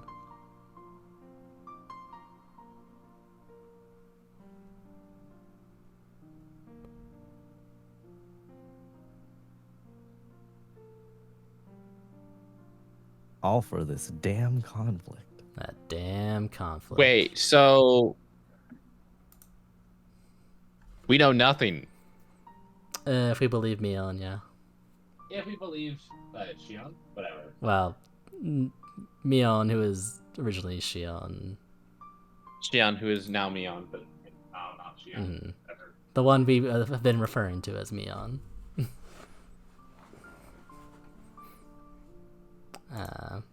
The answers are Answers. I think the only concrete answer we have is the fucking syringe. Yeah. I mean, negative evidence is still evidence, right? No. We don't have an answer, but if we believe Mion, then that's one theory that's been proven wrong.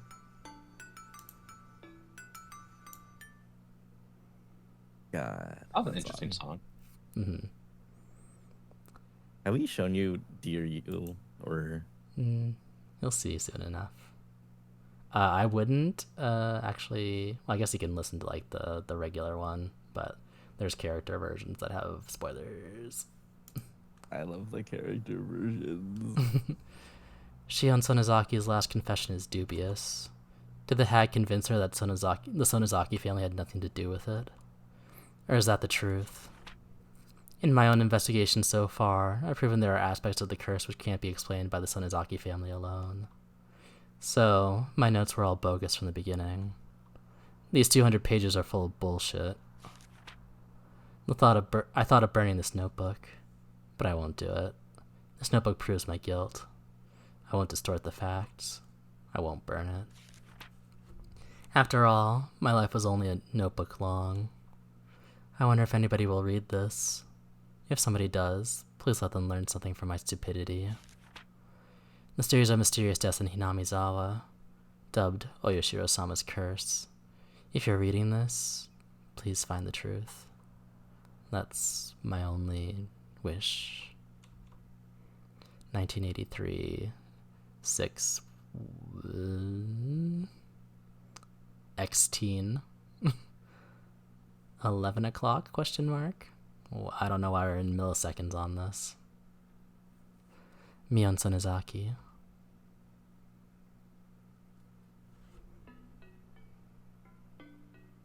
Alright. We'll run another ad while we can do a Piss 2 Electric Boogaloo. Piss. Piss. Go piss, girls.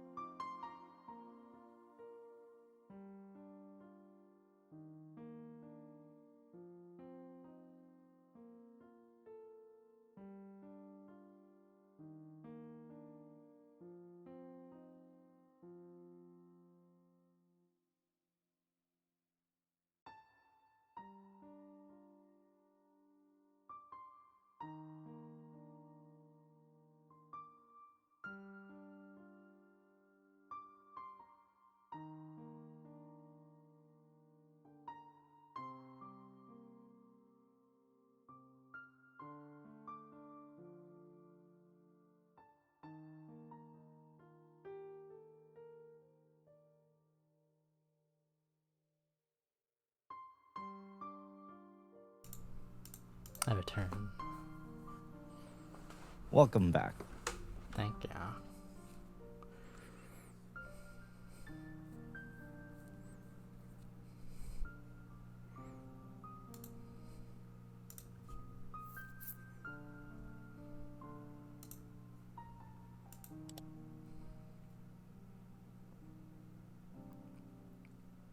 stream is back.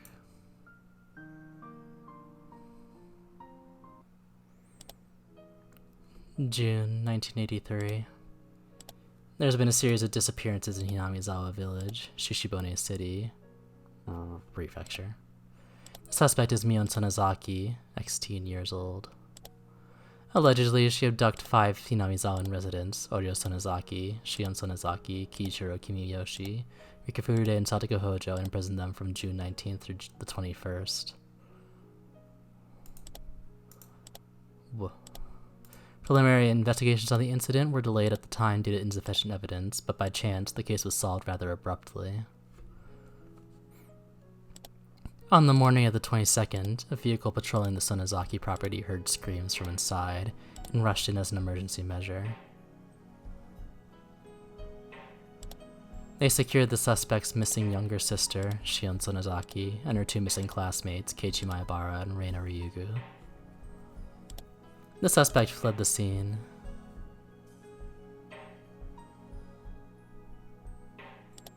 We found hair, pieces of skin, and blood of the 4 missing people, Oryo Sonozaki, Kiichiro Kimiyoshi, Rika Furude, and Satoko Hojo, in the torture room that was discovered in the basement of the outbuilding on the Sonozaki family property.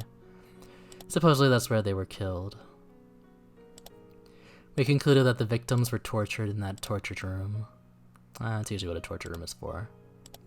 However, their remains have still not been found.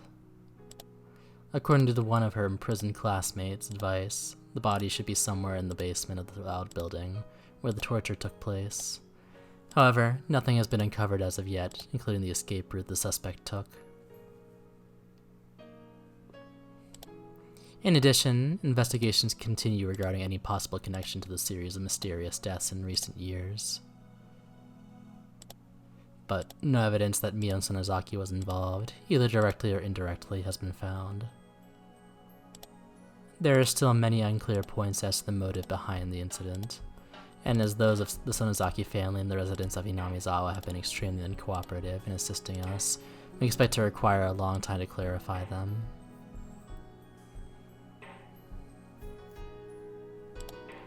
The opinion of a local officer knowledgeable about the region is that this may have been a lynching, an internal form of punishing sacrilegious acts carried out against the blaze of Hinamizawa village. It is clear that these incidents are particularly rooted in this region, and the prefectural police department has ordered cautious investigation. Poochie, hello. I will acknowledge your tarot card in a bit. It's the rooster. We anticipate gaining valuable clues from the missing person believed to have been imprisoned for the longest time, Shion Sonozaki, the suspect's younger sister. However, the incident has left such a serious mental after effects that she has not been in a state of mind to properly answer any questions about what she knows. The psychiatrist concluded that she is in a temporary state of shock, but as of today, she has yet to show any improvement.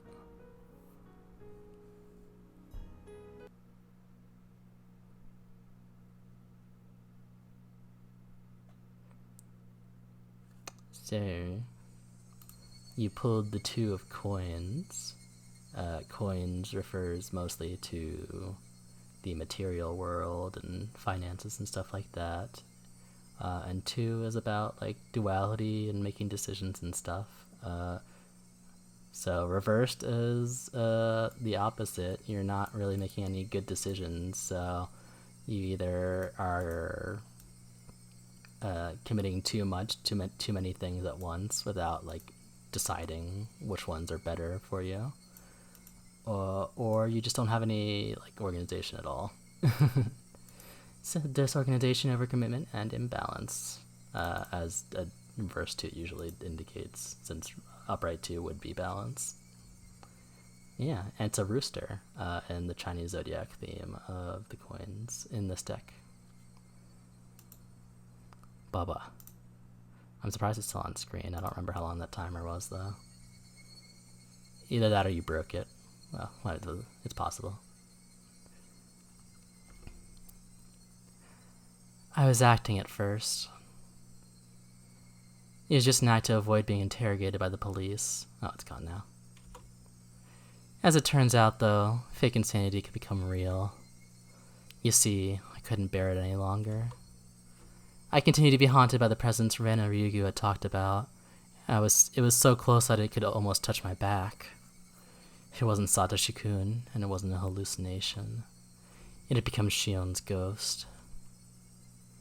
Shion didn't go to heaven after all. She was always by my side instead.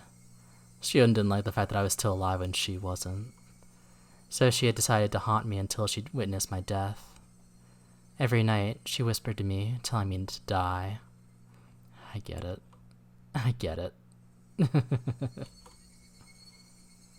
I shouted at Shion at my back. Through my mouth, she shouted back at me. It must have looked odd to other people. They'd think I was arguing with myself. It's not fair. Why are you still living, sis? Die, die, die already. You said you'd die right after you killed me. I'm waiting. I'm waiting. It's so dark and cold in this well. It's cold. It hurts. It hurts. It hurts. I get it. I get it. Shut up. What exactly do you get, sis? You won't die in the way you want to. You're just running away. You're trying to survive even after you did all those horrible things. You'll never be forgiven. You're cursed. You're cursed. You're destined to die.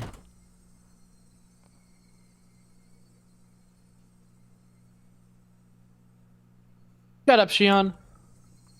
You're just a ghost, so shut up. Shut up. Sis, you lousy shit. Fuck off. It's not fair, it's not fair. You and I should always be together, even after death. So, Mion, I've come to take you with me. Mion!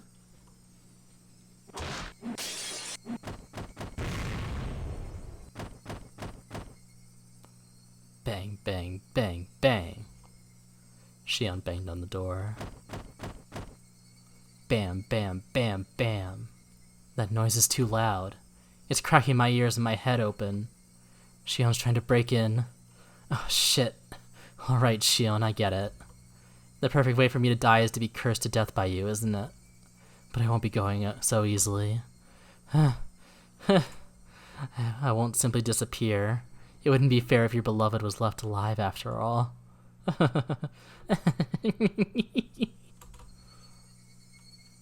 I went out onto the balcony to avoid Shion, who was on the other side of the door. If I just jump over the railing to the neighboring apartment, I could reach the fire escape. Eat shit, Shion. I leaned over the railing and jumped onto the balcony next door. Then I rushed down the stairs, noiseless as a cat. Shion was too stupid to realize that I escaped. It wouldn't take too long to get to Keiichi's house on a motorcycle. Shion must believe that I'm still in that room. She's so stupid.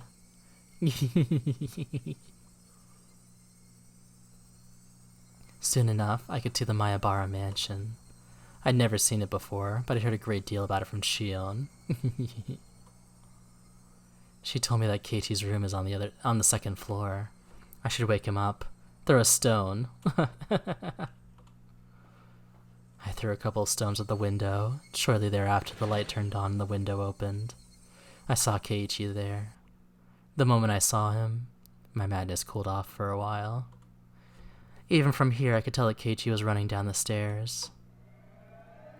He showed up quickly, with a doll in his hand. I felt depressed to see it. It was the doll he failed to give Shion. It isn't fair after all, Shion. I'm so jealous, Kei-chan. I want to receive a doll from Satoshi-kun too. Mion.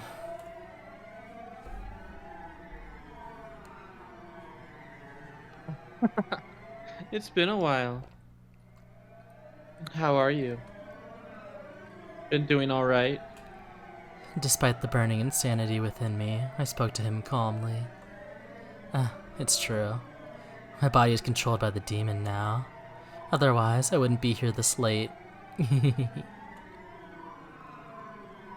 Are you alright hanging around this place? I really shouldn't be.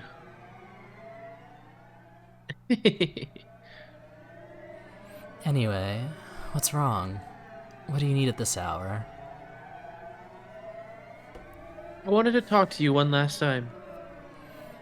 I feel horribly sleepy. Maybe it's more like fainting due to the loss of blood.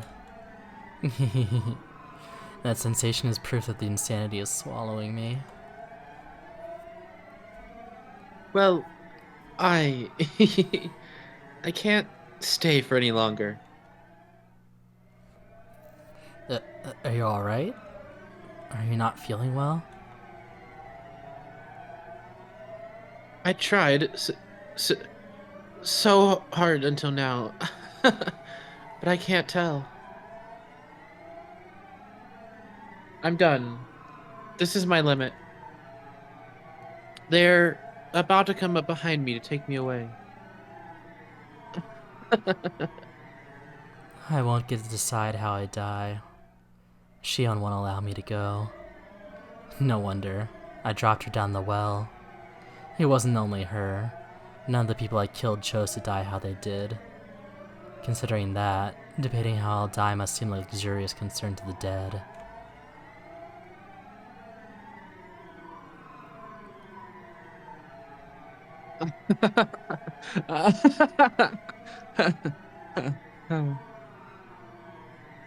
Are you okay? Don't force yourself. Oh, that's right. I had something. I'll kill him, kill him, kill him. I'll avenge Satoshi's-kun's death. I'll avenge his death. This guy is Shion's beloved. I hate her. I'll kill him and teach her a lesson. Eat this sheet.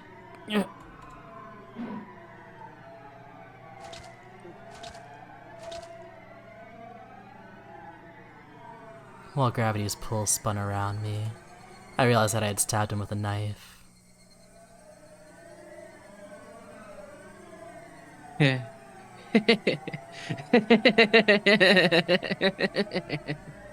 I made it. I made it in time.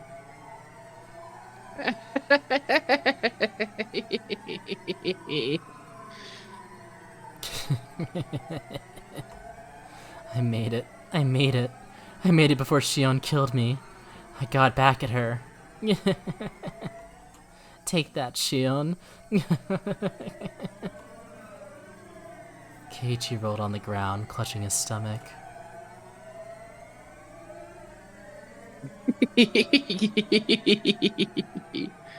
I've done it. I've done it all.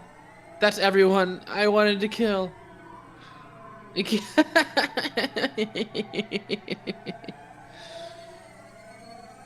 Yeah, I did it. I did it. I avenged your death, Satoshi-kun. Don't you love me for it? Will you stroke my head? She's so normal. She's so normal. Rena gets out of this scot-free. She's the only one left. She sleeps soundly with her cleaver. They'll never get me. Oh. Yes. This was all a bad dream. After all, I was just in my room like always, suffering from nightmares of Shion. But where was I now? I had been standing on my apartment's fire escape, alone. I could still recall that dream. Yes, I had stepped out onto the veranda. My front door was still locked, so I had to climb through the veranda again. Whoa. My foot had slipped, and then I felt a floating sensation. After that, a sharp, indescribable pain ran through my head. That incredible pain finally cleared the fog away from my nightmare. I just slipped from the fire escape as I tried to return to my balcony, and fell onto the roof jutting out from the elevator hall 2 or 3 floors down. My room is on the 8th floor. Damn. I wasn't expecting to get caught up here. When I fell, my head landed right on the concrete corner. I could feel both enormous pain and the warm blood dripping out. I felt strangely calm. I couldn't sense the demon, Shion's ghost, or my grudge.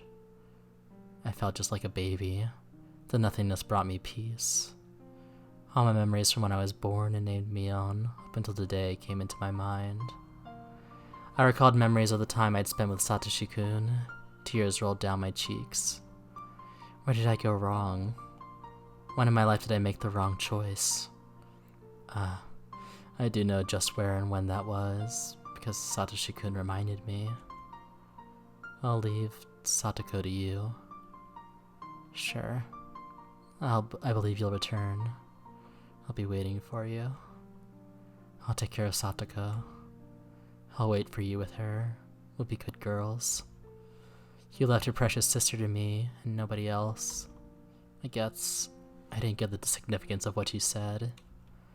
But I'll be fine this time. I love you, Satoshi-kun. Satoko, I'm sorry. I'm sorry, everybody.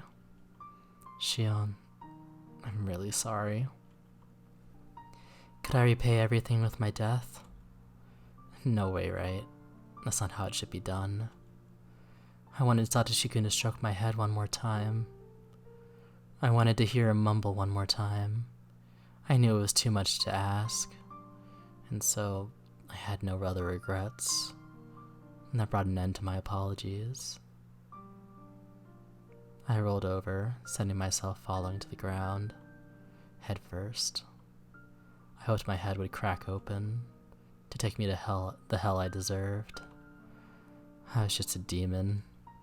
I belonged in hell. Why was I born? Why did this world give birth to me? I shouldn't have been born.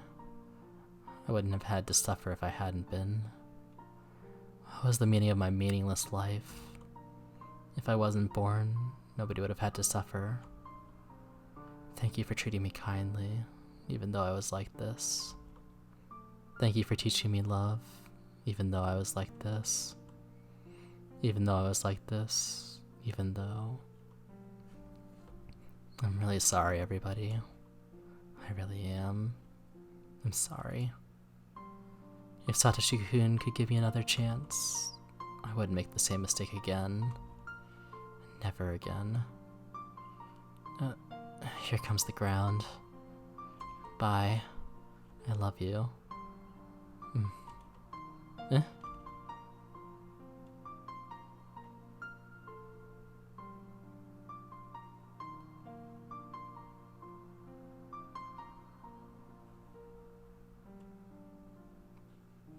I wished so many times that everything was a dream, so I wrote it down, hoping for it to become true. Dreams and cartoons are often like this. There's a huge stack of sweets. I can't possibly eat them all. I try to reach for them, but then somebody wakes me up. This dream has been a tremendously long one. I must have been sleeping for more than a year. That's right. I ran away from baseball practice. I stepped onto the street when the light was red and got hit by a motorcycle. I've been in a coma since, but I finally woke up. When I open my eyes, I see a hospital ceiling, and Satoshi-kun looks at me from the bedside. That's a bit too perfect. But it's okay, right? It's okay for it to end that way, right?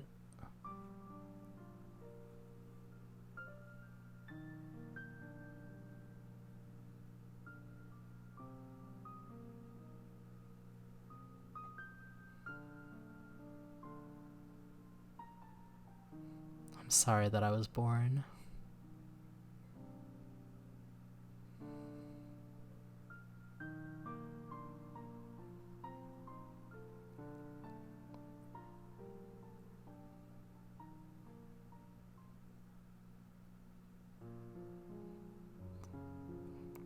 Rip Shion. Rip Shion. You truly were And then we cut a character of all time. away to Satoshi just like working in a McDonald's somewhere. Tame Hojo died via homicide by blunt trauma within the village on June 20th. Case closed. Satoshi, believed to have disappeared from the village. Whereabouts unknown. Jiro, believed to have committed suicide.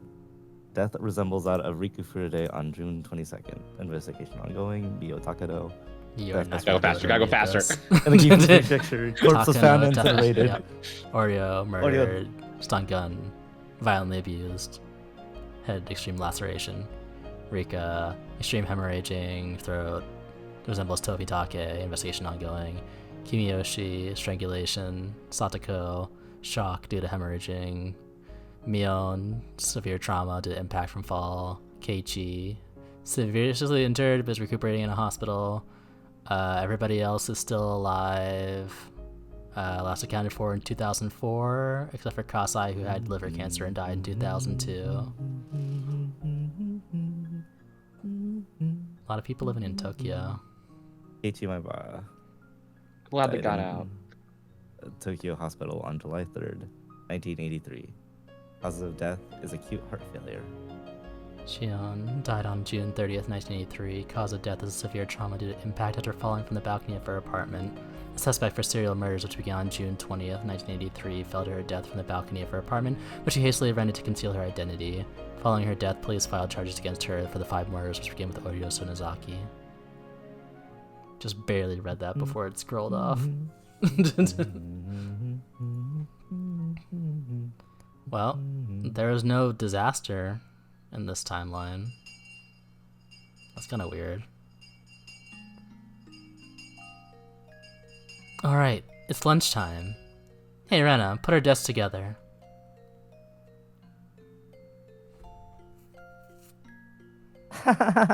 My lunch has meatballs today. Sorry. Meatballs. Sounds good. This old man will have some then. That was weirdly read. This old man will have some then. Rika-chan, bring your desk over. I'm coming. Whoosh.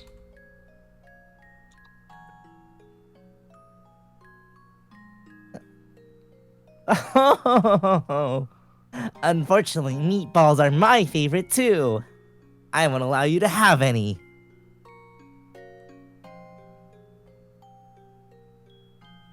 Unfortunately, I won't let you do that either, Satoko.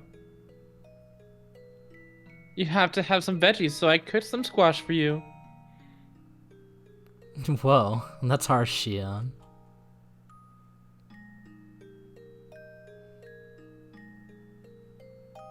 Ah, I hate squash. Honestly, me too. It depends. Ah. I think it's very easy to make squash taste like nothing.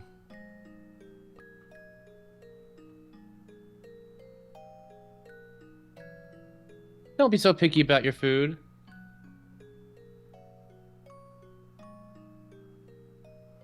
Squash is very nutritious.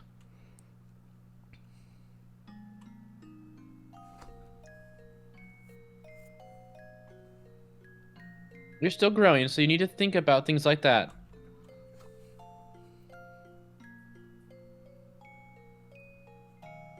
As long as I live, I won't let you have an unbalanced diet.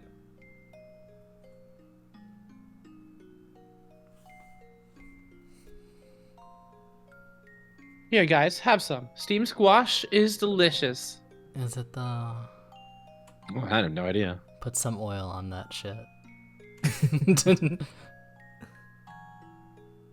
Munch, munch. Satoko, it's really sweet. It's probably a autumn squash then, I assume. Yeah, it's super good. The balance of flavors is perfect. Satoko, don't eat this. It's too good for you. Excuse me? I don't like your tone. Just try one. Take a bite.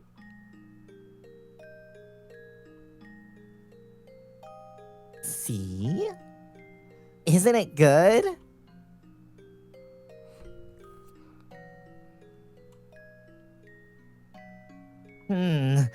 Well, it isn't too bad. Of course it isn't. I've been working hard every day to get you to overcome your dislike of squash.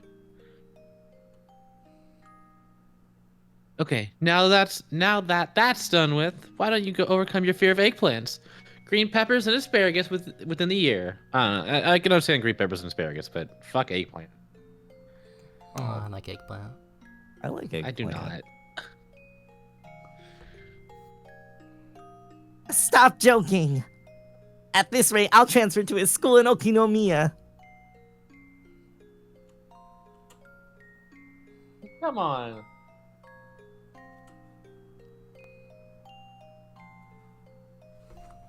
I'm in charge of your health since Satoshi-kun asked me to take care of you. I won't let you eat junk food either. Oh, in this ideal world, Satoshi is still gone. Yep. That boy went off to the farm. Wah! I hate you, Shion-chan. I hate squash. You're just mad because you can't tell the difference between squash and zucchini.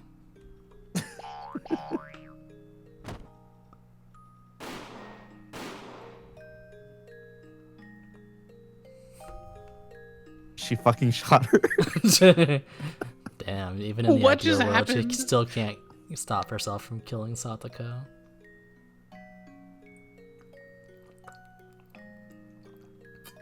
New tips: a happy diary and disowned. It's rare that we get tips after the story is over. Yay, tips. We love tips. Just the tip. Oh, Just the tip. wait, it's still going. Oh, Oh, but it's just the menu. Never mind. Extra. Tips. A happy diary.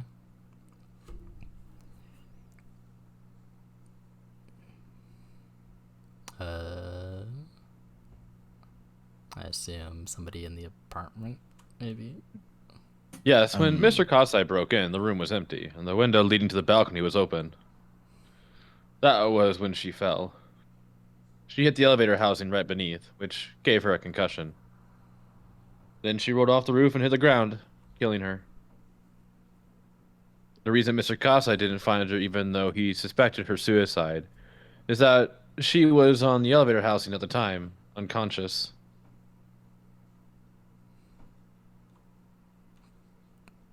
Keiichi Maebara was stabbed about the same time.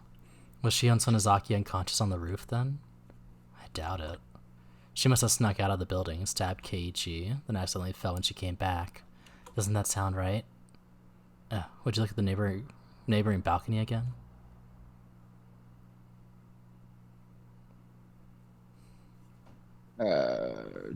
Oishi-san, you gotta call on line 3. Oh, who is it from? Sato, apparently.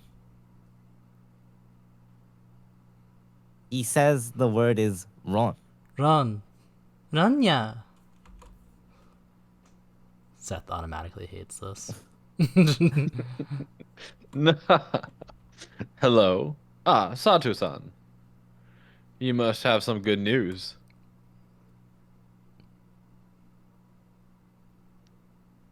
I forgot who did Sato. It's probably you. Because that would have been Akasaka and Seth was okay. Oishi, so you were probably doing the other two. Hello. You're right after all. Thank you. I'll buy you a drink on Flower Road. What was that call about? A mahjong invitation? Bingo.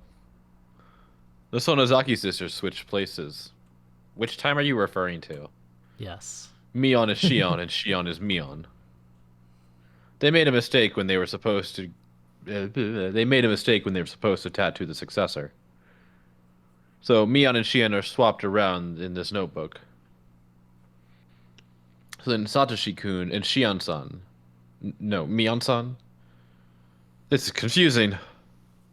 Anyway, with that, you gain a clear understanding of their relationship. Are you talking about the mysterious notebook you received the other day? Didn't you say it was all mumbo jumbo that could possibly confuse the case? Even after switching the names, it's still confusing. I don't know how much of the content I can trust. Even if this is true, Rika Furude's death seems very suspicious. It's the diary of a lunatic. It drove me nuts when I read it. You know this line on the last page about how she's sorry for being born? That makes me just want to jump out the window, just like her.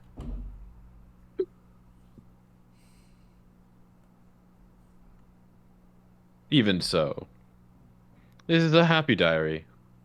The happy diary? Do you know how many times Satoshi-kun's name appears in this notebook? Shion-san really loved him. But because she was so young, few mistakes caused that love to be misdirected. Just a few. Bit of an understatement.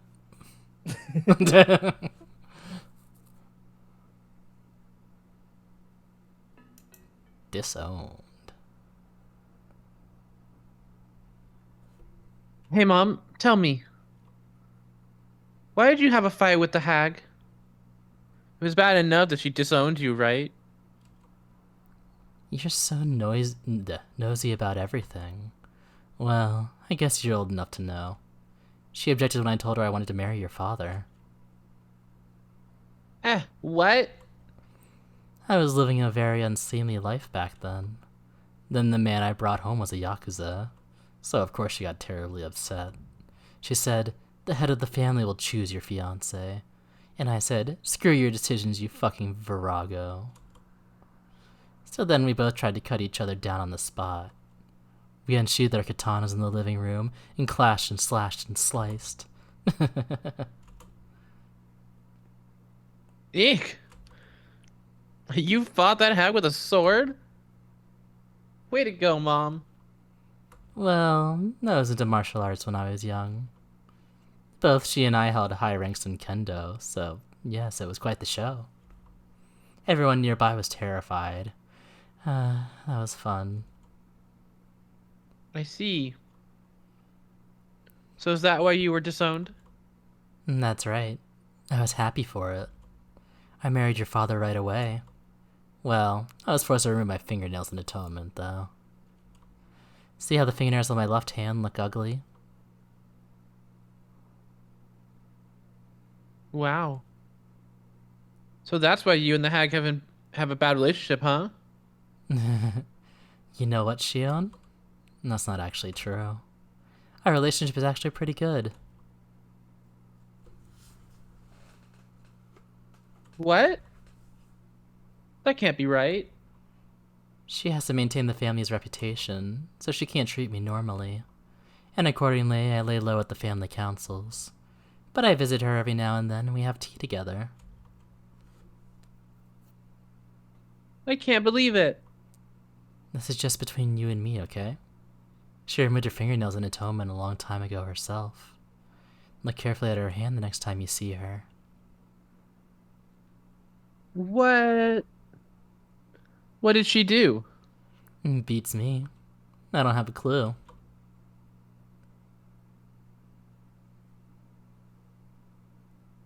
Hey, you do have. Hey, you do so have one. It's all over your face. Tell me. No. I like how Kasai was just in the scene and didn't get I like how they created line. her mom's character model just for that. Yeah, she kinda cool though. And lastly, we don't have a after all cast review session, but we do have something. Do you think that murder can be justified depending on the motive? Hi, this is Ryukishi. Isn't the motive part of what 07. makes it a murder? I guess technically, in that if there's no motive, it's just manslaughter. Well, it has to be premeditated. I guess it doesn't technically have to have a motive. You just have to decide to kill somebody. If you accidentally kill somebody, that's manslaughter. Hi, this is Ryukishi07. Thank you for playing Higurashi When They Cry Kai, Chapter 5, Meakashi. Although I depict many deaths in my work, I often ask myself a question. That question is there such a thing as justifiable murder? In our world, murder is prosecuted, and the degree of punishment varies depending on the motive and circumstances. Having different degrees of punishment means that we are putting a value on the dead person's life. Some scenes justify murder in Higurashi. By degrading the life of the victim in those scenes, the player can sympathize with the character more easily. The degree of sympathy would be different from the person to person. The people who could sympathize with people who could sympathize probably felt catharsis, and the people who disagreed with the character might have felt uncomfortable. That's indicated by how opinions were polarized regarding Keiichi's actions in Higurashi. In Meakashi, there are also a number of murders, but this time the main character Shion tries to earn sympathy for each one of them. How did you feel? How much were you able to sympathize with her? If you couldn't sympathize with her at all, then please berate her as a crazy murderer. If you sympathize with her at all, then please have mercy on her. If you sympathize with her almost entirely, then please have mercy on her. If you completely sympathize with her, then please let us berate both of you as crazy murderers. Lol. What about me? Well, that's a secret. I'd like to reverse my question this time. What kind of murderer could you sympathize with if you were to be killed? A murderer who doesn't care about people's lives? That'd be quite a regrettable death. It's extremely sad to be killed in denial of all your values. A murderer who begs for forgiveness in tears? That'd be quite regrettable too. They shouldn't kill you at all if they're begging your forgiveness. So, what kind of murderer could you sympathize with? In the end, sympathy might just be a method for making the story more interesting. If you can sympathize, it's fun. If you can't sympathize, they're just crazy. We cannot put value on a human life. It's a sin to even try doing so. A murder is a murder, nothing more than that. I just hope everybody can live happily together. How does that sound? Would you agree to that? If you wouldn't... Thank you very much for playing Higurashi when they cry Higurashi when they cry kai. This is easier to pronounce in Japanese somehow. Chapter 5, Meakashi. I can only bring out the 5th episode thanks to all your support. Higurashi will only get more intense as it approaches the finale. Nothing would make me happier than if you continued reading the chapters to come. The next chapter will be titled Tsumi Horoboshi. Really, I'm rather fortunate if you enjoyed yourself even a little. Thank you again for playing. I hope this has brought you a little color to your life. 7th expansion, Meakashi07. Thank you for writing it. Thank you. Do we sympathize with her at all? I mean, not for anything related to the murder, but like, as a human being in bad circumstances, yes. Mm-hmm.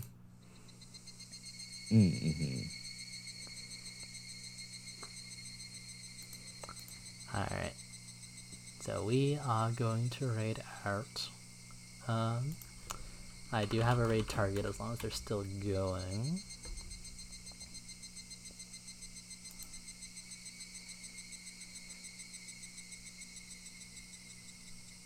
Let's see.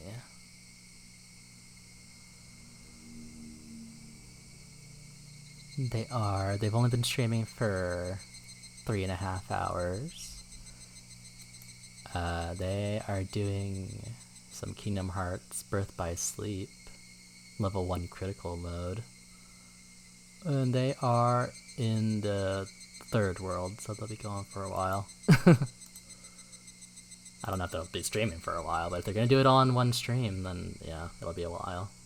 But we are gonna go raid It's Tommy Fox. They're coming back from a very long hiatus. I think the last time I saw like a proper stream from them was before I moved.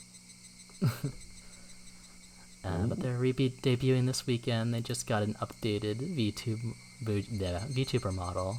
And they're pretty cool, and they're friends with Kelif, so you know they're cool. Also, they are a Kingdom Hearts super fan, so anybody who likes Kingdom Hearts will probably like them. We'll just do the regular raid message. Thank you all for coming. Thank you, Seth and Radium. I think timing the... I'll have to figure out like the actual timing on the ads lengthwise, but that seemed to run smoother than the automatic ads. So, whenever we come back for Chapter 6, I think I'll keep doing that. But yeah, let me start the And thank you raid. for having us. Yeah. Thank you for joining.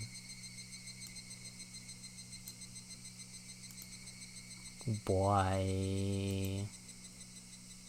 Bye. See ya.